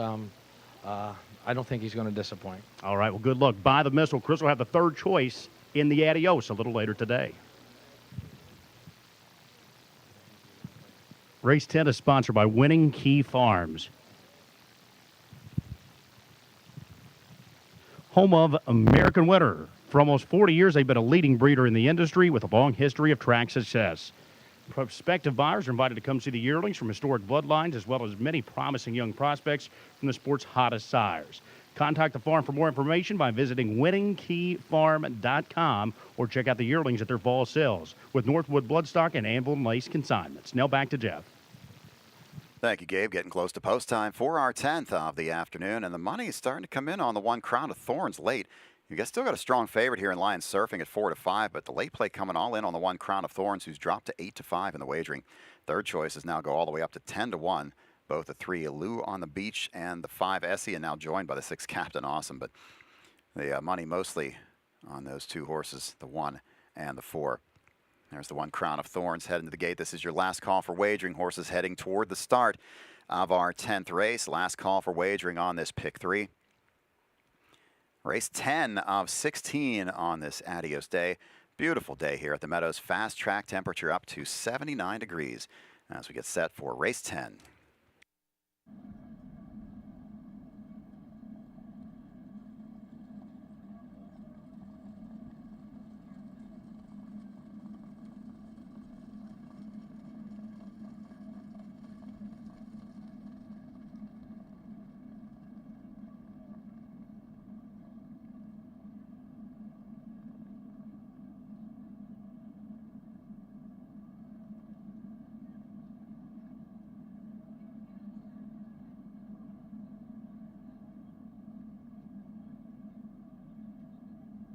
Fields behind the gate for the 10th race. First division of the Roy Davis Arden Downs 2-year-old colt pace Grand Circuit Stake Pacers.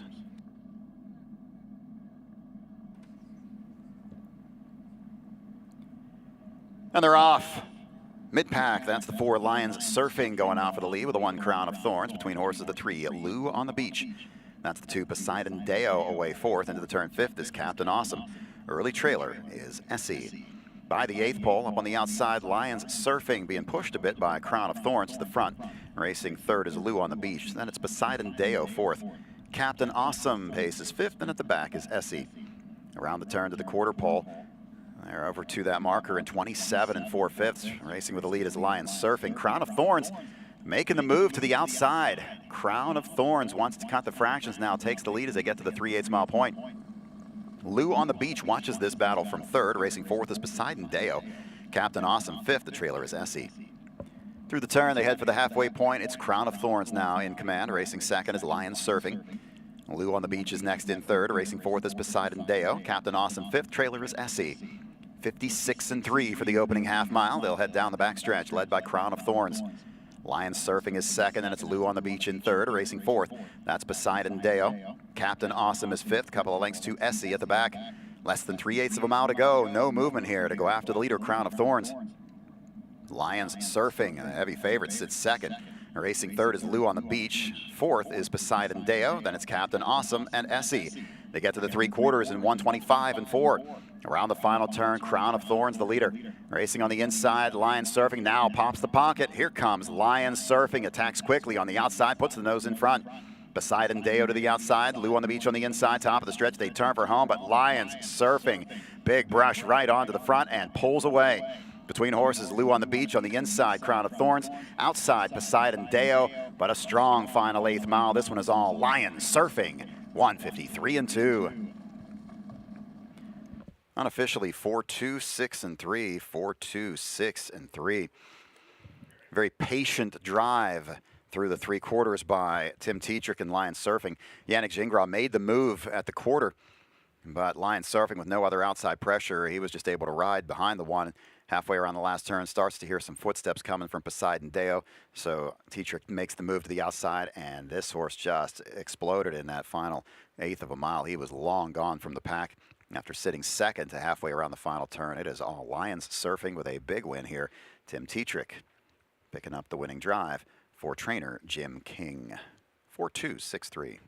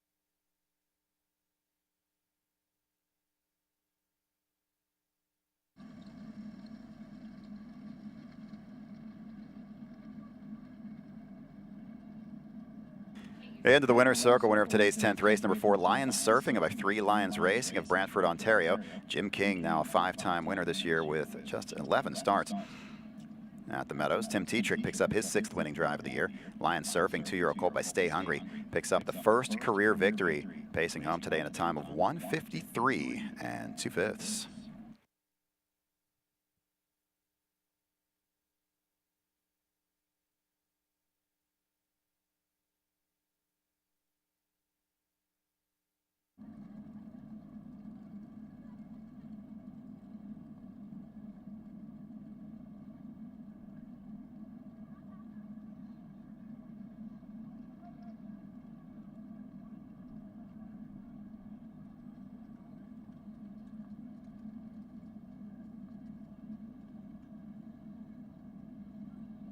Presentation in the winning circle of the Winning Key Farms blanket. Tom Leisure making the presentation in the Roy Davis Arden Downs Pace to trainer Jim King.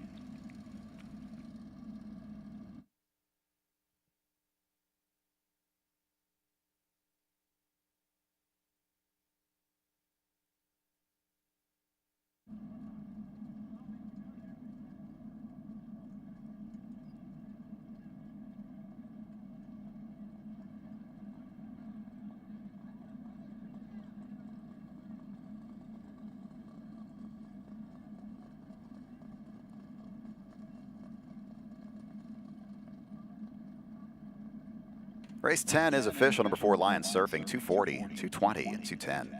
Number 2, Poseidon Deo, 1580 for the $2 place ticket and 720 to show. Number 6, Captain Awesome pays 540 to show. 4-2 Exacta returning $22 even. The trifecta 4-2-6, good for $122. 10-cent Super of 4-2-6 and 3 pays $24.15, and the double 3 and 4, $5.60. Number 3, Lou on the Beach was 4th. Number 5, Essie was 5th. Number 1, Crown of Thorns was 6th. Top down, it's 6, 2, 4, 1, 5, and 3 on the bottom. The mile 1, 53 and 2. Race 11 is the start of the 20-cent pick 5. This is not a jackpot pool race. This is a straight carryover. We're going to force this out. This pick 5 has a carryover of $3,878, $38.78 carried over in the pick 5, and it will go. This is a force out. Scratch a 7, Madeira Hanover is out sick. Once again, carrying over $3,240 and forcing this out. There will be no carryover from this pick 5. This is a pick 5, and you see the carryover is $38.78. This is the pick 5 starting here in race 11, races 11 through 15. Double will pays on your screen right now. The 1, Captain Cowgirl, $4.40 is the choice. Then it goes to $14.60 with a 5, Lions Serenity. Race 11 is the lone division today of the Adio Volo.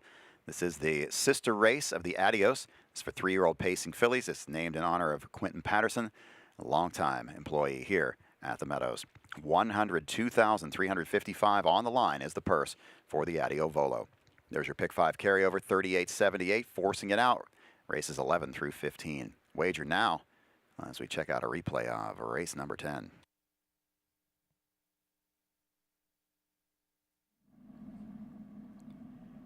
And they're off. Mid-pack, that's the 4, Lions Surfing going out for the lead with the 1, Crown of Thorns. Between horses, the 3, Lou on the Beach. That's the 2, Poseidon Deo away 4th. Into the turn 5th is Captain Awesome. Early trailer is Essie. By the 8th pole, up on the outside, Lions Surfing being pushed a bit by Crown of Thorns to the front. Racing 3rd is Lou on the Beach. Then it's Poseidon Deo 4th. Captain Awesome paces 5th, and at the back is Essie. Around the turn to the quarter pole. They're over to that marker in 27 4/5. Racing with the lead is Lions Surfing. Crown of Thorns making the move to the outside. Crown of Thorns wants to cut the fractions now. Takes the lead as they get to the 3/8 mile point. Lou on the Beach watches this battle from 3rd. Racing 4th is Poseidon Deo. Captain Awesome 5th. The trailer is Essie. Through the turn, they head for the halfway point. It's Crown of Thorns now in command. Racing 2nd is Lions Surfing. Lou on the Beach is next in 3rd. Racing 4th is Poseidon Deo. Captain Awesome 5th. Trailer is Essie. 56 3 for the opening half mile. They'll head down the backstretch, led by Crown of Thorns. Lions Surfing is 2nd, and it's Lou on the Beach in 3rd. Racing 4th, that's Poseidon Deo. Captain Awesome is 5th, couple of lengths to Essie at the back. Less than 3/8 of a mile to go. No movement here to go after the leader, Crown of Thorns. Lions Surfing, a heavy favorite, sits 2nd. Racing 3rd is Lou on the Beach. 4th is Poseidon Deo. Then it's Captain Awesome and Essie. They get to the 3/4 in 125 4. Around the final turn, Crown of Thorns, the leader. Racing on the inside, Lions Surfing now pops the pocket. Here comes Lions Surfing, attacks quickly on the outside, puts the nose in front. Poseidon Deo to the outside, Lou on the Beach on the inside, top of the stretch. They turn for home, but Lions Surfing, big brush right onto the front and pulls away. Between horses, Lou on the Beach on the inside, Crown of Thorns. Outside, Poseidon Deo, but a strong final 8th mile. This one is all Lions Surfing, 153 2.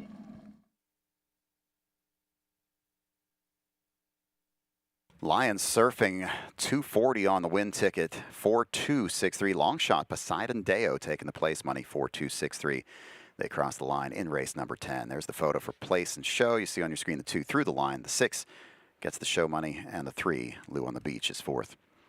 7 minutes on the board, 7 till post for our 11th race. Let's go over to the paddock. Donnell and Gabe. Thanks again, Jeff. We are back here at the Paddock Lounge, and it was line surfing. Donnell, we caught up with trader Jim King Jr. a little earlier today on the broadcast. He was very confident in line surfing, and obviously we saw why. Yeah, the T-Trick King team always makes a good effort, and you know what? We're going to see him in the next race in the Volo, which is a 10-horse field. That's going to be a good race, and I'm cheering on Captain Cowgirl and see if they're going to team up for 2 in a row. Yes, that's sort of always a cool feature here on Adios Day. The Philly version, if you will, the Adio Volo goes for over 6 figures. If you're out there watching and wagering, the big news there, mandatory payout. This is our mandatory payout on the jackpot pick 5, nearly $4,000 going to go in that carryover. It's a nice sequence here with several stakes scattered throughout the pick 5. Yeah, it's a good bet, and if you are at home, log on to meadowsharnessracing.com. You can get your free program on there. You can wager on there because there's going to be another forced payout in the Adios race of the Super High 5, so get those bets in. That's sort of a key race, obviously, as it should be here on Adios Day in terms of wagering, because it's going to close out the pick 5, and of course it's going to feature that mandatory payout here today on the Super High 5. And Donnell, as you said, meadowsharnessracing.com. If you're out there to watch and wager, pull up your free program pages, and if you're watching at home or wagering at home, and you're close, come on out and join us. So we've still got a few races here before the big dance. And if you were wondering what it would be like to be here today, we're going to show you a new video. You can check out a new addition here to Hollywood Casino and the Meadows.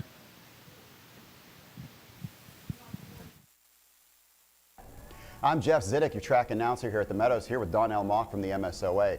Now, my perspective of the races is usually up on the roof. Donnell gets to see things from down here on the apron level. But today, we're going to give everybody a very different look as we go inside our new Barstool Sportsbook.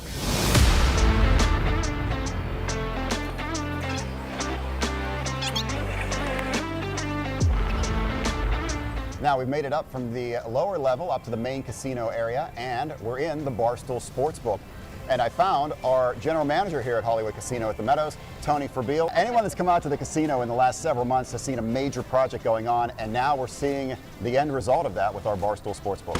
That's right, Jeff. This is really the culmination of a 3-year journey that we've been on in transitioning this property into what now is the Hollywood Casino at the Meadows. And we couldn't be more proud of the Barstool Sportsbook experience that we've been able to bring here to Washington County. 48-foot video wall, over 40 televisions, a beautiful escaping view of the track that you get up here.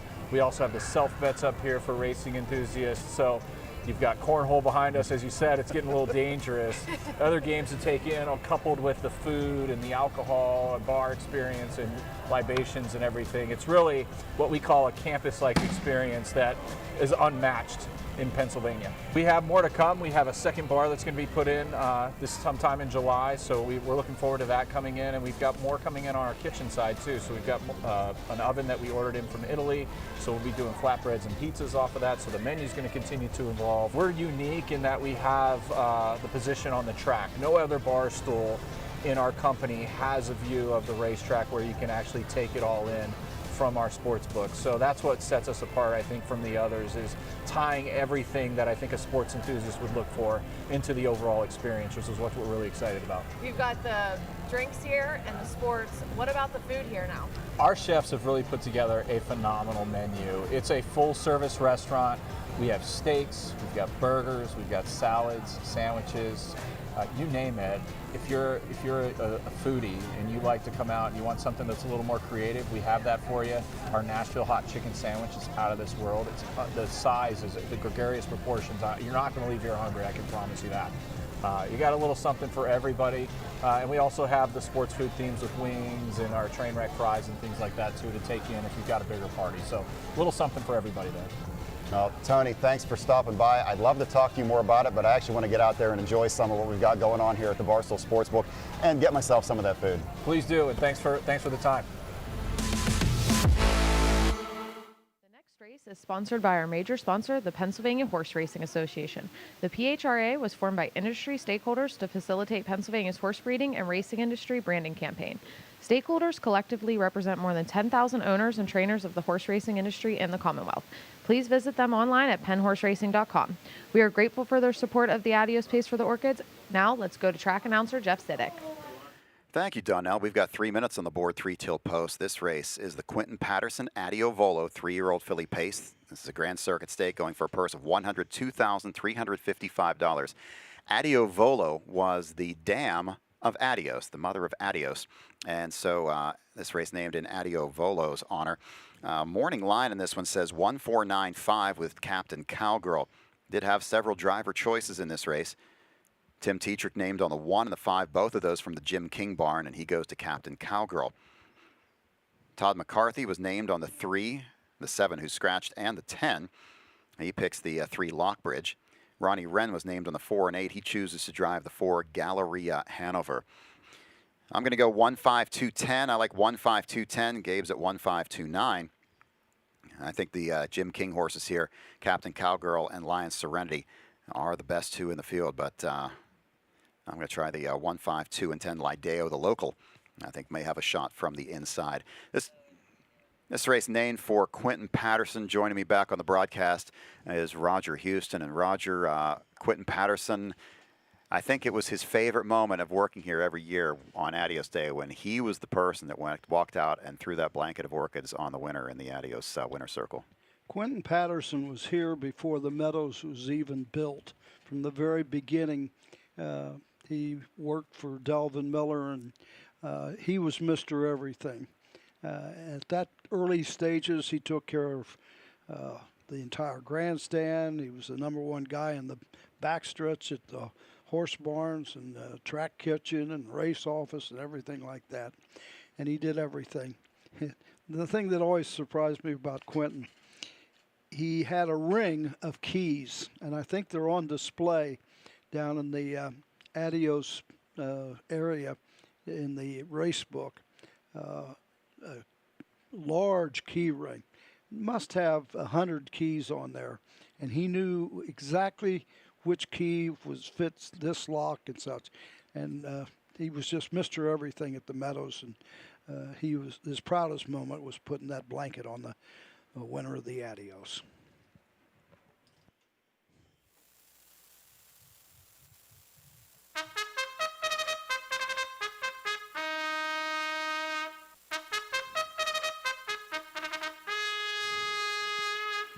Horses are on the track and parading the post for the 11th race. This is the Quentin Patterson Adio Volo 3-year-old filly pace, a Grand Circuit stake for a purse of $102,355. Number 1 is Captain Cowgirl, owned by Joanne Looney King and Kenneth Freider.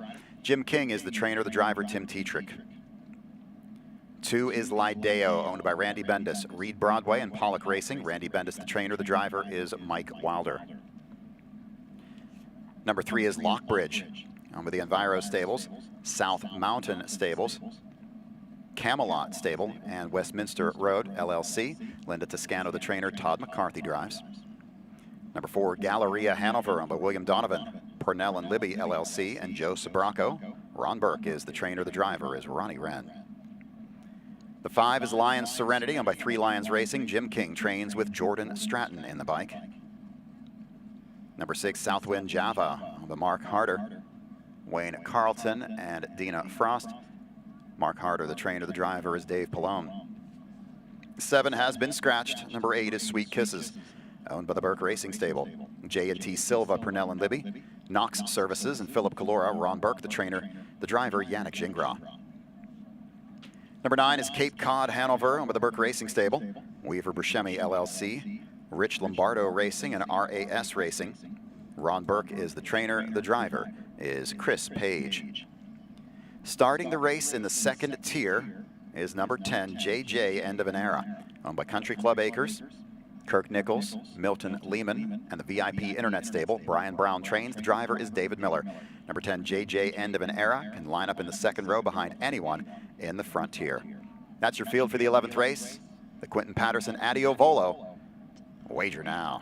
This race starts a pick 5 jackpot, or excuse me, not a jackpot pool. It's just a straight carry over here of 38.78. 38.78 carried over, and this is a force out on this pick 5. Quentin Patterson also was a chief mine inspector for the federal government in this district of western Pennsylvania. So he actually held 2 jobs, being a mine inspector, and his family goes back to the large structure at the intersection of Racetrack Road and Route 19 that's now a restaurant.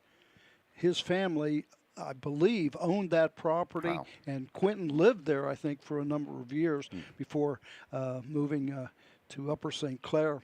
And his next-door neighbor, Joe Hardy. Uh-huh. So he had the tie-in with the land here and tie-in with one of our former track owners. So, yeah. Quentin, a lot of good memories of seeing Quentin around this place during my earlier years here at the Meadows. And he put in a lot of time at this racetrack. He knew, as you said, every inch of this place. Yep. Stakes record in the Adio Volo was set in 2014 by All-Star Rating and Yannick Gingras, 149 flat.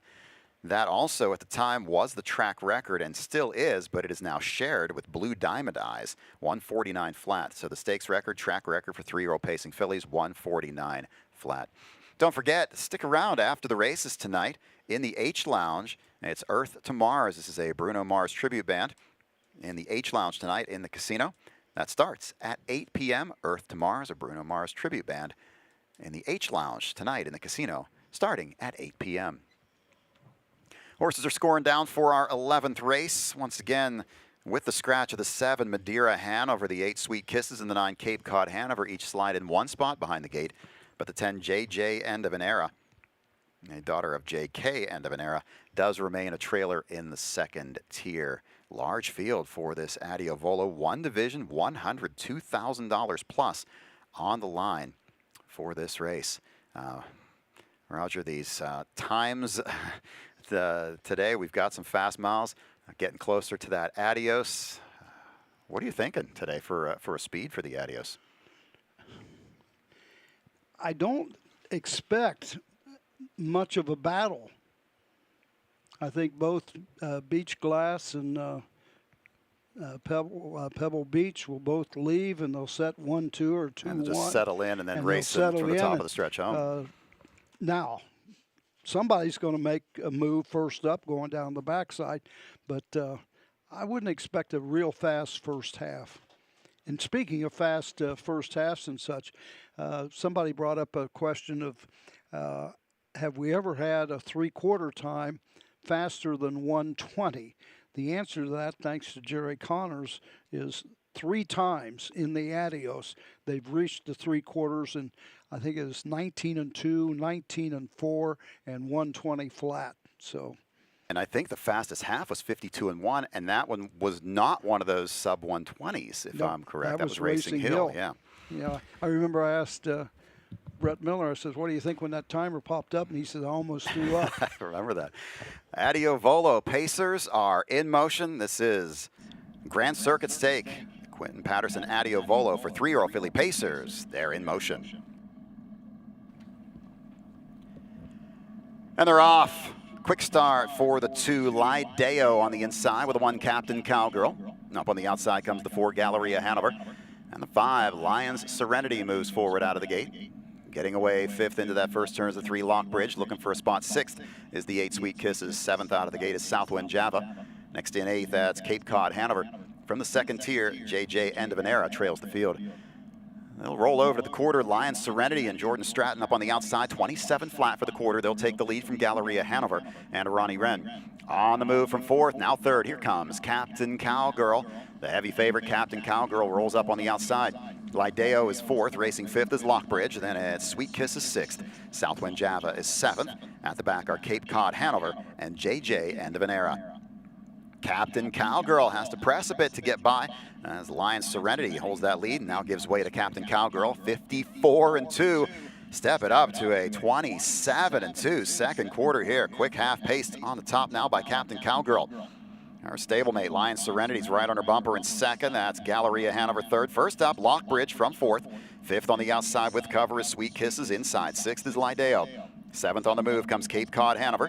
Southwind Java 8th. JJ End of an Era trails. They head to the 3 quarters. Captain Cowgirl by that marker in 122. A 27-3 third quarter. Around the last turn, Captain Cowgirl looks pretty comfortable on the top. Lockbridge is on the outside 2nd. Lion Serenity 3rd. Up on the outside is Sweet Kisses 4th. Inside 5th. As they reach the top of the stretch and turn for home is Galleria Hanover.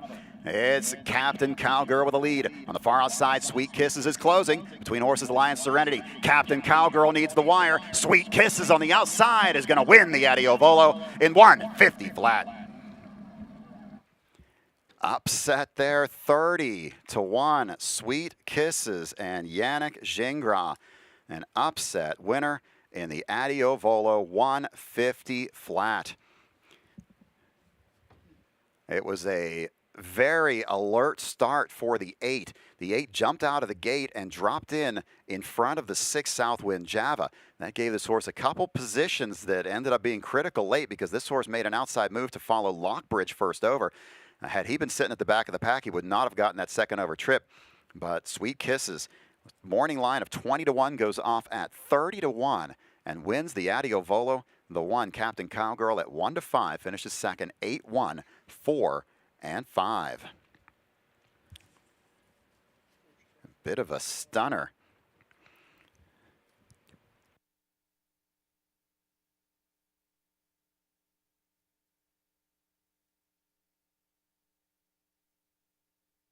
So a big upset here in the Adio Volo. Sweet Kisses.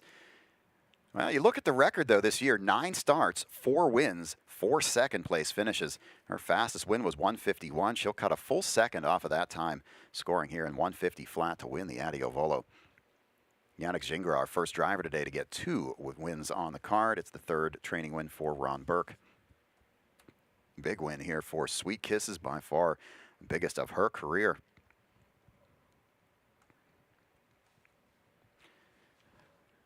If you're looking out on the racetrack, you're starting to see some of those Adios horses warm up for that Adios pace for the Orchids. So some of the Adios horses are on the track warming up now for their big stake coming up in race 15.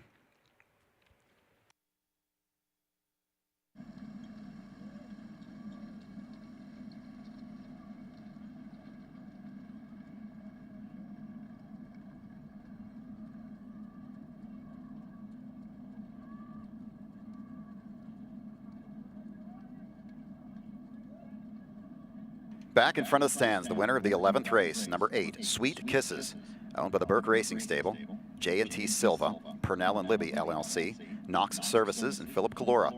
Ron Burke gets the training victory, and Yannick Gingras the winning drive. Sweet Kisses, 3-year-old filly by Sweet Lou, wins for the 7th time in 13 career starts.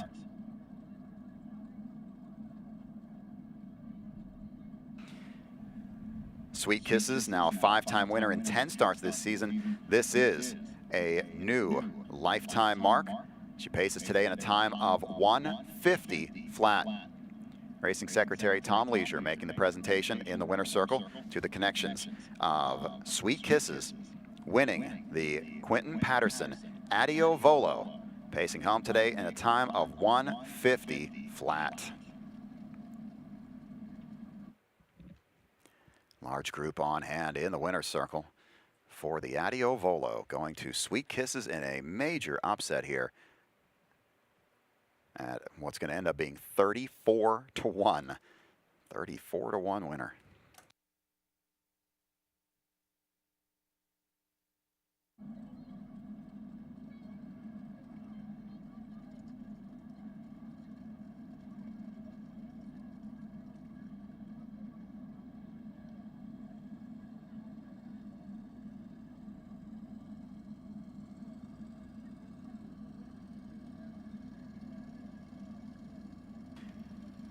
Race 11 is official.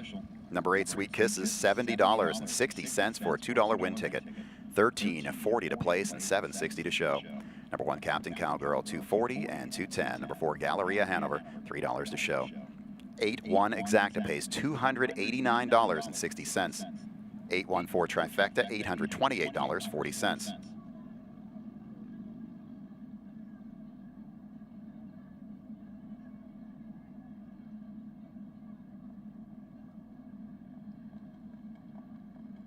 Superfecta combination of 8, 1, 4, and 5. A 10-cent ticket pays $195.24.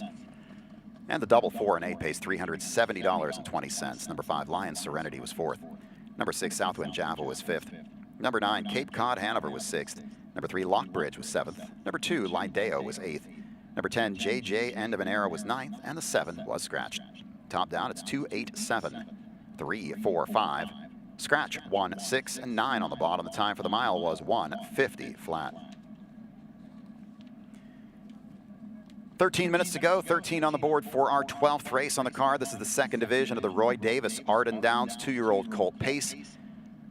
A field of 6 in the 12th race. Wager now. 12 minutes to go, 1-5. Heavy favorite is the 5 Lions Stealth out of the Jim King barn. Pick 3's closing out here, heavily favoring the 5's Lion Stealth, $60.35. Your heavy favorite in the pick 3. In the pick 4, same story, the 5 Lion Stealth, the top choice, $93.40. And in those doubles, wrapping up here in race 12, it's also the 5 Lion Stealth, $401.20. Post in 12, here's a replay of the 11th.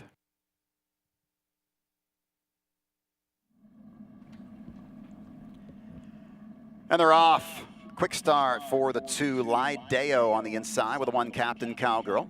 Up on the outside comes the 4 Galleria Hanover. And the 5 Lions Serenity moves forward out of the gate.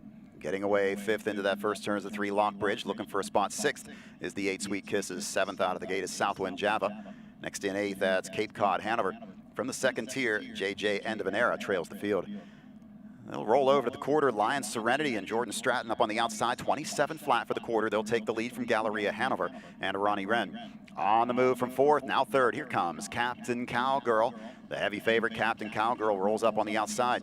Lideo is 4th. Racing 5th is Lockbridge. Then it's Sweet Kiss is 6th. Southwind Java is 7th. At the back are Cape Cod Hanover and JJ End of an Era. Captain Cowgirl has to press a bit to get by as Lion Serenity holds that lead and now gives way to Captain Cowgirl. 54-2. Step it up to a 27-2 second quarter here. Quick half paced on the top now by Captain Cowgirl. Our stablemate, Lion Serenity's right on her bumper in second. That's Galleria Hanover 3rd. First up, Lockbridge from 4th. 5th on the outside with cover is Sweet Kisses. Inside 6th is Lideo. 7th on the move comes Cape Cod Hanover. Southwind Java 8th. JJ End of an Era trails. They head to the 3 quarters. Captain Cowgirl by that marker in 1:22. A 27 3/3 quarter. Around the last turn, Captain Cowgirl looks pretty comfortable on the top. Lockbridge is on the outside 2nd. Lion Serenity 3rd. Up on the outside is Sweet Kisses 4th. Inside 5th. As they reach the top of the stretch and turn for home is Galleria Hanover. It's Captain Cowgirl with a lead. On the far outside, Sweet Kisses is closing. Between horses, Lion Serenity. Captain Cowgirl needs the wire. Sweet Kisses on the outside is going to win the Adio Volo in 1:50 flat. 34-1. Long shot special there in race 11. Sweet Kisses and Yannick Gingras. The Burke stable has been very good in recent years in the Adio Volo, and they continue today, this time with a long shot. Sweet Kisses, 34-1. A winner in race 11. 12th race up in 10. 10 on the board, 2-5 on the 5. Lion Stealth is the top choice. 7-1 second pick goes to the 1 Panatone Hanover. Exacta, trifecta, superfecta, and rolling doubles. Continuing here in race 12. Post time in 9 minutes.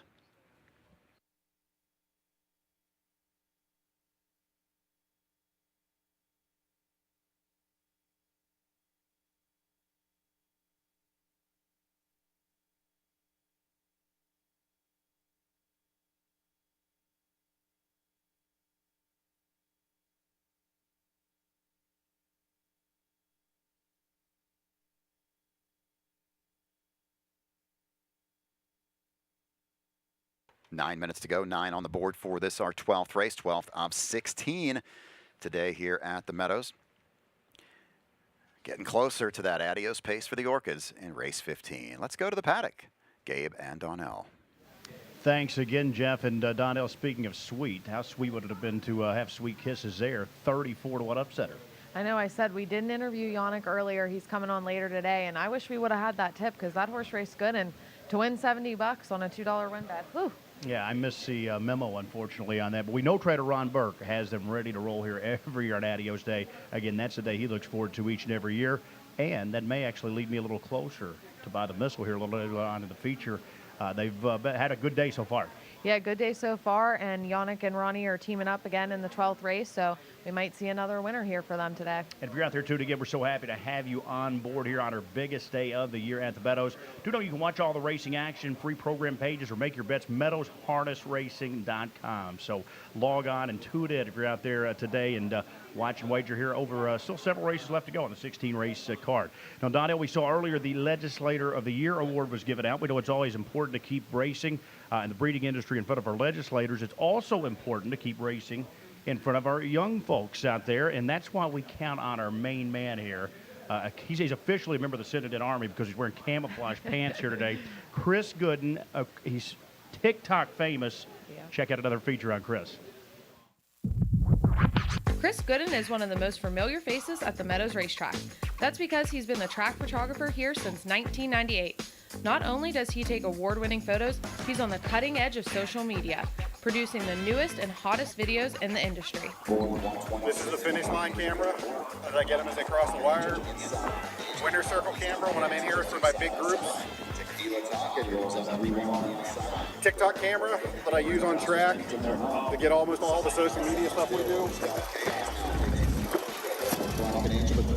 Phone, because I always got to have that. And one lens for the Paddock.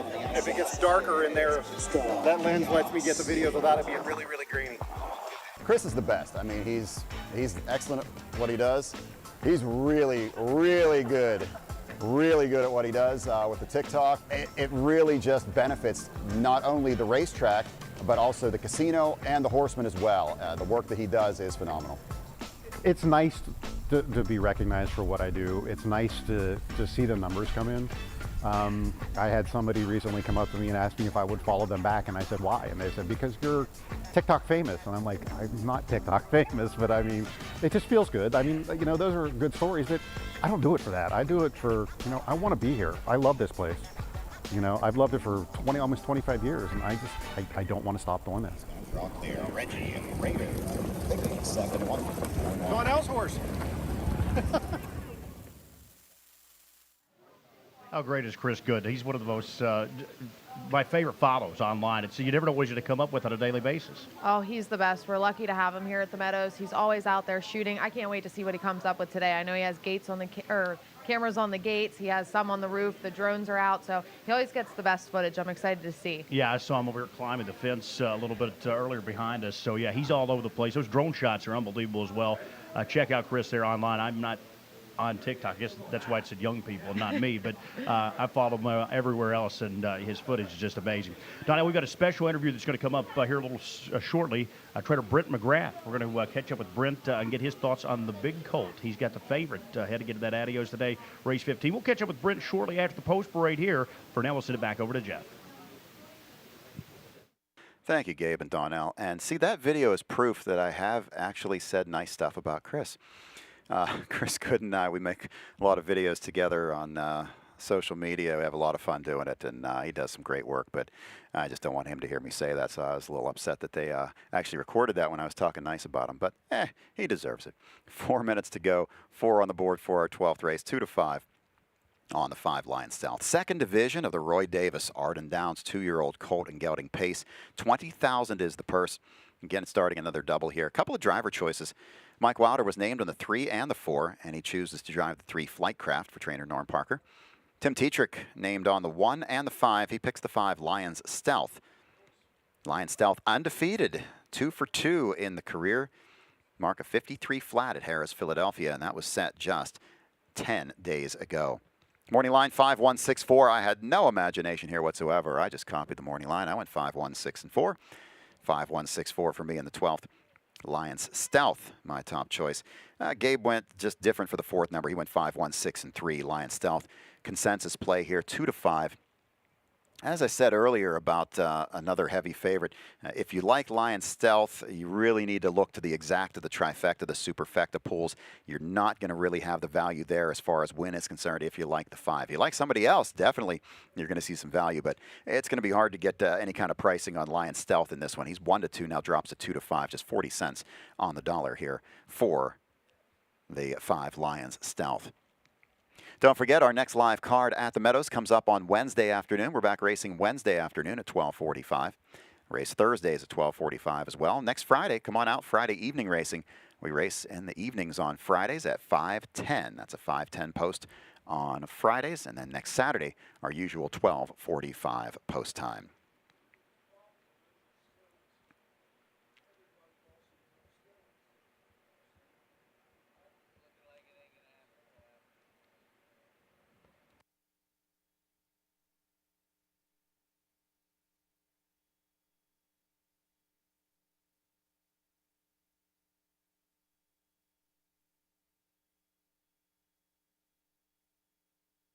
Two to 5 on the 5 Lion Stealth.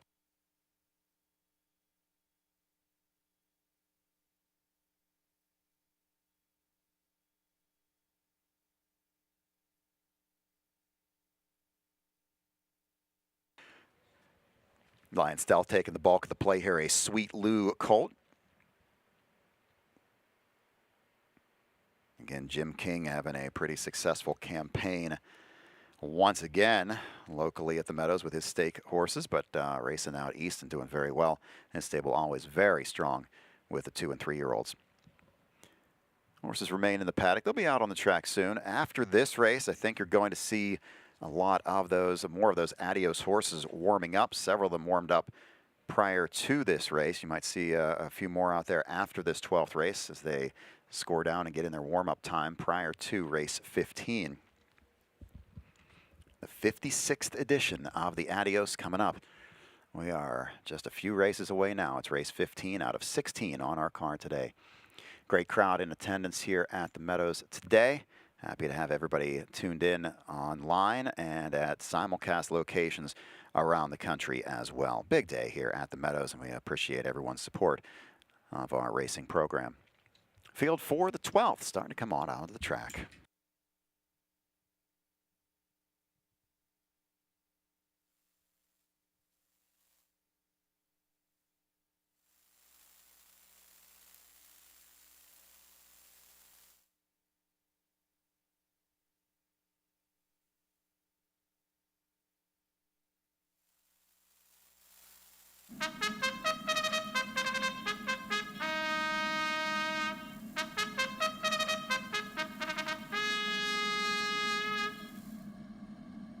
Horses are on the track and bringing the post for the 12th race. This is the second division of the Roy Davis Arden Downs 2-year-old colt and gelding pace. They're going for a purse of $20,000. Number 1 is Panatone Hanover owned by the Burke Racing Stable. William Switala, James Martin, and Weaver Buscemi LLC. Ron Burke trains. The driver is Yannick Gingras. 2 is Born Brilliant, owned by the Burke Racing Stable. J&T Silva Stables, Jim Simpson and Weaver Buscemi LLC. Ron Burke trains with Dave Palone. 3 is Flightcraft, owned by the 10-Pin Stable. Albert Parker, Ryan Parker, and Tom Klosky. Norm Parker trains with Mike Wouter. Number 4 is Sweet Chili Heat, owned by James Turner and Howard Turner. Eddie Dennis is the trainer. The driver is Todd McCarthy. 5 is Lions Stealth, owned by 3 Lions Racing. Jim King, the trainer. The driver is Tim Tetrick. Rounding out the field, number 6, More Than You Know, owned by the stable. Tim Twaddle is the trainer. The driver is Anthony MacDonald. The 6 remains in the paddock for equipment adjustment. We'll be on the track very soon. That's your field for the 12th race. Exacta, trifecta, superfecta, and double wagering on race 12. Wager now.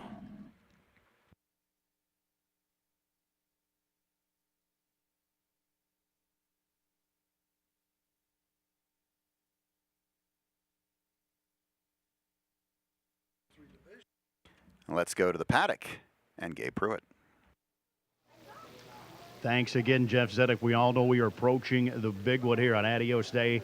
$350,000 on the line, race 15. I'm with the gentleman that is training the favorite for the Adios here today. Of course, Brent McGrath with Beach Glass. And Brent, before we talk about today's action, you've had a couple of weeks to reflect after that Meadowlands Pace victory, sort of avenging his sire, Sun Beach Somewhere's only loss. I know at the time it was just another race like any other, but it has to be awfully special now looking back.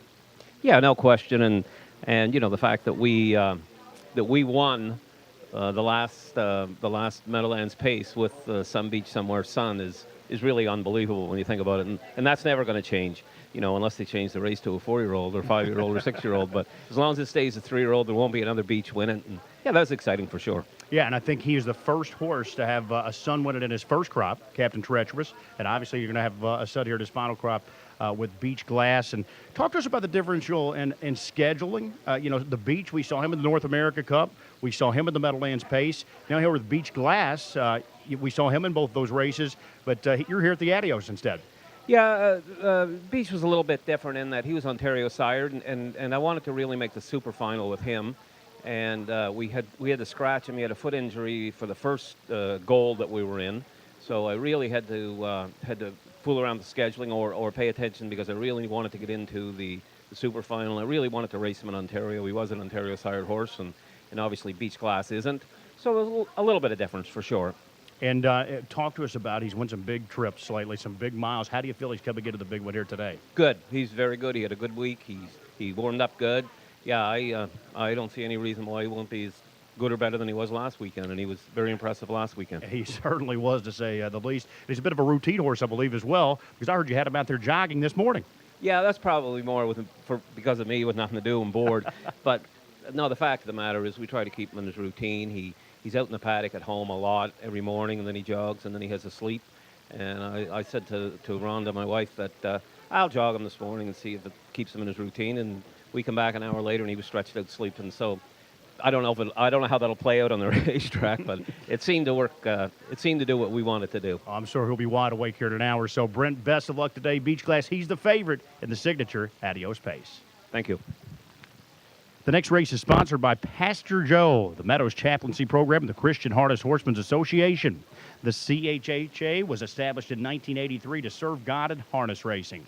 Leaders of the organization seek to spread the gospel message and reach out to those in the harness racing community with the love of Christ. Members from around the United States and Canada are connected to this organization to stand by and help one another. Now back to you, Jeff. Thank you, Gabe.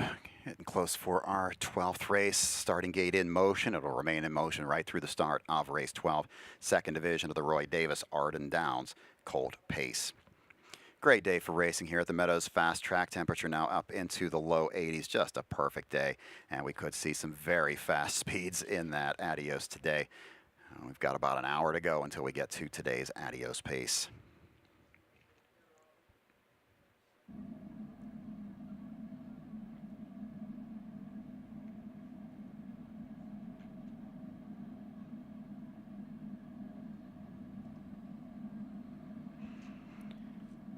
Final check of the tote board for the 12th race. 2-5 favorite is the 5 Lion Stealth. 5-1 on the 1 Panettone Hanover.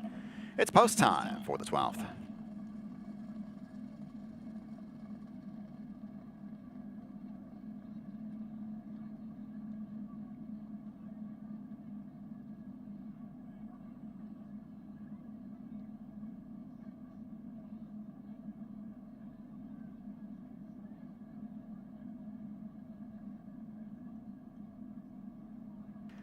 Twelfth race field behind the gates, second division of the Roy Davis Arden Downs 2-year-old Colt Pace.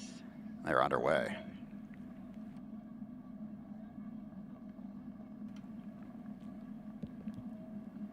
And they're off stride at the start. The 6, More Than You Know, made a brief break. Now he's caught back pacing. Sweet Chili Heat, the 4, goes right out to the lead on the inside, the 1 Panettone Hanover. Up on the outside, that's the 5 Lion Stealth. Getting away fourth is the 3 Flightcraft. That's the 2 Born Brilliant in fifth. And the early trailer is the 6 More Than You Know after that bobble at the start. Up on the outside, Lions Stealth. Tim Tetrick sending this one on to the lead. Sweet Chili Heat will now take the seat second as Panettone Hanover sits the inside third. They're over to the quarter in 28 and 3/5 into the lane for the first time. Racing fourth is Flightcraft. Next in fifth, that's Born Brilliant, and the trailer is More Than You Know. Coming down to the 3/8 mile point, Lions Stealth controlling the fractions. Sweet Chili Heat is second, Panettone Hanover third. Then it's Flightcraft in fourth, followed by Born Brilliant and More Than You Know. Through the turn, they head for the halfway point. Lions Stealth comfortably out on top, racing second is Sweet Chili Heat. They're over to the half in 58 and 3. That's a 30-second breather in that second quarter for Lions Stealth. Should have plenty left as they head down the backstretch. Sweet Chili Heat is second, then it's Panettone Hanover third. Now Flightcraft pops to the outside fourth. Picking up his cover fifth is More Than You Know, and the trailer is Born Brilliant. Heading toward the 3/4, the one to catch is Lion Stealth. Sweet Chili Heat second. Flightcraft up on the outside third. Fourth on the outside is More Than You Know with cover. Inside fifth is Panettone Hanover. Born Brilliant trails. Lion Stealth by 3/4, 126 and 3. Step it up to a 28-second third quarter. Around the final turn, it's Lion Stealth by 3 parts of a length. On the outside is Flightcraft. On the inside, Sweet Chili Heat. Ready to go 3 wide is More Than You Know. Top of the stretch, and they're on their way home. That's Lion Stealth in command. On the inside, Sweet Chili Heat, the outside Flightcraft, but Lion's Stealth is strong. Sweet Chili Heat for second, it's Lion's Stealth in front, mile 154. Tough to catch him when he goes a 58 and 3/2, and he sprints home in 55 and 2/5, big final half mile. As this race was pretty much over at the half for Lion Stealth after a 30-second second quarter. And they let him get away with an easy second quarter. He had way too much left for the rest of them coming home. Flightcraft, really game effort by Flightcraft today. I thought he raced a super mile here. Ends up third, but he took all the air on the outside trying to pull first over. Look at the 1, Panettone Hanover, trying to find room, but it was too late till he finally found clearance. The 4, Sweet Chili Heat, got out of the gate well and holds second. And it's going to be a 5-4-3 and a fast closing 1. 5-4-3-1.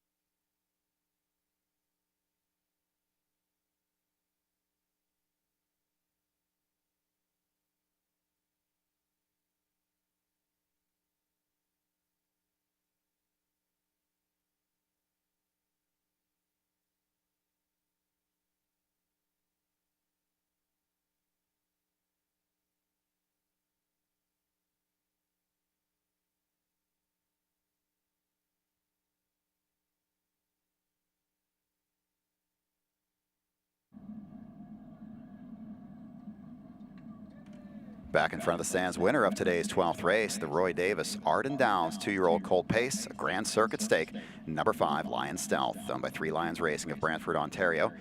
Their second win today, Jim King's second training win, and Tim Tetrick's second winning drive. And the combination now has picked up 2 wins as Lion Stealth, the 2-year-old colt by Sweet Lou, remains undefeated in his racing career. He's now 3 for 3. Scoring this afternoon in the Roy Davis in 1:54 flat. Final half mile in 55 and 2. The final quarter in 27 and 2/5. Meadows Director of Racing Scott Lisha making the presentation in the winner's circle to the connections of Lions Stealth.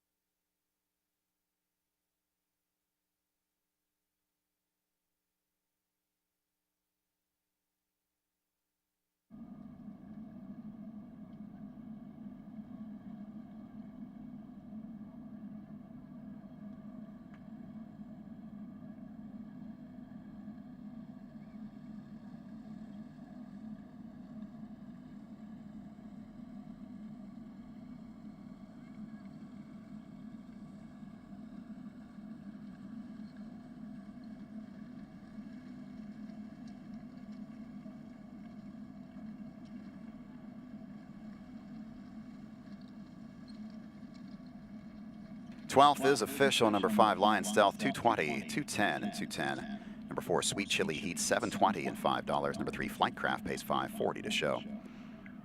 The exact combination of 5 and 4, $13.20. 543 trifecta pays $73.60. Superfecta at $6.33. The double 8 and 5, $401.20.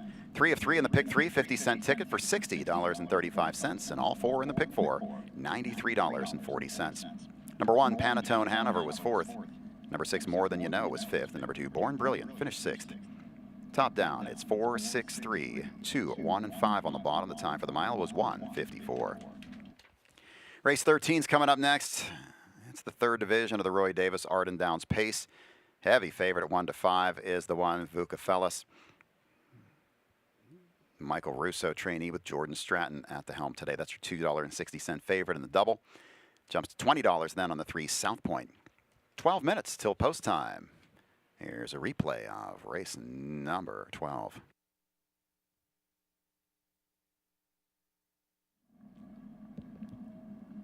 And they're off stride at the start. The 6, More Than You Know, made a brief break. Now he's caught back pacing. Sweet Chili Heat, the 4, goes right out to the lead on the inside, the 1, Panettone Hanover.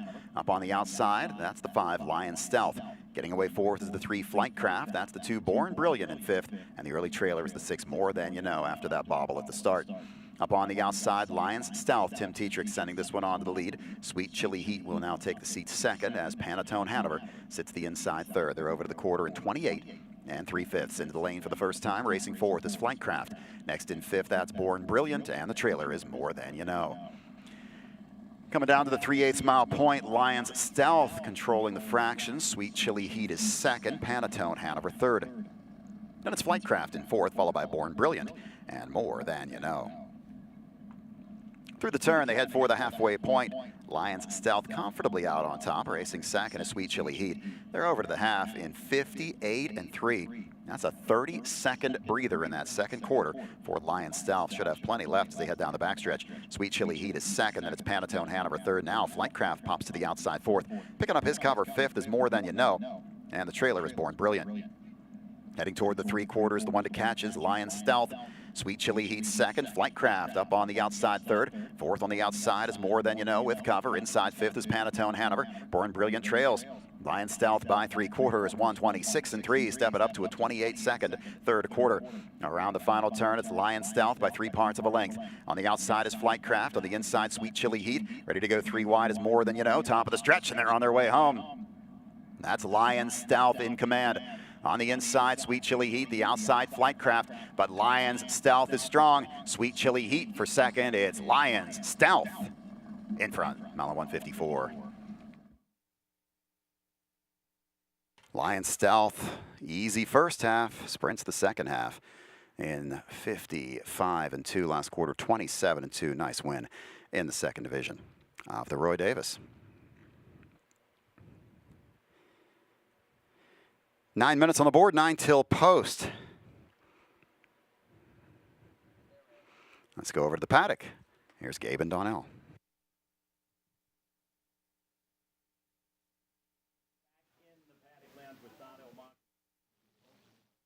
Stakes action continues here on our biggest day. Yeah, I'm excited. We're getting closer to the Adios. We have a couple more good interviews coming up.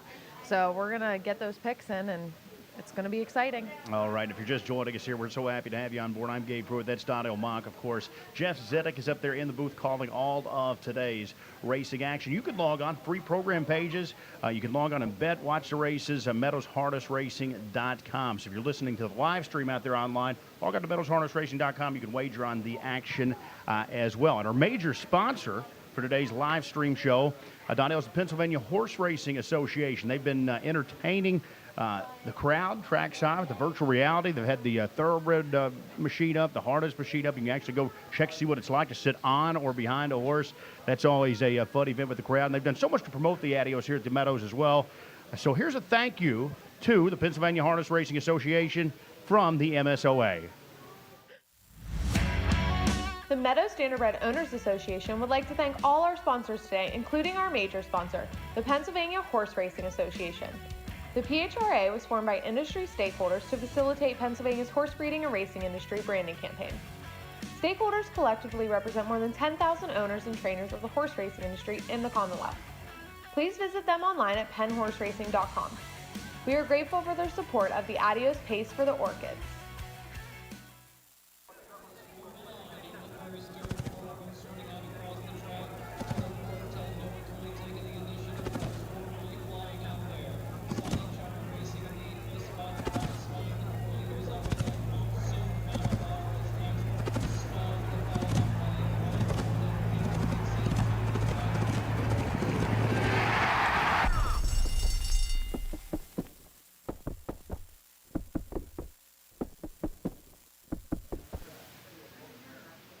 right. And, of course, we always thank our friends at the Pennsylvania Horse Racing Association. You are about to catch up with them once more after the post parade, I believe. Yeah, I'm catching up with Ashley Eisenbiel, the marketing director. She's been here a few times, but we're going to catch up because they have a beer fest coming up in Pittsburgh, so we're going to learn a little bit more about that. That sounds like a cool event. Maybe right after the races are over today, we could head Yeah, down. I volunteered myself right for that one.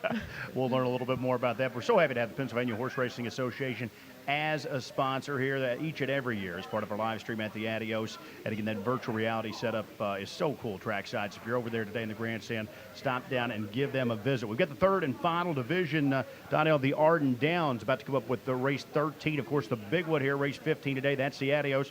Third and final division, we've got a big favorite here, Vukophilus. We'll see how he gets around the small track. When this horse first started at the Meadowlands, I thought the turns gave him just a little bit of a trouble. He's a horse with a high gear of speed.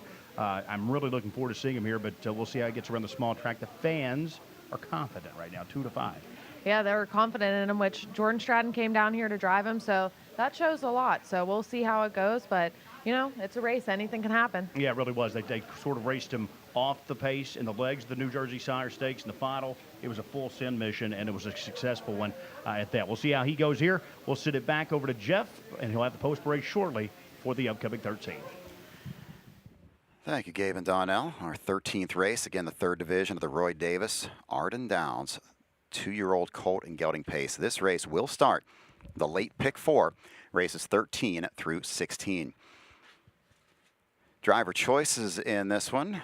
Yannick Gingras named on the 2 and the 7, both from the Burke stable. He ends up on the 2, Idiosyncratic. Tim Tetrick named on the 3, 4, and 5. He's driving the 3, South Point. Morning line says 1, 3, 5, 7. Vukophilus out of the Michael Russo stable. This horse won handily in the New Jersey Sire Stake final, which went for a purse of $240,000. That was 8 days ago. I checked out the replay of that race, and he was well in hand. He could have gone faster that day. They were not going to catch this 2-year-old son of Lazarus. I'll take Vukophilus to win today over the 3, South Point. South Point just one career start. It was here. It was 7 days ago, and he paced in 153-4. Look at the progression.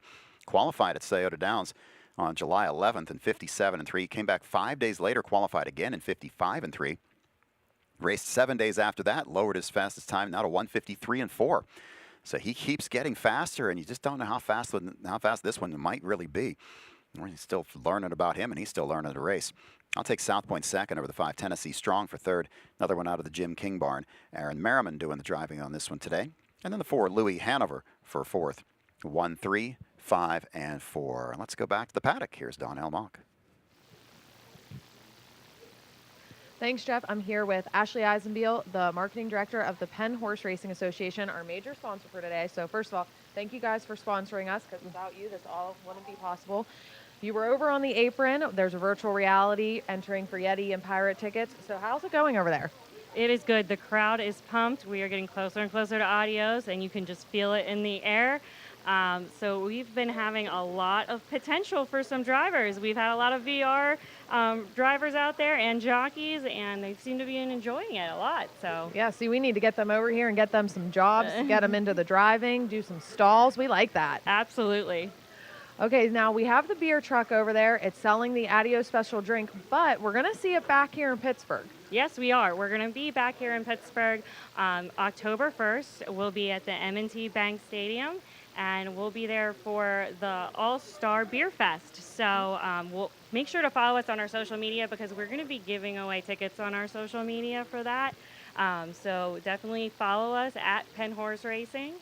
So at Penn Horse Racing, that's how you find out everything. We also have a website, correct, to keep up to date with all the events at all 6 tracks. Yes, so if you go to @PennHorseRacing.com, you can find our event schedule. We're going to be heading over to Sun Stakes, and we also have the 50th anniversary at Penn National coming up. So we have a busy schedule, so definitely follow us on there and check out what we have on our website for how-tos and more information on events. Yeah, they have a little bit of everything, how to bet, how to read a program. You can all get it from our major sponsor, Pennsylvania Horse Racing Association. Thank you, Ashley, for being a part of today. And if you haven't checked them out on the apron, check them out. And our race is sponsored by the PHRA. The PHRA was formed by industry stakeholders to facilitate Pennsylvania's horse breeding and racing industry branding campaign. Stakeholders collectively represent more than 10,000 owners and trainers of the horse racing industry in the Commonwealth. Please visit them online at penhorseracing.com. We are grateful for their support of the Adios Pace for the Orchids. Now let's go to announcer Jeff Zidek. Thank you, Donnell. We've got 2 minutes on the board to till post.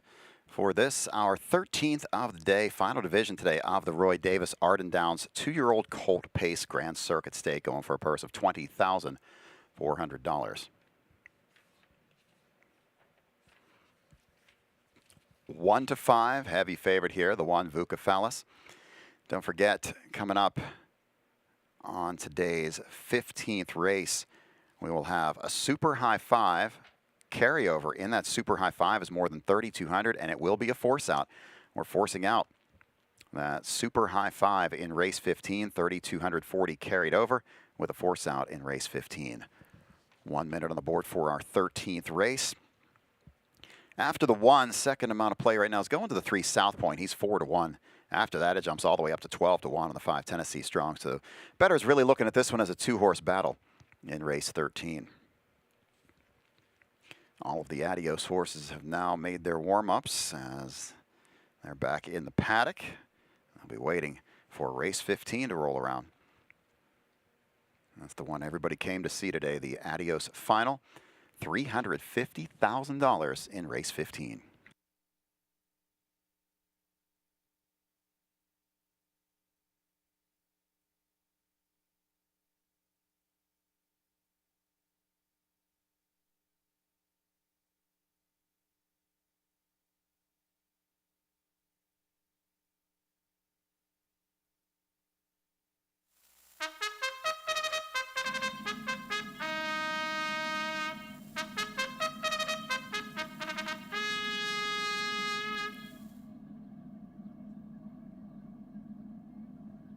Horses are on the track and parading the post for the 13th race. Third division of the Roy Davis Arden Downs 2-year-old Colt and Gelding Pace, a Grand Circuit Stake for a purse of $20,400. Number 1 is Vucephalus, owned by Michael Pagonis. Michael Russo is the trainer. The driver is Jordan Stratton. Number 2 is Idiosyncratic, owned by the Burke Racing Stable and Weaver Buscemi LLC. Ron Burke trains with Yannick Gingras. 3 is South Point, owned by Country Club Acres, the AWS Stables, Wingfield Brothers, and Joe Sabraco. Brian Brown trains, Tim Tetrick in the bike. The 4 is Louis Hanover, owned by Jason Ash and Scott Cox. Scott Cox is the trainer. The driver is David Miller. 5 is Tennessee Strong, owned by the Bay Pond Racing Stable. Jim King trains with Aaron Merriman. 6 is Law of 7, owned by the Mickey Ray Stables and Tim Twaddle. Tim Twaddle is the trainer. The driver is Todd McCarthy. Rounding out the field, number 7, Be the Captain, owned by the Burke Racing Stable, J&T Silva Stables, Let It Ride Stables, and Weaver Buscemi LLC. Ron Burke, the trainer. The driver is Ronnie Wren. That is your field for race number 13. Exacta, trifecta, superfecta, double, and pick 4 wagering. Get your wagers in right now. 3 to 5 choice, the one Vucephalus, heavy favorite here in this, our 13th race. Roy Davis, named this race for him a few years back. Roy passing away several years ago, but Roger Houston, Roy Davis, his name will always be remembered with the Adios, the first local horse to ever win the Adios. Barberry Spur. And at that time, it was the largest crowd ever to show up in the winner's circle. I think there was like 140 people in the winner's circle. Now, we couldn't count them that day when they're, but somebody got a up-high picture of it, and we eventually counted, but it was over 140 people in the winner's circle. Just a big day for the Davis operation and driver Dickie Stillings and such. A lot of people don't remember, but Roy Davis's introduction to racing came back here in the early 70s when he operated a company called Party Night, and they booked parties in the Meadows clubhouse for so many years. He had 3 or 4 people working for him, and they would host the parties in the clubhouse, and eventually he got interested in harness racing, and he was also traveling over in Europe one time, and saw a soccer match, but I don't know, it's the London Spurs or the England Spurs or something like that, and came back and got involved in harness racing, and thus racing team Spur developed over the years. Very successful here at the Meadows. Yeah, Dick Stillings and his brother Buddy, the longtime trainers for all the Spur horses, and boy, they had some good ones. I mean, there was just that stretch through the mid-'80s into the '90s where every year they came up with another good one. And they were just pacers. Gunslinger Spur, Trotter, he won some major stakes. Pegasus Spur. Yeah, Pegasus Spur. Yeah, I think he went on to do some stallion duty. Yeah, so very successful. Operated also a travel business, Royal Travel. That was also located right next to the track here. I remember that, Yeah, Roy Davis. And at one time, Roy owned all the property behind the Meadows. They had Royal Travel down there, but he owned all that property where the veterinarian clinic is now and everything. That was all Roy Davis property at one time. Roy supported us racing here at the Meadows for many years, but boy, his racing wasn't just limited here. As you said, you talked about Dick Stillings earlier going on to the Wall of Fame at the Little Brown Jug, and he just was very good in those stake races out in Ohio as well, and other places. I mean, a lot of those Spur horses made a name for themselves, not just here, but everywhere.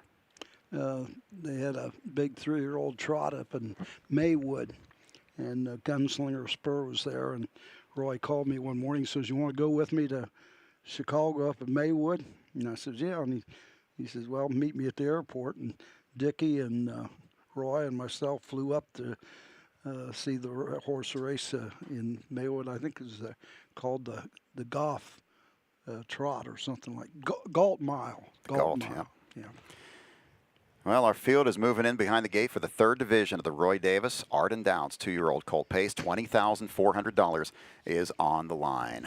Last check of the board, the betting choice at 2 to 5 is the one, Vucephalus.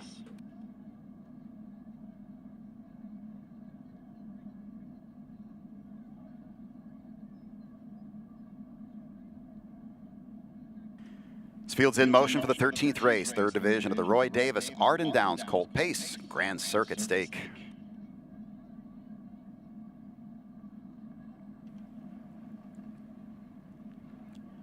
And they're off. That's the 3, South Point, going for the lead with the 7, Be the Captain. Between horses, the 5, Tennessee Strong. Getting away 4th, the 1, Vucephalus. On the inside, 5th, the 2, Idiosyncratic. Getting away 6th is the 4, Louis Hanover. Early trailer is the 6, Law of 7. This is a quick quarter. They are pacing quickly out of that gate as the 3, South Point wants the front. Parked on the outside is Be the Captain. Can't get clear. Moving up is Tennessee Strong as Be the Captain backs off. They're at the quarter in 26 3/5 seconds. Quick quarter paced by South Point. That's Tennessee Strong second. Racing third is Be the Captain, Vucephalus. Well within himself. He's comfortable right now sitting 4th. Next in 5th is Idiosyncratic. Racing in 6th is Louis Hanover, and the trailer is Law of 7. Into the turn, they head for the halfway point. South Point trying to slow things down a bit now. Rolls through the turn with Tennessee Strong in tow second. Be the Captain is third now. Vucephalus, the favorite, will tip to the outside from 4th. He's going to go first up after a 56-3 opening half. A 30-second second quarter breather for South Point, but now here comes Vucephalus to challenge on the outside. Vucephalus goes right on to the lead. South Point second, locked in third now is Tennessee Strong. The outside 4th, it's Louis Hanover. Inside 5th is Be the Captain. 6th outside is Law of 7. And the trailer is Idiosyncratic. Vucephalus and Jordan Stratton have cleared to the front. South Point is second, third on the outside. As Louis Hanover trying to make up some ground. Tennessee Strong 4th, Law of 7 in contention 5th, 3/4, 124-3. Around the final turn, it's Vucephalus with a lead. Gets a challenge now from Louis Hanover on the outside. South Point in the pocket third. Needing room is Tennessee Strong. The outside, Law of 7. Top of the stretch, they turn for home. Vucephalus turns first. On the inside is South Point. Up the inside, here comes Tennessee Strong with some late pace. But through the stretch, it's a strong Vucephalus. He's pulling away. Vucephalus going to win the Roy Davis in 153-2. 1, 3, 5, and 4. Unofficially, Vucephalus. Smart drive out of the gate by Jordan Stratton. He saw they were rolling quickly, 26-3 to the quarter, and he just backed off and let the others battle. Once they had kind of worn themselves out to a degree, he made his move going to the half. South Point tries to stay with him around the last turn and does a nice job despite getting parked, or actually battling early to a quick 26 3/4. South Point really was hard pressed in that first quarter. He's got plenty left though to hold second. Up the inside was the 5 Tennessee Strong for third. It's going to be a 1, 3, and 5.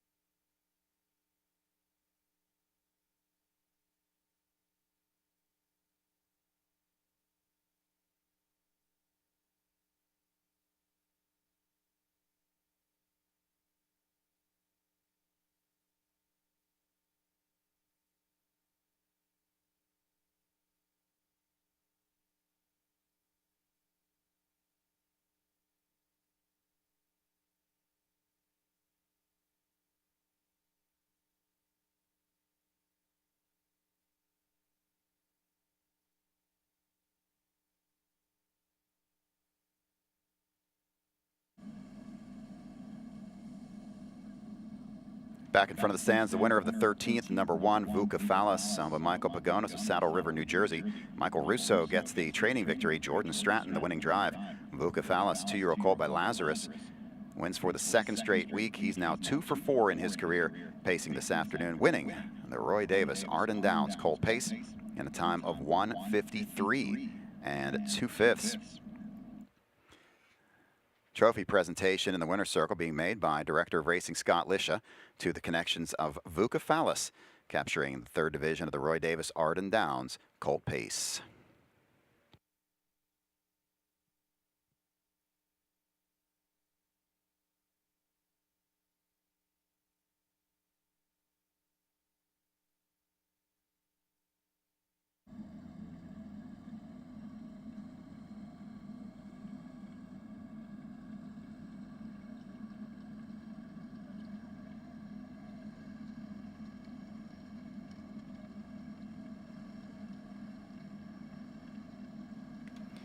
Thirteenth is official. Number 1, Vucephalus, 220, 210, and 210. Number 3, South Point, 260 and 220. Number 5, Tennessee Strong, 320 to show.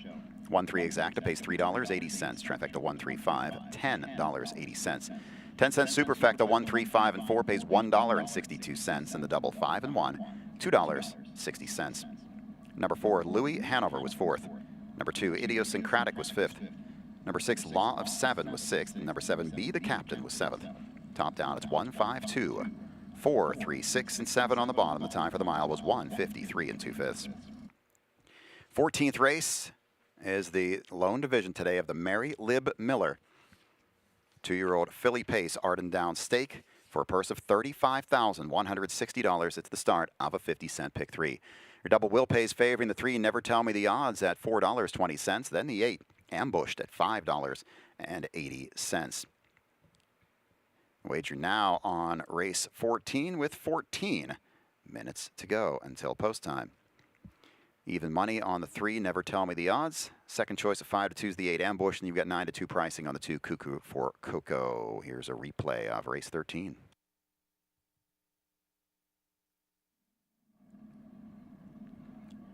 And they're off. That's the 3, South Point, going for the lead with the 7, Be the Captain. Between horses, the 5, Tennessee Strong. Getting away 4th, the 1, Vucephalus.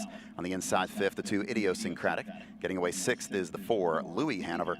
Early trailer is the 6, Law of 7. This is a quick quarter. They are pacing quickly out of that gate as the 3, South Point wants the front. Parked on the outside is Be the Captain. Can't get clear. Moving up is Tennessee Strong as Be the Captain backs off. They're at the quarter in 26 3/5 seconds. Quick quarter paced by South Point. That's Tennessee Strong second. Racing third is Be the Captain. Vucephalus, well within himself. He's comfortable right now sitting 4th. Next in 5th is Idiosyncratic. Racing in 6th is Louis Hanover, and the trailer is Law of 7. Into the turn, they head for the halfway point. South Point trying to slow things down a bit now. Rolls through the turn with Tennessee Strong in tow second. Be the Captain is third now. Vucephalus, the favorite, will tip to the outside from 4th. He's going to go first up after a 56 3 opening half. A 30-second second quarter breather for South Point, but now here comes Vucophalis to challenge on the outside. Vucophalis goes right on to the lead. South Point second, locked in third now is Tennessee Strong. The outside fourth, it's Louis Hanover. Inside fifth is Be the Captain. Sixth outside is Law of Seven. And the trailer is Idiosyncratic. Vucophalis and Jordan Stratton have cleared to the front. South Point is second, third on the outside. As Louis Hanover trying to make up some ground. Tennessee Strong fourth, Law of Seven in contention fifth, three quarters, 124-3. Around the final turn, it's Vucophalis with a lead. Gets a challenge now from Louis Hanover on the outside. South Point in the pocket third, needing room is Tennessee Strong. The outside, Law of Seven. Top of the stretch, they turn for home. Vucophalis turns first. On the inside is South Point. Up the inside, here comes Tennessee Strong with some late pace. But through the stretch, it's a strong Vucophalis. He's pulling away. Vucophalis going to win the Roy Davis in 153-2.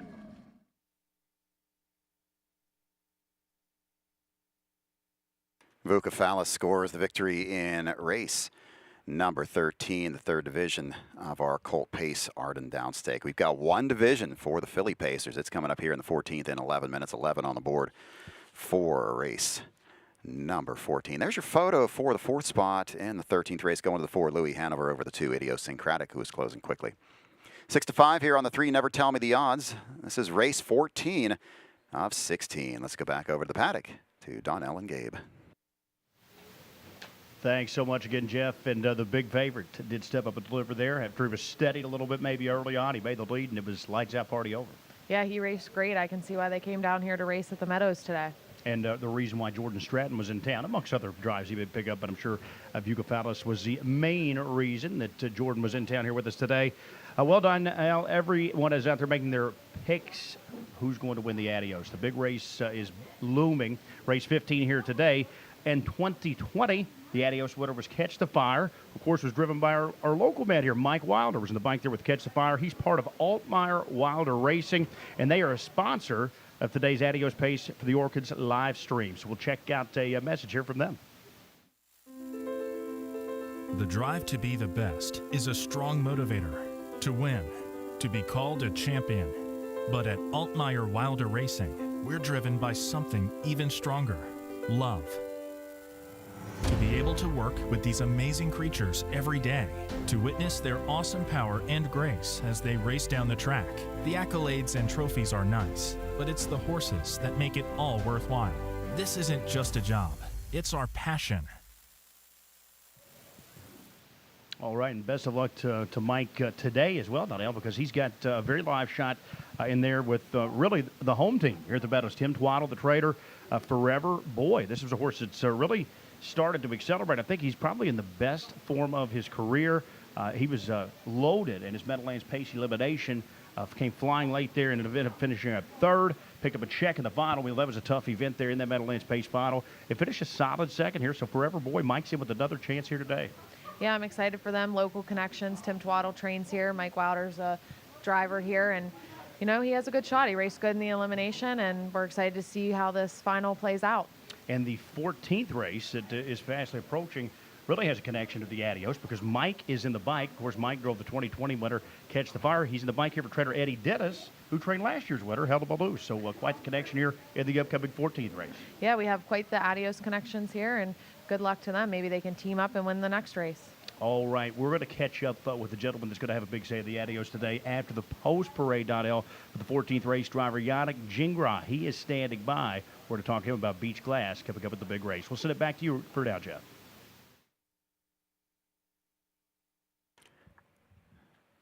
Eight minutes to go, 8 till post for our 14th race, the Mary Lib Miller. This race named in honor of the wife of the late Delvin Miller, as Mary Lib, very active with her husband Delvin throughout the years and everything that went on. Of course, Delvin, the founder of the Meadows, and Mary Lib right by his side for all of it. This is the Arden Downs 2-year-old filly Pace. Now the stakes record in the Mary Lib Miller was set last year by Lions Serenity. And Tim Tetrick in 152-2. We saw Lions Serenity came back today in the Adio Volo and did a fourth place finish in that one.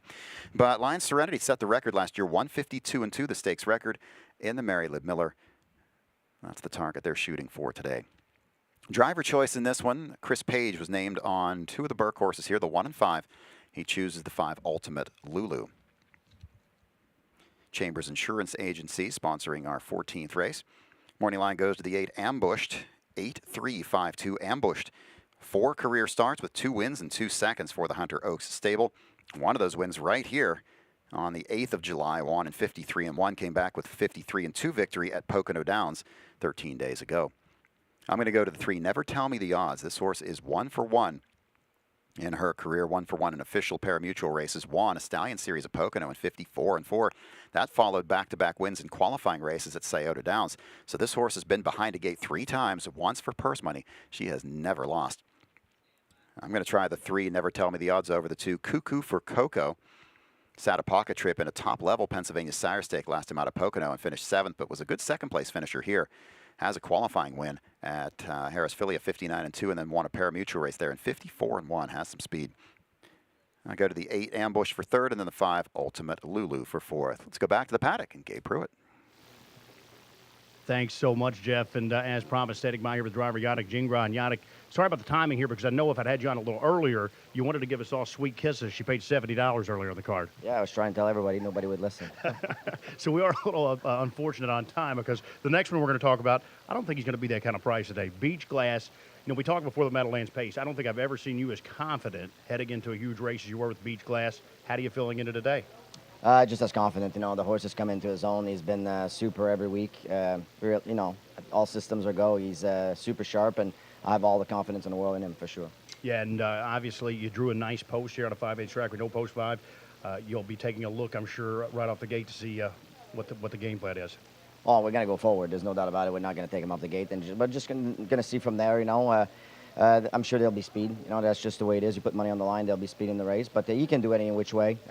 Just definitely not going to take him off. But he definitely can race off a helmet if we have to. And we talked about driver Aaron Merriman a little bit earlier. He's all up and down the roads here, everywhere. Busy time of year for all of you guys as well. Talk to us about your schedule here, just the last 48 hours and the next 48 hours. Well, yeah, no, it's busy for sure. You know, that's like you said, it's this time of year. It's the same thing for everybody. But Meadowlands last night, this morning, and back there tonight. Obviously, a little stop here in between. But then next few days going to be Lexington. You know, which is nice. Race in the afternoon and have a nice dinner, and maybe we can have a couple cocktails and maybe 1 or 2 or something. That's okay at Lexington. So you could have one today, maybe after the Meadowlands card tonight if you do well in the Adios. Good luck to you and Beach Glass and all the connections. Race 15, the big one. It's up shortly.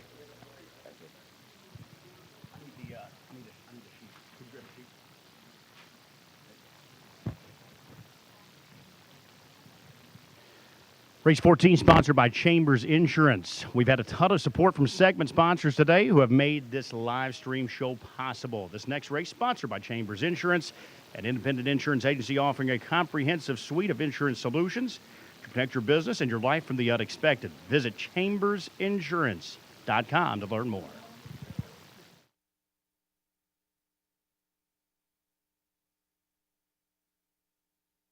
Thank you, Gabe and Yannick Gingras. We've got 4 minutes to go, 4 till post, for our 14th race, starting at pick 3, races 14, 15, and 16. This is your early Adios double here, races 14 and 15. Pair winner here with somebody in that Adios pace in race 15. 2-1 co-favorites right now. The 3 Never Tell Me the Odds and the 8 Ambushed. Bettor's having a hard time sorting out this one between the 3 and the 8 right now. This race named for Mary Lib Miller. And Roger, you worked, of course, with Delvin and Mary Lib Miller for many, many years here. You know, the Mary Lib Miller story I want to tell goes back to even before the Adios. The purchase of Adios by Delvin Miller. Dr. H.M. Parshall, veterinarian, trainer, driver over in Ohio, told Delvin he ought to buy Adios and stand him at stud at his farm here at Meadowlands, Pennsylvania. Delvin said, gee, I don't know if Mary Lib will let me. So they were at Indianapolis, and Delvin worked it out, made up a story that he couldn't come home, and Doc Parshall would then bring Mary Lib back to the Meadowlands, the farm. And it was Doc Parshall's duty to talk Mary Lib into having Delvin buy Adios. Wow. And, of course. And that's why we're all here today. That's why we're all here. There'd be no Meadows. There'd be no Adios pace for the Orchids. Yeah, and that's the key is why this race is named for Adios, because it was Adios' success as a stallion that funded this whole project. This was a hillside and rolling meadows, and I mean there was nothing here 60-some years ago. Delvin went to the sale to buy Adios, and he had $20,000. And the auctioneer, when they started bidding back and forth, took Delvin's bid of $20,000 plus one as $21,000 instead of $20,100.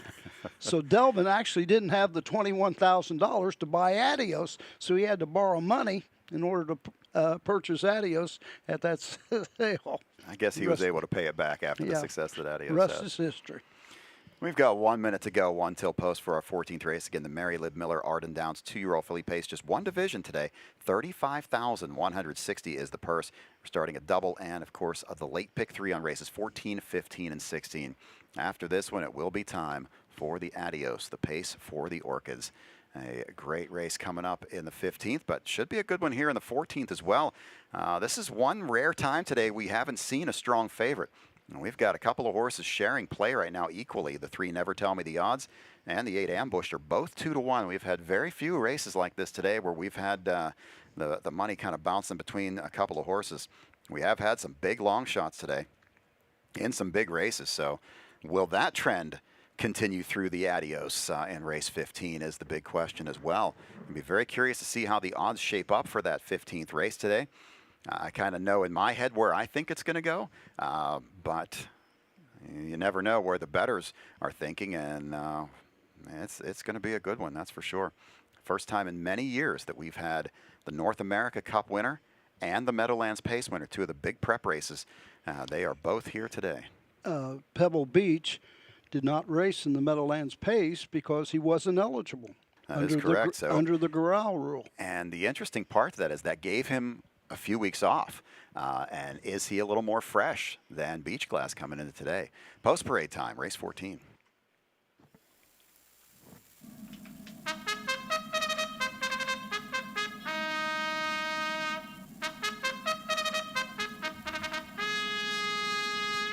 Horses are on the track and parading the post for the 14th race. This is the Mary Lib Miller Arden Downs 2-year-old filly pace for a purse of $35,160. This race starts a 50-cent pick 3.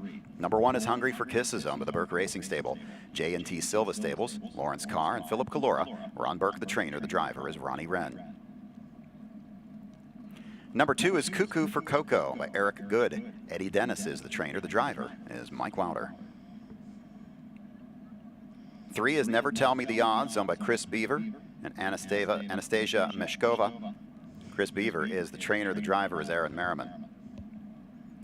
Number 4, Cool Cute Cookie, owned by the Live with Autism Stables. Justin Perillo trains. The driver is Dave Palone.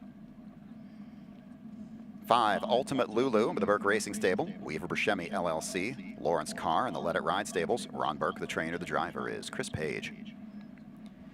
6 is Calliope Hanover, owned by Joe Ellen Buxton, Harold Altman, and Vavlin Racing. Brad Buxton is the trainer. Hunter Myers in the bike.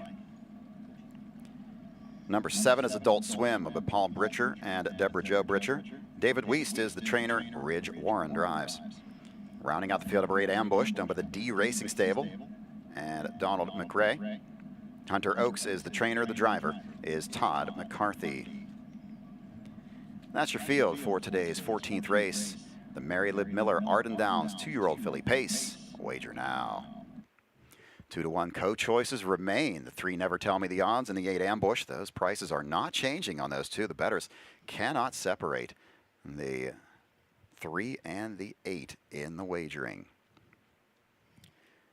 A lot of great horses racing today, and look for these ones to come back next year as 3-year-olds. A lot of these 2-year-olds, you'll see them back here next year in either the Adio Volo, the Mandarino, the Macar, and some of them in the Adios from that Roy Davis pace. So keep an eye on some of these ones throughout the rest of this season. Still plenty of stake racing to come, not only here at the Meadows, but throughout the sport of harness racing.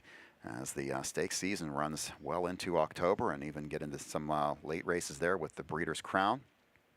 Get into November, and then get these horses some time off for the winter and back ready for next stake season. 14th race coming up in just a few moments.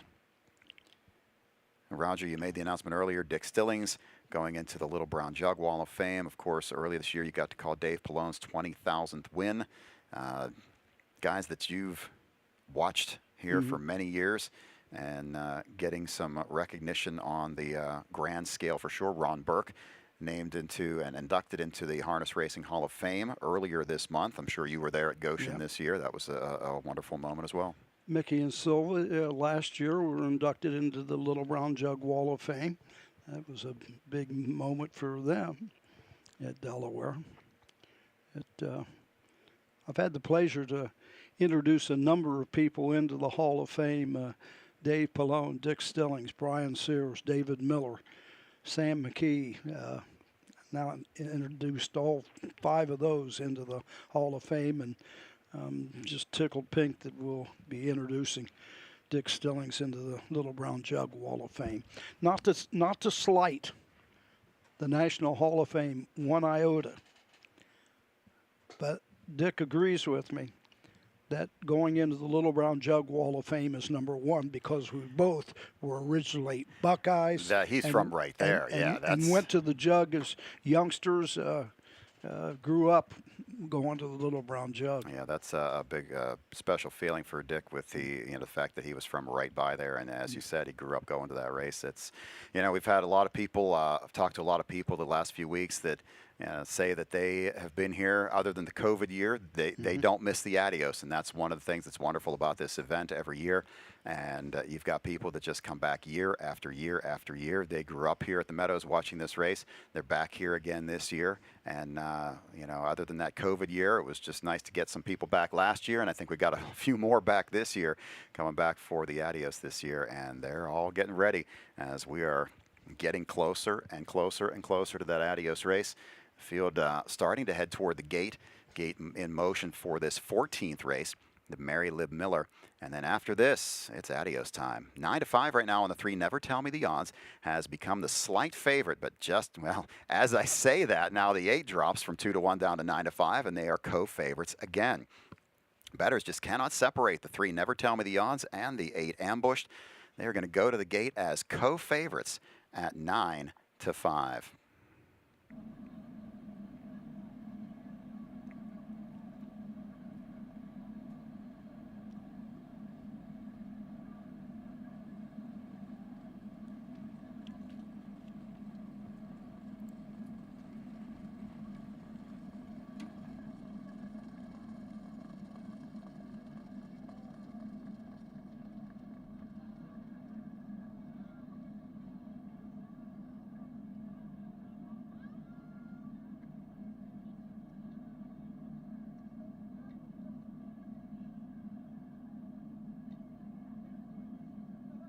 This field's in motion for the 14th race. The Mary Lib Miller Arden Downs 2-year-old filly pace Grand Circuit Stake.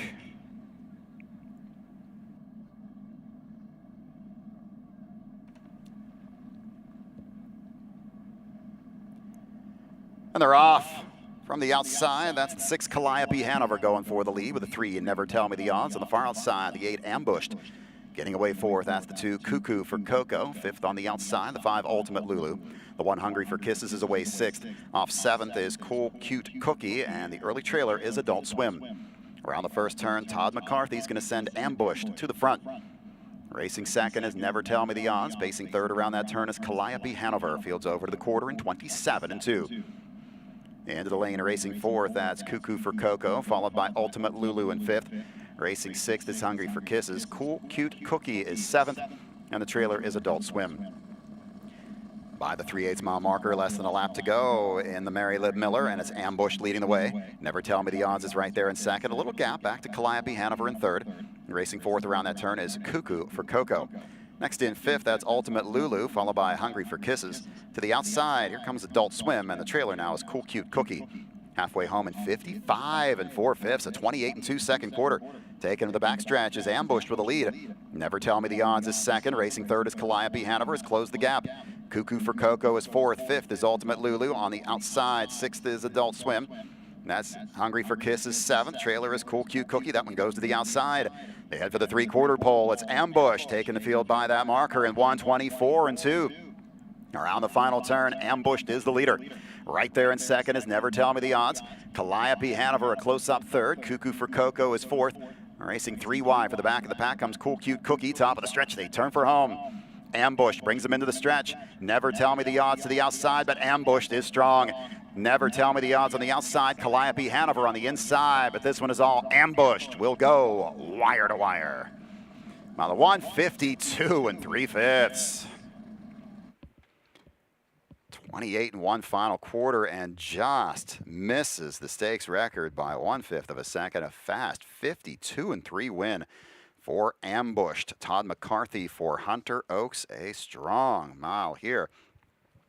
Half was in 55 4, brought him home in 56 4/5 final half mile. As Todd McCarthy gets his second winning drive of the afternoon.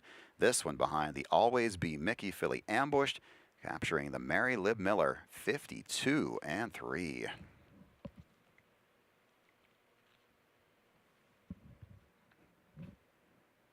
Eight, 3, 6, and 2 is on the board. 8, 3, 6, and 2.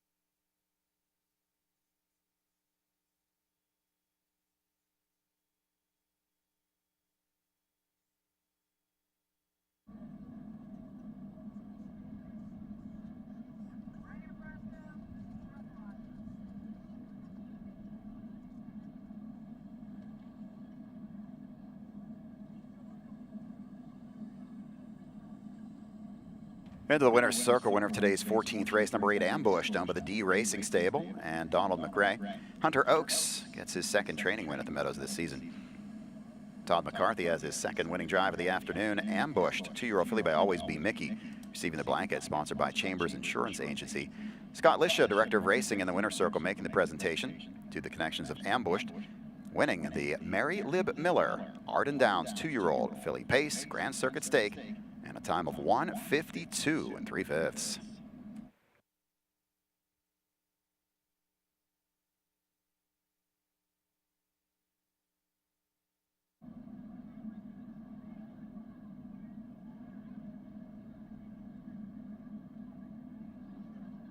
Results of the 14th are official.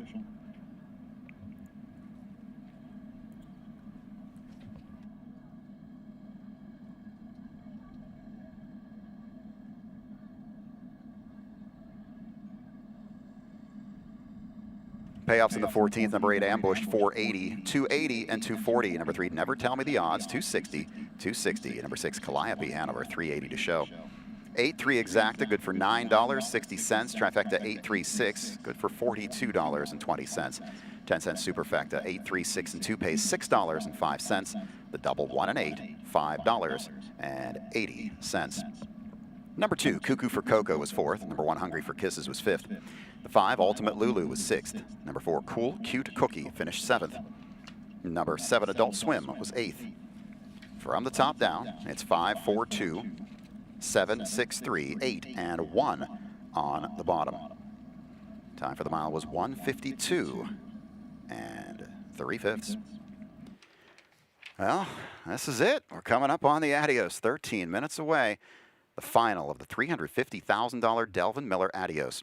Opening up as the even money favorite is the 3 Pebble Beach, has opened as the favorite. The 5 Beach Glass is 8-5. Third choice at 5-1 is the 7 By the Missile. So your first look at the Adios odds and the 3 Pebble Beach and Todd McCarthy lead the pack right now at even money. 12 minutes to go, 12 till post, no changes in the Adios. Once again, this Super High Five has a carryover of $3,240, and it will be a force out. We will pay out a force out here on the Super High Five right here in race 15, carrying over $3,240. Wager now on the Super High Five. Pick the top 5 finishers. This is a 20-cent wager. Again, a force out here on this one. Post time is 12 minutes away. Let's check out the pick 5 will pays on your screen right now. They're looking pretty healthy as we get set for this, our 15th of the afternoon. Double will pays now. That's different than the win board right now. The double will pays favoring the 5 Beach Glass, $7.40, then the 3 Pebble Beach at $15.60. That's kind of how I expect the win board to shape up by the end. So you see the doubles favoring the 5 right now. The even money choice on the win board is the 3 Pebble Beach. Here's a replay, race 14.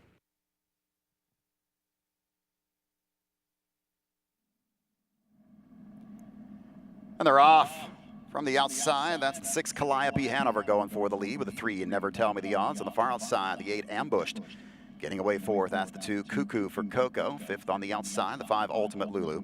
The 1 Hungry for Kisses is away 6th. Off 7th is Cool Cute Cookie, and the early trailer is Adult Swim. Around the first turn, Todd McCarthy's going to send Ambushed to the front. Racing second is Never Tell Me the Odds. Pacing third around that turn is Calliope Hanover. Fields over to the quarter in 27-2. Into the lane, racing 4th, that's Cuckoo for Coco, followed by Ultimate Lulu in 5th. Racing 6th is Hungry for Kisses. Cool Cute Cookie is 7th, and the trailer is Adult Swim. By the 3/8 mile marker, less than a lap to go in the Mary Lib Miller, and it's Ambushed leading the way. Never Tell Me the Odds is right there in second. A little gap back to Calliope Hanover in third. Racing 4th around that turn is Cuckoo for Coco. Next in 5th, that's Ultimate Lulu, followed by Hungry for Kisses. To the outside, here comes Adult Swim, and the trailer now is Cool Cute Cookie. Halfway home in 55 4/5, a 28-2 second quarter. Taken to the backstretch is Ambushed with a lead. Never Tell Me the Odds is second. Racing third is Calliope Hanover, has closed the gap. Cuckoo for Coco is 4th. 5th is Ultimate Lulu. On the outside, 6th is Adult Swim. That's Hungry for Kisses 7th. Trailer is Cool Cute Cookie. That one goes to the outside. They head for the 3/4 pole. It's Ambush taking the field by that marker in 1:24-2. Around the final turn, Ambushed is the leader. Right there in second is Never Tell Me the Odds. Calliope Hanover a close-up third. Cuckoo for Coco is 4th. Racing 3 wide for the back of the pack comes Cool Cute Cookie. Top of the stretch, they turn for home. Ambush brings them into the stretch. Never Tell Me the Odds to the outside, but Ambushed is strong. Never Tell Me the Odds on the outside. Calliope Hanover on the inside, but this one is all Ambushed. We'll go wire to wire. Now the 152 3/5. Ambush just misses the stakes record of 152-2. Big mile there. 152 3/5. 9 minutes to go for the Adios. The pace for the Orchids. Let's send things over to the paddock. Donnell and Gabe. Thanks again, Jeff. And this is the one we've been waiting on, Donnell. It is the Adios. We look forward to it, well, since about this time last year. Yep, we've been waiting all day for this, and we're excited. I know the fans on the apron are ready to go. They did their virtual reality with the PHRA. They bought some Dave Palone colors. Now they're ready for this Adios race. Yeah, and I like having the big signature race late in the card. So we sort of lead up to that all day long. From a wagering standpoint, we're leading up to a mandatory payout. Yes, here the Super High Five, or you must select those top 5 finishers. So, I don't know, even if you like a favorite or two, up top on the ticket, you could certainly still make some money here if you could find a long shot or two to sneak on underneath. Yeah, it'll be a nice payout, mandatory payout. So pick your top 5 finishers and get in on the action. It's a 20-cent bet, I believe. Yeah, it is a 20-cent minimum play, and again, typically a jackpot wager, but the mandatory force pay here in this Adios final. The odds board, a little intriguing to me here in the early stages. I know that we're just opening up here with money continuing to flow in, but you got to think there's already 12,000 to the win pool, so it's a sizable amount. Right now, Pebble Beach and Beach Glass are co-favorites, I thought, and it still ultimately could happen. The Beach Glass was probably going to drop into the odds-on range, but that's not the case. Fans backing up the North America Cup champ. They haven't forgot about him. He's if there's a co-favorite. Yeah, he had a good elimination last week, too. I think he's going to be actually a little bit better this week than he was in the elimination, so it's going to be an exciting race. I'm excited to see how it plays out. By the Missile is definitely going to be in the action here too. And, we have our local connection Forever Boy, so I think it's going to be a good race. And that's really the way the public has this one shaped up right now. 4 horses are essentially taking the biggest majority of all the action here because, of course, you've got the Beach Party, the 2 beaches there as co-favorites, taking all the action. By the Missile, sort of the wise guy horse. He was undefeated into that elimination last week. We've heard trainer Ron Burke very confident today. He's already pulled up off an upset earlier on the card today. So By the Missile, we'll see. I think he's a real wild card here, Donnell, because when you're really thinking about a race like this, how's it going to set up? I think we know that Pebble Beach and Beach Glass are going to be pushing forward off the gate. Question is, what is Chris Page going to do with By the Missile? Yeah, we heard from Ron Burke earlier. He wants to be right up in the action and go, but we also heard from Chris. So we're going to see how it plays out for sure today. Yeah, I think Ronnie didn't mind to put his business on Front Street. Chris was, holding his cards. He wasn't ready to show his hand yet, which you could expect as he heads into the Adios. That's his second drive. He had Elver Hanover several years back out of the post 9, but a live chance for Chris and By the Missile. He'll drive him, then head off to Northfield Park tonight. As you said, we've got a local shot here, Donnell, too, and a big shot as well. Trainer Tim Twaddle, based right here at the Meadows. His driver, Mike Wilder, based right here at the Meadows, both for many, many years. So I know a lot of the fans on track, Donnell, are rooting for Forever Boy, a good, solid second to the big favorite in his elimination. Yeah, he had a great elimination, too. We talked to Tim and Mike, so I think they're going to be right up there with the beaches, so we're going to see. Nice, Colt. We'll see how that wagering action plays out. Enjoy the festivities. Enjoy the upcoming Adios. And we do see, indeed, Donnell, now Beach Glass has clicked down to an odds-on price. He's 3-5. Pebble Beach up there at 9-5. And By the Missile, he's at their Luby's the third choice at 7-1. Who's your pick before we send it back to Jeff here in a moment for the post parade? I don't know. I've been going back and forth, but I'm going Beach Glass. He had such a good elimination, and he just did it with ease last week, so I think he can repeat. Yeah, well, I've got bad news for you maybe because I'm on Beach Glass as well. It's just that Meadowlands pace effort, so vicious. They were so good that night. It's such a great story. Trainer Brent McGrath, of course, trained his sire, Some Beach Somewhere, the late, great Some Beach Somewhere, who ultimately we lost at this point. But, here's his final crop. Only 20 horses were in his final crop. Only 12 colts. One of those 12 colts, the favorite for the Adios. Good luck with whomever you'd like. 5 minutes. We'll send it back over to Jeff. Thank you, Gabe and Donnell. Well, I'm going to take the other side of it. They're going to the 5 Beach Class. I'm going to take Pebble Beach. My reasoning for Pebble Beach is that not only did he have a couple of weeks off while Beach Class was pacing some quick miles in the Meadowlands pace, but Pebble Beach had an easy half last week. He got to the half in 56-3. He was not used at all during that first half mile.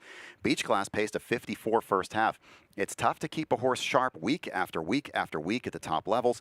Is Beach Class going to be as sharp today? I'm going to try Pebble Beach, who is a little more lightly raced in the last month, and who got the easier half in his elimination.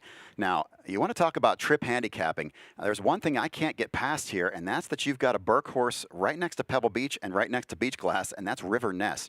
Ronnie Wren, he could fly out of there with this horse and really set up fast fractions. This horse shows 26 out of the gate.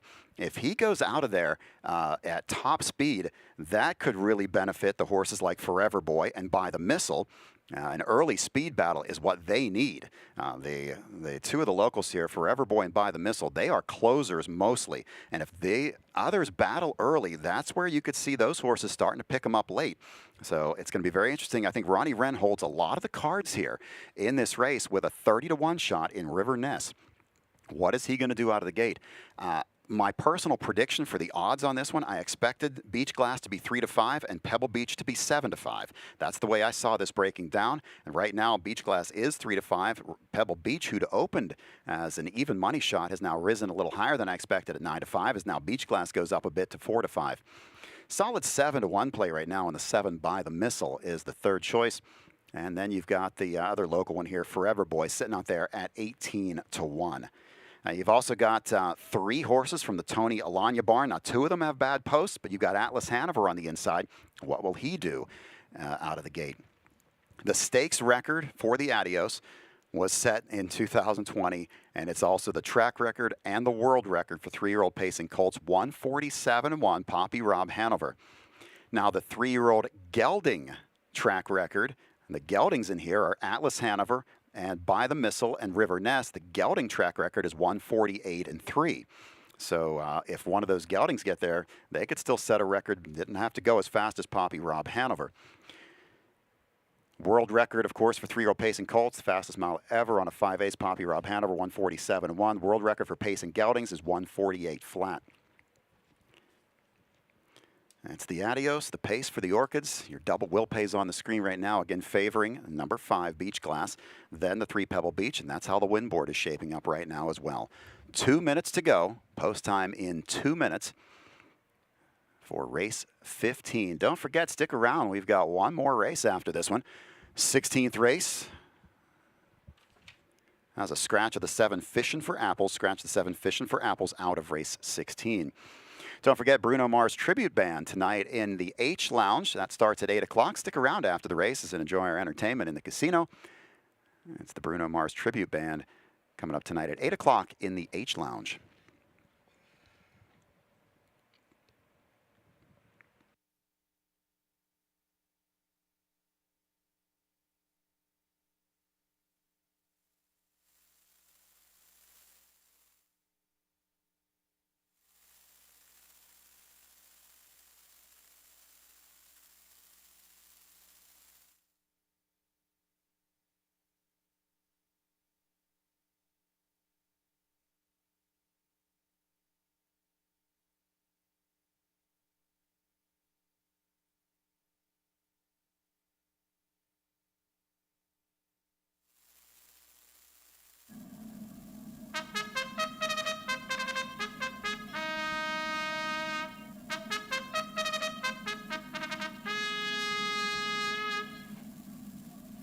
Pennsylvania State Mounted Police Corps lead the horses onto the track, along with Parade Marshal Nadine Habke.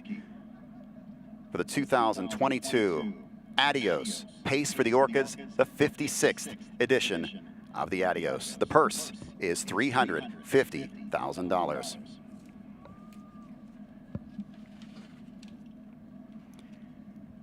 Here's your field for the Adios. Number 1 is Atlas Hanover, owned by Robert LeBlanc, David Anderson, Kenneth Jacobs, and In the Gym Partners. Caretaker is Tori Guzzi. Tony Alanya is the trainer. The driver is Aaron Merriman.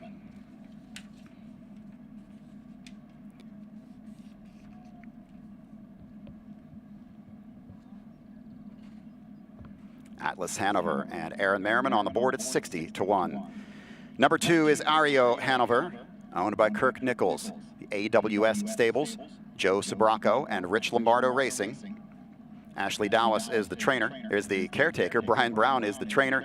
The driver is David Miller. Number 2, Adio Hanover.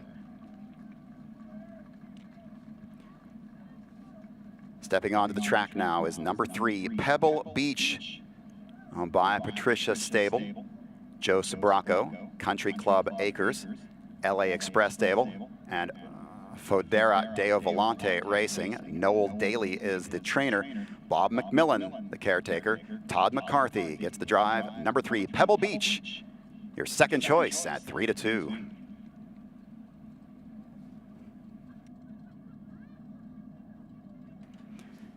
Number 4 is River Ness, owned by the Burke Racing Stable. Weaver Buscemi LLC, J&T Silva, Purnell and Libby LLC, and Frank Baldacchino. Ron Burke is the trainer. Caretaker is Michelle Burke. The driver is Ronnie Wren. River Ness at 40-1. Number 5 is Beach Glass, owned by the Schooner 2 Stable. Brent McGrath is the trainer. Caretaker is Greta Slater. The driver is Yannick Gingras. Your 4-5 favorite, number 5, Beach Glass.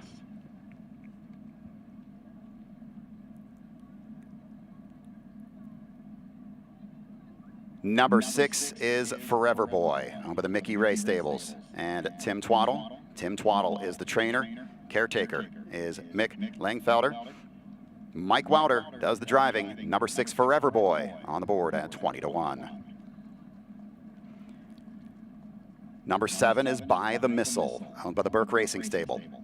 Eric Good, Rich Lombardo Racing, and Weaver Buscemi LLC. Ron Burke is the trainer. Sally Bolin is the caretaker. Chris Page does the driving. Number 7, By the Missile, dropping now to 5-1. Number 8 is Quick Snap, owned by the Let It Ride stables. Bottom Line Racing, Empty Pocket Stables, and Alanya Racing. Tony Alanya is the trainer. Drew Eli is the caretaker. Dave Palone in the bike behind number 8, Quick Snap, at 23-1. On the outside is number 9, Nautical Hanover, owned by Brad Grant. VJ Stable, Jablonski Held Stable, and In the Gym Partners. Tony Alanya is the trainer. Ron Bush, the caretaker. Tim Tetrick in the bike behind the 9, Nautical Hanover, at odds of 50-1. That's your field for the 56th edition of the Delvin Miller Adios Pace for the Orchids. Now the play is on Beach Glass at even money. 7-5 on Pebble Beach. They have both gone up in odds because the late play's coming in on By the Missile, who's down to 5-1 now. A lot of play headed toward By the Missile, and By the Missile, a very interesting prospect here. Very lightly raced, the fewest starts of anyone in the field. 5 for 6 in his career. He was 5 for 5 entering last week when he was a second-place finisher. But in that race, he was sitting 5th when Pebble Beach was granted an easy half of 56-3. There wasn't much that Chris Page could do as far as trying to catch Pebble Beach at that point. The horse was very good, closing nicely to get second with a 27 final quarter. By the Missile, again, if there are swift fractions up front, watch out for this one. The word is that this horse is trained over the track in 149 with a 26 last quarter. He has a ton of closing speed. Post time coming up for our Adios Pace for the Orchids. Let's send it back over to the paddock for a moment to Gabe Pruitt.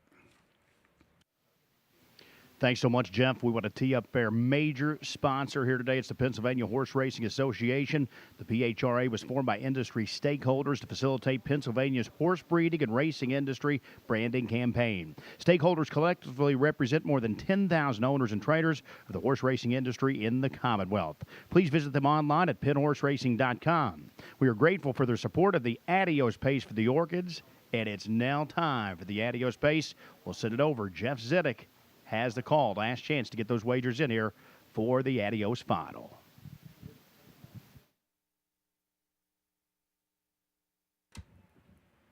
Horses are on the track, scoring down. Starting gate is in motion. This is your last call for wagering on the Adios. Even money on the 5 Beach Glass, 3-2 on the 3 Pebble Beach, 5-1 on the 7 By the Missile. Those odds holding pretty steady now.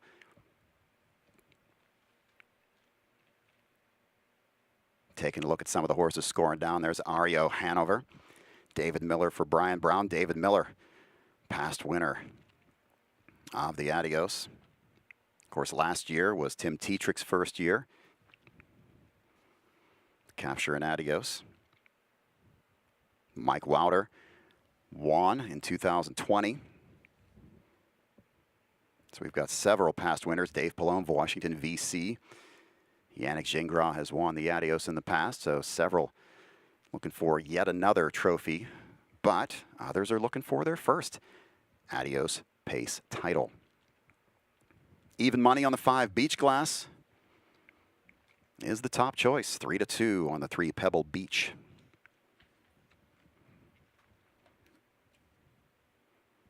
Perfect day for racing. A big thank you to all of our racing fans for coming out today. Thank you to everyone tuned in around the country, either at home or at simulcast centers around the nation, tuned in and supporting our program here at the Meadows. There's a look at By the Missile, Chris Page, looking for his first Adios win. Ron Burke stable has had him in the past. Chris Page looking for his first. Dave Palone, Quick Snap. He was an upset winner in '93 with Washington VC. Can he repeat the magic today? They are headed toward the gate for race 15.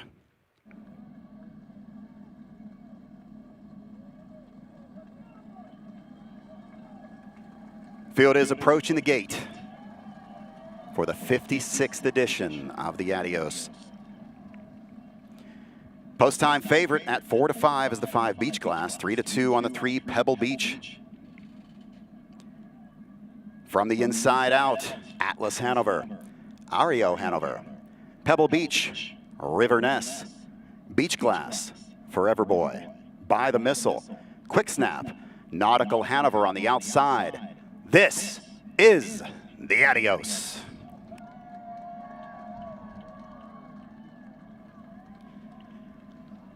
And they're off, and it's the 4 River Ness firing right out for the lead with the 3 Pebble Beach off stride. River Ness. River Ness has made a miscue, but he's caught right back pacing. Racing second now, River Ness behind Pebble Beach up on the outside, trying to make a move toward the front. Here comes Beach Glass on the outside, racing fourth into that turn is Atlas Hanover, next in fifth. As they are around that turn, that's By the Missile, who stepped out well. They're over to the quarter, 25 4/5, blistering opening quarter of 25 4. Up on the outside now, Beach Glass is going to clear to the front.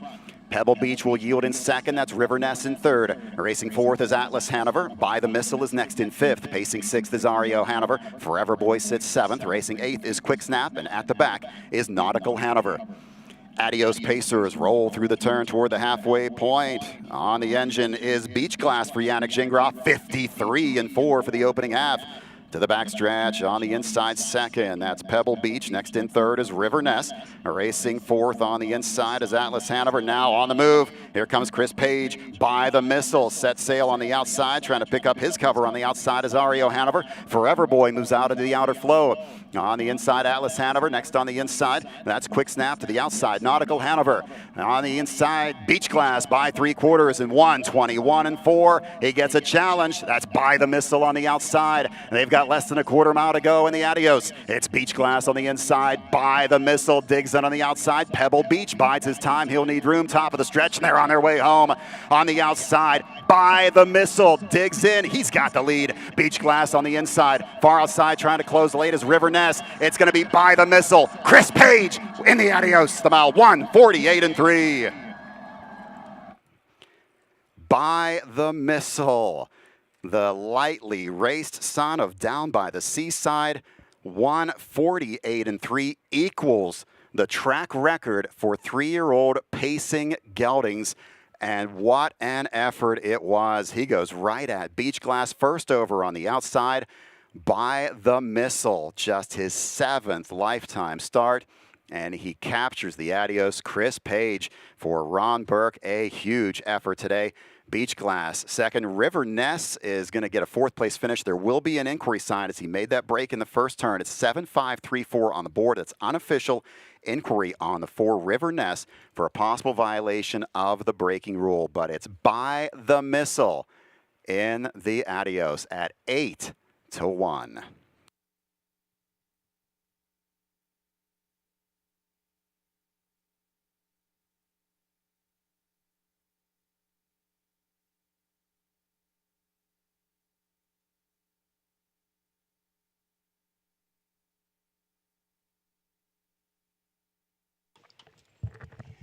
Inquiry sign is posted. The inquiry is posted against number 4, River Ness. Possible violation of the braking rule after the start.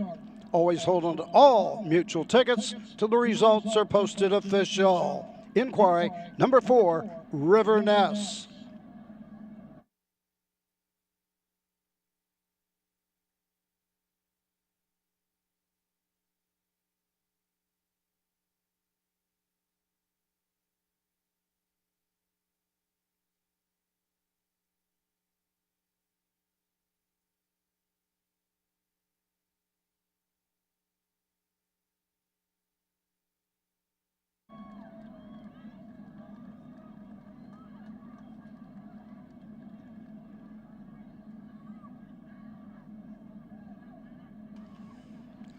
The Mounted Patrol brings the winner of the Adios to the winner's circle. By the Missile, trainer Ron Burke, Chris Page in the sulky. A track record performance for 3-year-old geldings here at the Meadows. 1:48 3/5.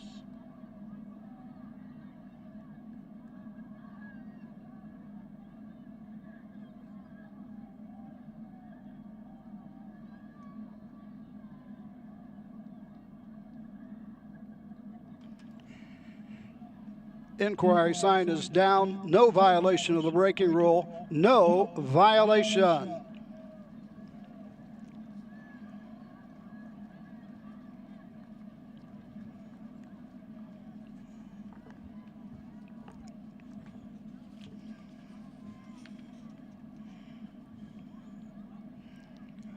Winning trainer, Ron Burke, walking back with his Adios winner by the missile, and driver Chris Page.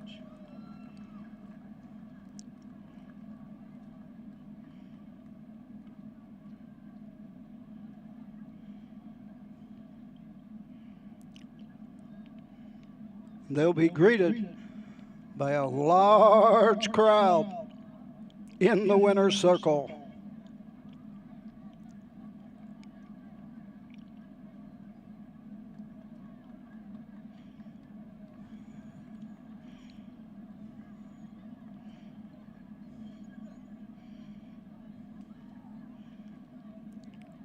Three-year-old Gunning by Down by the Seaside, a dismissal.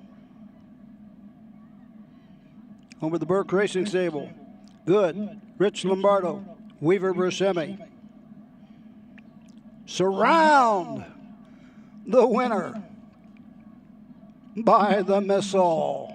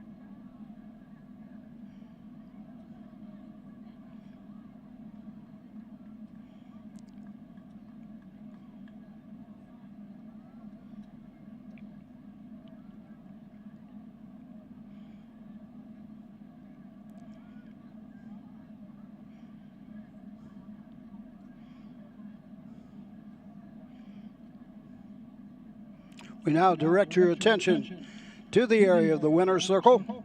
Just a few moments, Jeff Ziddick will be talking with the winning driver, the winning trainer, and other connections of the 2022 Adios, the pace for the Orchids.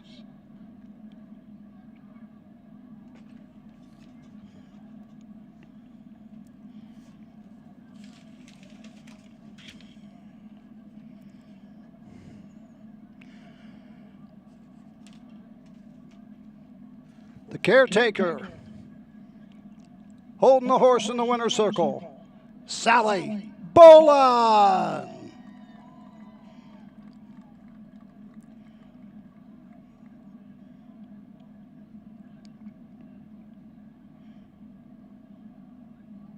Now to the winner's circle, Jeff Ziddick. Chris Page. Chris, exciting moment. Let's roll it back a little bit. You got the horse out of the gate and you were able to find a hole. You didn't just take back and take that position. You were able to move forward, and I think that was a big key to the win today. Yeah, 100%. But last week's, I think, is what's going to contribute to the win today. I kind of prepped the horse just for this race, one rundum. And hats off to Ronnie Burke and the team. They had him razor sharp today. I did float away and get away first up. Probably not your favorite spot, but I just knew the horse was coming in the race sharp as a tack. Now, that was the question I was going to ask next. You did have to move this horse without cover. Was that the plan, or was that just how it worked out and you had to make your move when you did? Well, I've run a million scenarios in my head, and at the end of the day, I just throw it all out and drive the horse how he feels and how the race unfolded. Inexperience on his part with just 6 races, but did that turn into an advantage that he was very fresh? And 100%, you know, like I said earlier, home court advantage. You know, he walks right out the back barn onto the track. That's huge. And like you said, he's very fresh. You had to go at Beach Glass, horse that has won several straight. He's won some big races. Your horse has won Ohio Sire Stakes, had never won anything at this level. When you got up alongside him, were you concerned that you had enough to get by, or did you feel it? I knew it was going to be a horse race. But like I said, last week my horse was phenomenal finish. I know I got beat. I was second, but he had a lot of late pace finishing. Nice wave of the whip coming home. Had to be a great feeling. Yeah, first time for everything. Chris Page, congratulations. Let's get Ron Burke in here. And Ron, another Adios for you. Congratulations. It's been quite a month. You started your month by being inducted into the Harness Racing Hall of Fame. At that time, did you picture ending the month with an Adios win with this particular horse? Yeah, I've been saying all along this is the best horse we've had in the last couple of years. I got to thank Eric Good first to giving us the chance to train him and then letting us buy in. It's actually 2 Adioses in a row for Eric. So, you know, it was a great opportunity. He told me he was a real horse, and he is. I know you said you trained this horse for fast miles. He really hadn't been tested much, and last week, the way that trip went, he wasn't really going to be able to show how he could do with that slower first half, but today he really showed what he had. I was just hoping that Chris had confidence in going into the race today. He's usually not as confident, and he said, "Don't worry, bud, we got this." Well, I know you have confidence in a lot of different drivers. You use different drivers at different tracks. Chris is your guy in the Southern Ohio circuit, but you brought him over here for this horse, and it worked out great. This is Chris's horse. He's driven him the whole year, except for the one time where he had to go drive Sea Silk. He's a special horse. He's going to, do a lot more before the year's over. He's a sound horse that will race either way. He can go front, he can go to the back. It makes him a special horse. Ron Burke, what is next for By the Missile? I'm going to guess, Bianconi already texted me, so I'm going to guess to Milstein, but we'll have to see. Bianconi, if you're listening, I need 2, not 1. So we'll see. Congratulations. Great day for you. Celebrate it with family and friends. You and Chris Page teaming up here By the Missile. Congratulations. Thank you. Ron Burke, the winning trainer. Let's send it back upstairs right now to Roger Houston. Thank you, Jeff. 4th training win of the day for Ron Burke. As Sally Bolin returns By the Missile to the paddock after winning the Adios, the pace for the Orchids. 7-5-3-4-2, official order of finish.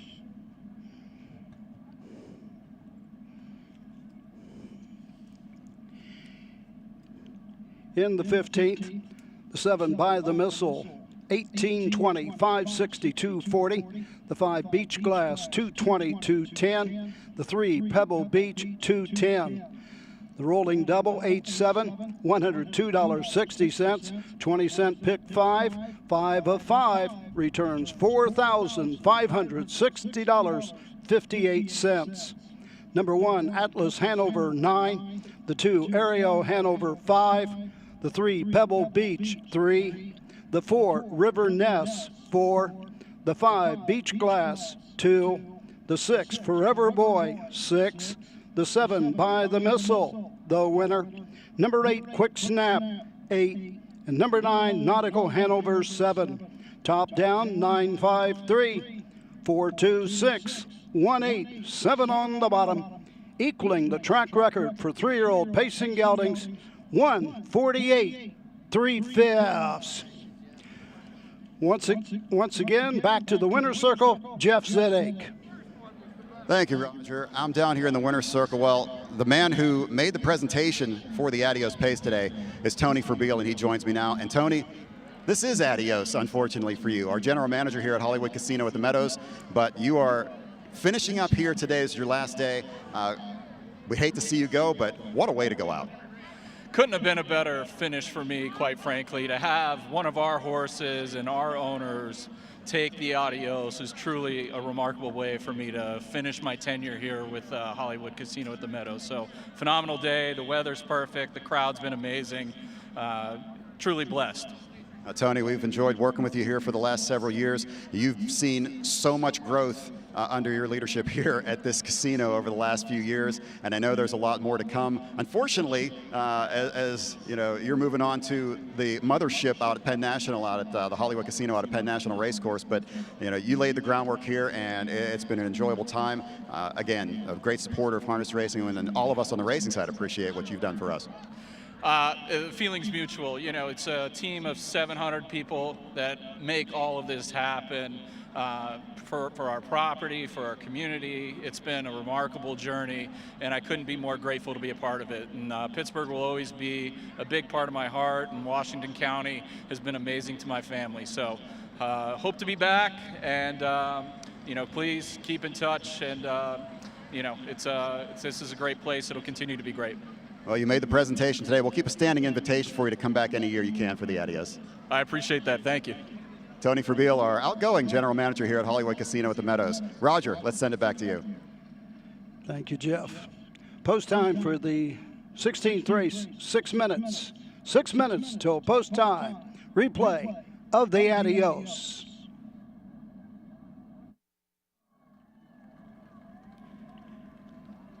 And they're off, and it's the 4 River Ness firing right out for the lead with the 3 Pebble Beach off stride. River Ness. River Ness has made a miscue, but he's caught right back pacing.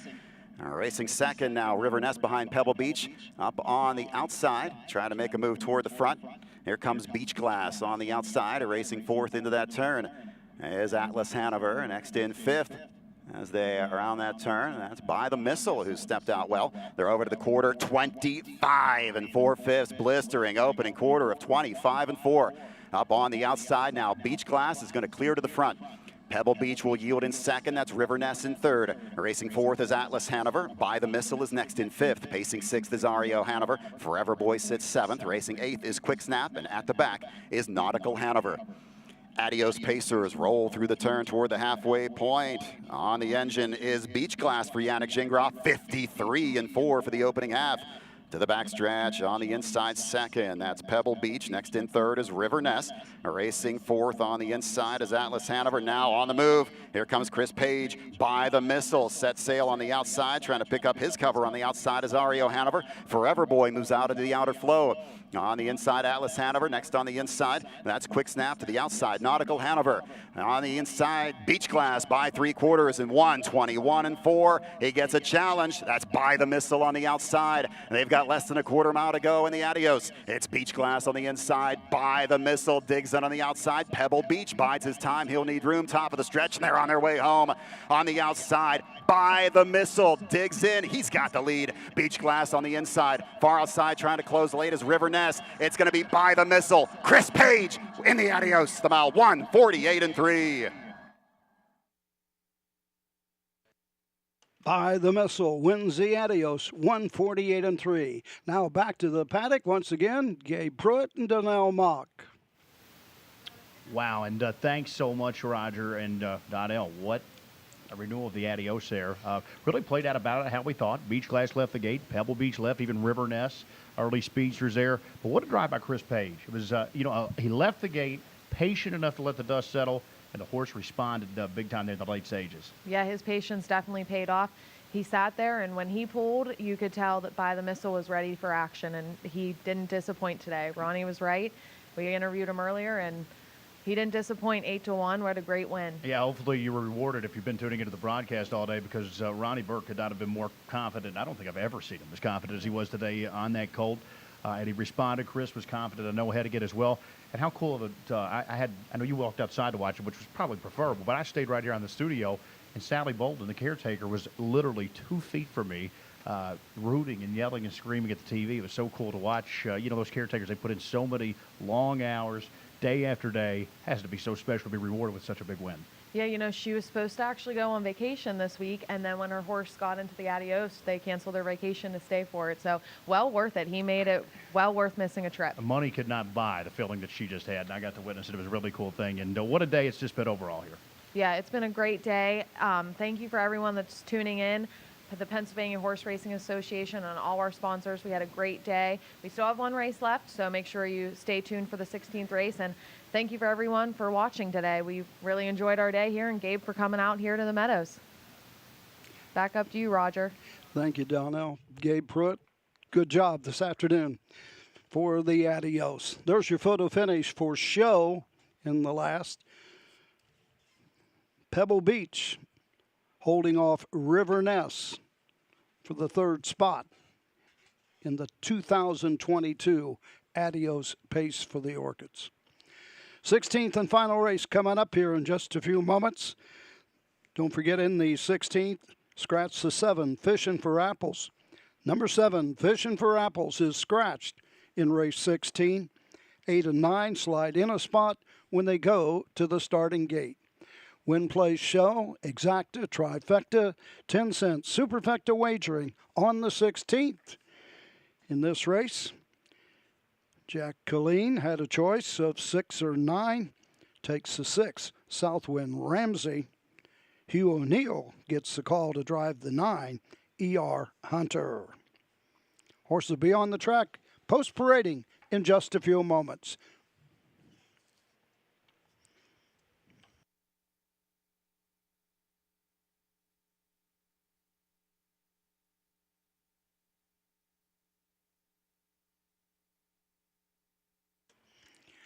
Jeff Ziddick goes 4-8-3-2, liking Like a Shadow, currently at 5-1. Gabe Pruitt, 5-3-2-8, liking Monterey Jack at odds of 6-1. Morning line numbers, bottom of the program, 8-4-3-2. Morning line favorite right now, even money. The 8, Dig, Danny Dig. Horses are on the track for the post parade.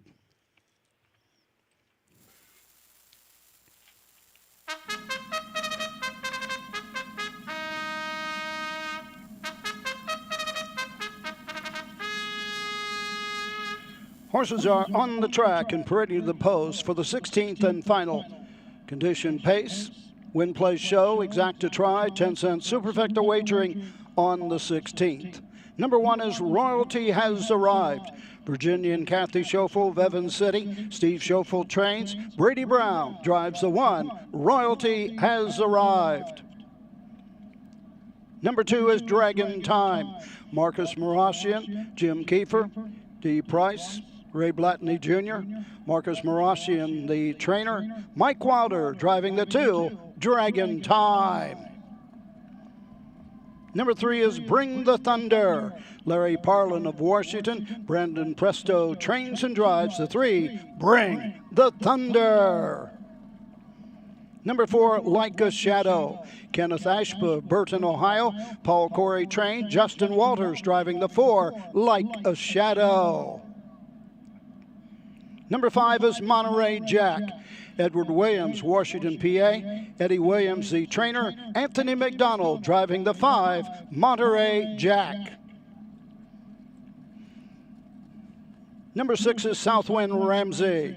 Mason Shaw of Scenery Hill. Jason Shaw trains. Jack Colleen driving the 6, Southwind Ramsey. Number 7 is scratched.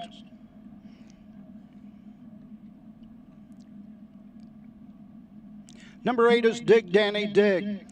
Timothy Betts, Meredith Farms, Tar Heel Racing, Scott Betts the trainer, Dave Palone driving the 8, Dig Danny Dig.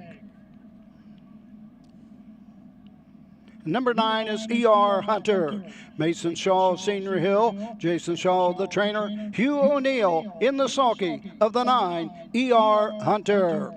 Win, Play, Show, Exacta, Try, 10 cents Superfecta wagering on the 16th. Don't forget the scratch of the 7, Fishing for Apples. 8 and 9 slide in a spot, going to the gate. Jack Colleen chooses the 6 over the 9. Don't be shut out. Wager now. 3-5. Heavy favorite. The 8, Dig Danny Dig. Back-to-back third-place finishes up at Northfield in the last 2 efforts, timed in 54-4 and 55-1. Final quarters, 29-2, 30-3. Aaron Merriman was driving for Scotty Betts at Northfield. Gets Dave Palone here at the Meadows. Aaron Merriman not driving here late in the card as he's on his way to racing tonight, wherever he may be. Just never know where Aaron Merriman's going to show up. Here's Royalty has arrived. Brady Brown for Steve Schoeffel, 1 of 21 this year. Does have 2 seconds in the third. Fastest effort up at Northfield, 1:55.1. Had post 8 in the last effort. Finished 8th. Never got into any of the action. Down in class today. Royalty has arrived. Starting gates in motion. Final call for wagering on the 16th. The starting gate is in motion. Mike Wilder here with the 2-horse, Dragon Time. 1 of 24 on the year, 53-3 here at the Meadows. Of late, 9th, 6th, and 5th, right back in the same class last time out, finishing 5th, timed in 54-1. Did have a speedy final quarter, 28. Bring the Thunder, Brandon Presto, trains and drives, 1 of 19, has a qualifying win, 151-3 here at the Meadows. Last time out in this class, finished 4th in 53-4. Anthony McDonald, Monterey Jack, 1 of 7, 54-2 at the Meadows. Scratched sick last time entered.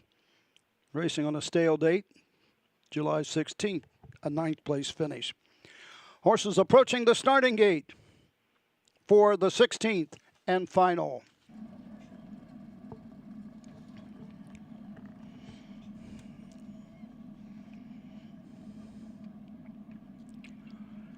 Pacers are all in behind the gate. The gate swings around the turn, and there they go.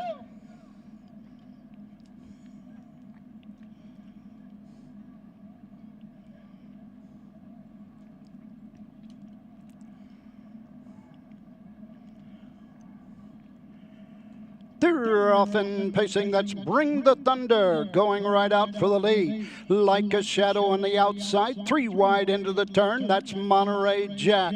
Getting away 4th, Royalty has arrived. Taking a seat 5th, Dig Danny Dig. Round the turn, racing 6th, Dragon Time. 7th is Southwind Ramsey, and trailing the field, E.R. Hunter. As they race around the turn, going to the first quarter mark. 27 flat. Into the lane first time, coming to the 3/8. Bring the Thunder and Brandon Presto up on the outside to grab the racetrack. Giving way second, Monterey Jack. Racing third into the turn, Like a Shadow. Pacing 4th, Royalty has arrived. 5th is Dig Danny Dig. Racing 6, going to the halfway point. Mike Waller as they race over to the half with Dragon Time. Halfway home in 56, second panel in 29. On to the backside they go. Racing 7, Southwind Ramsey, and further back, gapping out, E.R. Hunter. First up on the outside, Royalty has arrived. Here comes Brady Brown on the move on the outside, followed by Dig Danny Dig and Dave Palone. Going to the 3/4 mark, but the one they got to catch, it's Bring the Thunder and Presto by a length and a quarter. Right there, second is Monterey Jack, coming to the outside for Anthony McDonald. Little more than 1/8 of a mile to go. On top, Bring the Thunder. On the outside, Monterey Jack off 3/4, 1:24.2. Less than an 8 to go. On the outside, Monterey Jack. On the inside, Bring the Thunder trying to fight back, but it's Monterey Jack on the outside, drawn away. Bring the Thunder was second, home third. Royalty has arrived. The mile, 1:53, 1/5. 53-1. Monterey Jack. Eddie Williams, the trainer. Catch driver, Anthony McDonald, getting the victory. Been quite busy last night and today. Gets his initial win of the day in the final race of the day. Set the trip. Cut out by Bring the Thunder and has a little trouble getting the victory. Royalty has arrived, comes on to be third. Dragon Time was fourth. As we get a 5-3, 1-2. 5-3, 1, and 2 order of finish.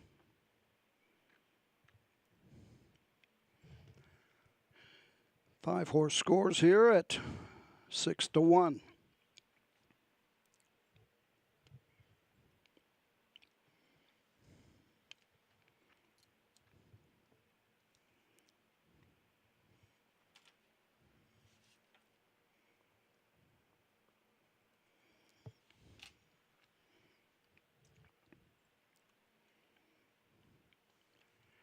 At this time, making the way back to the winner's circle, number 5, Monterey Jack. Edward Williams of Washington, Pennsylvania. Eddie Williams, the winning trainer. Anthony McDonald in the sulky. 4-year-old Gunny, but always be Mickey out of Katie said. Equals the lifetime mark with a mile, 153, 1/5. Final half, 57-1. The final quarter, 28-4. Monterey Jack, Anthony McDonald, win the 16th. Not yet official.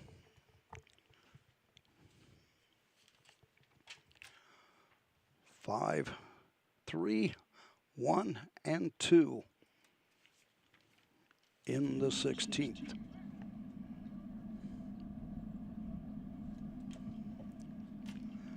Results are official.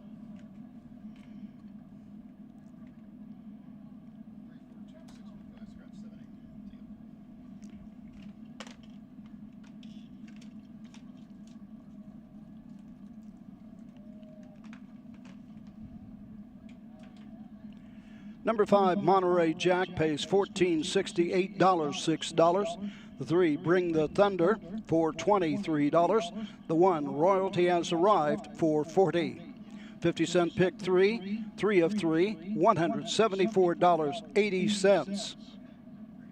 50-cent pick 4, we'll go to the exacta. The 5-3 exacta, $49.60, $2 try, $228.60. 10-cent super, $31.87.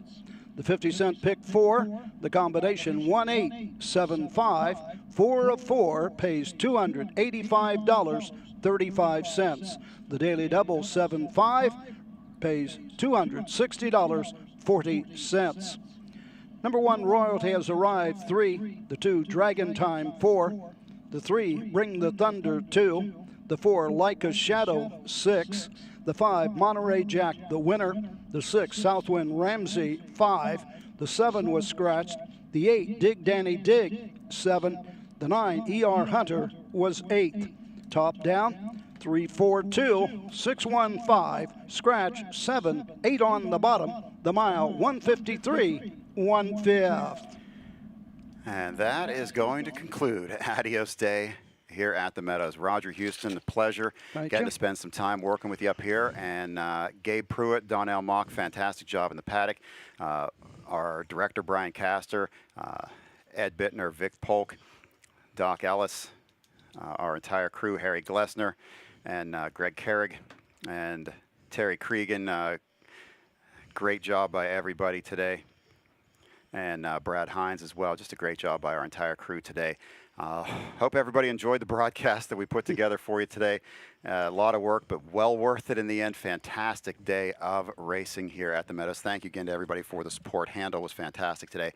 Just a great day overall, Roger. They bet $282,000 on the Adios just on the alone. Adios, so a great day.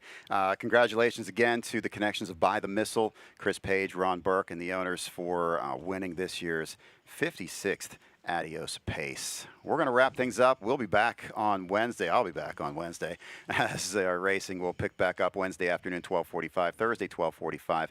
Come out Friday evening. Enjoy our Friday nights under the lights at 5:10. Saturday next week at 12:45. For the entire crew, this is Jeff Zidek. Thanks for tuning in.